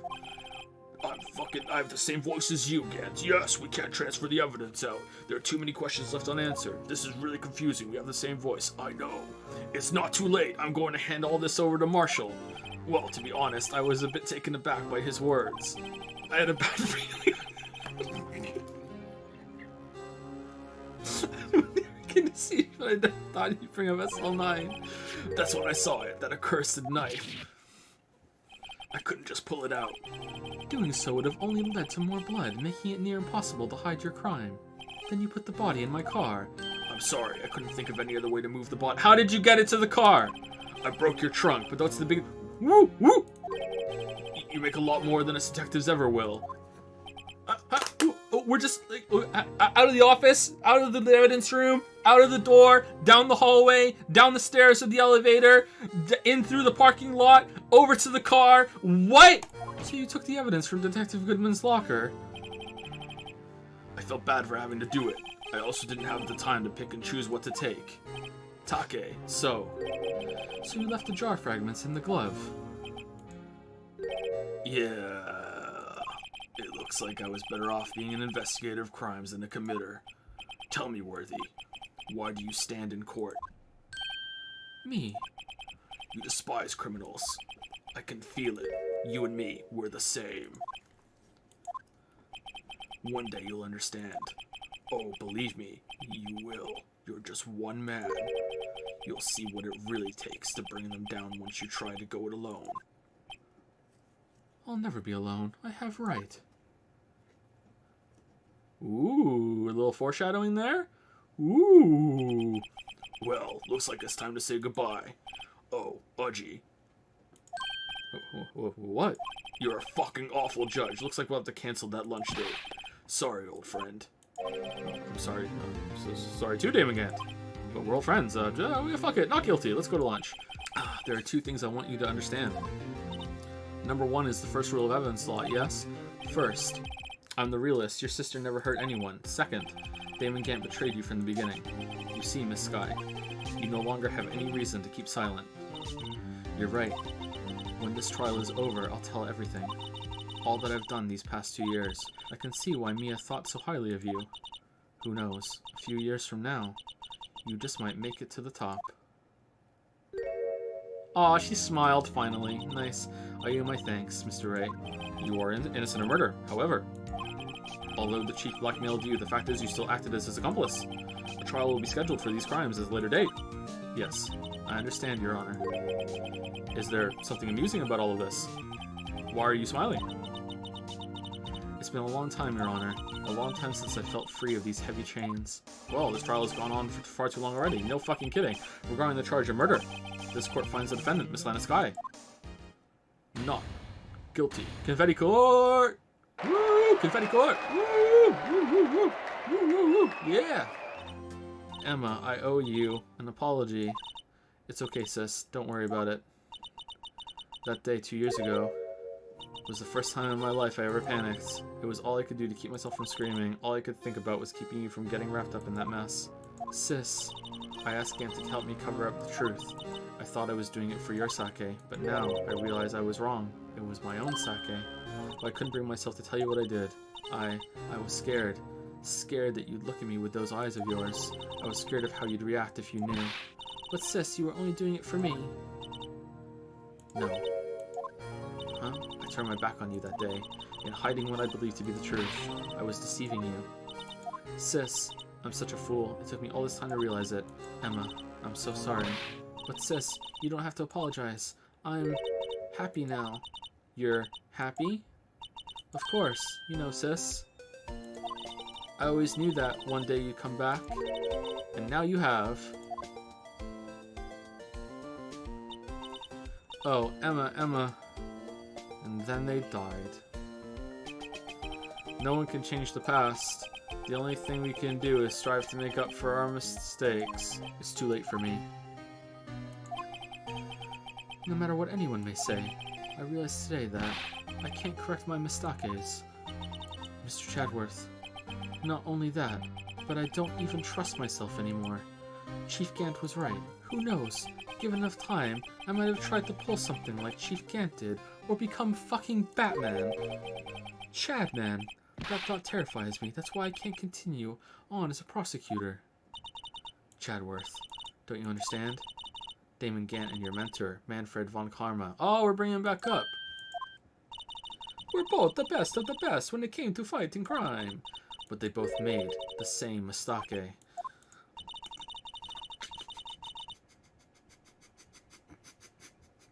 Such a dumb joke. Why do I keep doing it? It's the worst dumb joke. I don't know why it's stuck. The sake thing. It's just the worst joke. You said in order to fight crime on my own, I need a weapon. There it may be true, but think back to today's trial. You weren't alone. You were working together with Mr. Wright, and because of that partnership, you were able to present evidence that otherwise would have gone undiscovered. Isn't that right, Mr. Wright? Something that neither Chadworth and I would have been able to find on our own. I'm a lawyer. Shit, what is it? It's the list? It's the list? Okay. Why y'all think I'm baiting? Can't I just be stupid? Can I just be dumb? That's the picture I drew. Our counterattack began with this. You had one half of the evidence list and I had the other. Yeah, let's go into business together. We can both be attorneys together. Wright and Chadworth. It's time for me to go. Well, whatever you do, just remember, I love you. You can let what happened. You can let what happened kill the prosecutor in you, or you can let it help you grow. In the end, it's up to you. We really want to see you grow, Chadworth. I know. It seems I owe you my thanks too, Wright. But what I face now is my problem. Chadworth, I'll be waiting for you in court. Huh? What is it, detective? It's spaghetti time. There's just a little matter to be resolved about the chief prosecutor. You see, she isn't supposed to be out of jail like this. But I thought you said it was okay. Yeah, I fucking lied. Well, it may be okay with me, but the folks at the prison are a different story. Huh? Basically, I had to bribe a guard in order to sneak her out for 30 minutes, and it's been 31 minutes, so we're proper fucked. Believe me, it wasn't cheap either. Huh? Way to go, detective. I didn't know you had a wild side. Yeah, well, haha, you see, Mr. Wright here's the one who'll be footing the bill. Huh? Huh? What, you think I could afford it with my salary? You gotta be kidding me, pal. Huh? Huh? Huh? Thank you, Mr. Wright. You're the best. Why is it I suddenly feel like I want to scream? Hey, I got an idea. Why don't we all go pay it off together? Oh, yeah, that's a great... Oh my god, what did you promise? Come on, guys. Let's go. Objection. Oh, it ends with an objection. Okay. Alright, so the most disappointing thing about this whole trial... you know, well, okay. Well, the most disappointing thing about this whole trial, apart from the bullshit about not going down in the car... Oh, shit. I arranged for a friend of mine in Europe to take care of Emma. I hope she'll be pleased to study under a top coroner. As for me, this affair has pretty much ended my days at the prosecutor's office.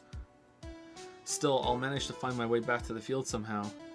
Then I'll be able to investigate crimes together with Emma. Yikes! I thought I was a goner for a moment there. In the end, though, they overlooked my unauthorized investigation of the chief's office.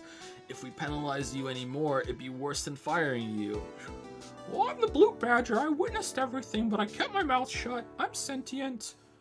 After the 4th game, I kill everyone. I'm a little sad, but I'll be alright. Me too. I'm alright. Whenever I want to see Lana, all I have to do is open this book. What is that? I don't know. Like, I think that might have been my least favorite case so far. Yeah, I feel like it was too long, and I'm willing to overlook a lot of bullshit for the sake of it being entertaining, and it was entertaining. Like, it wasn't like I didn't have a boring time. Like, I was enjoying it, but compared to the other cases, like, they were more entertaining. You know, like, I'm not calling it bad, just the worst of the 4, I think. The only really bad thing in the case was, well, I mean, there was also the part where they didn't really explain how she saw the vase toppled over at the same time with the lightning flash when the two people were stabbing each other, and it somehow looked like the Blue Badger, and it was never explained that that's what that note caused the Blue Badger design. It was just a complete total coincidence to link those two together. I mean, like, apart from that, well, there's also the part where like, I really just don't give a shit about Lana and Emma's relationship. It was like, I don't really care. It was like, I wasn't invested emotionally in either of them. But apart from that, well, there was also that Miss Starr's testimony was completely batshit, and they never explained how. They never explained how, like, she lied, and then she was up on the top, and she saw, like fucking, like, Lana moved back and forth as she was doing it, and she took 5 minutes to get through the parking lot. Like Lana was supposed to dispose of the body, or could have ran away at that time, and it's never explained why she didn't do that. She just kind of wasted all that time when she could have just, like, fucked off or did her job. I don't understand really what she was doing that time. I don't think she knew she was being, like, watched at the time. But, like, apart from that, like, you know, there's also that they never explained how Gant got the Goodman's body out of the thing and down into the fucking out of this evidence locker and down through the fucking parking lot and shit into the car, and that no one noticed the car was broken or anything like that. You know, like, apart from that, like, the worst thing in the case is that Phoenix and Chadworth never shouted objection at the same time. I hope you enjoyed the Ace Attorney 1 playthrough. That's it. It's done. We're done. We did it. It only took 2 years, but we finally played an Ace Attorney game all the way through. See you guys later. Have a good one.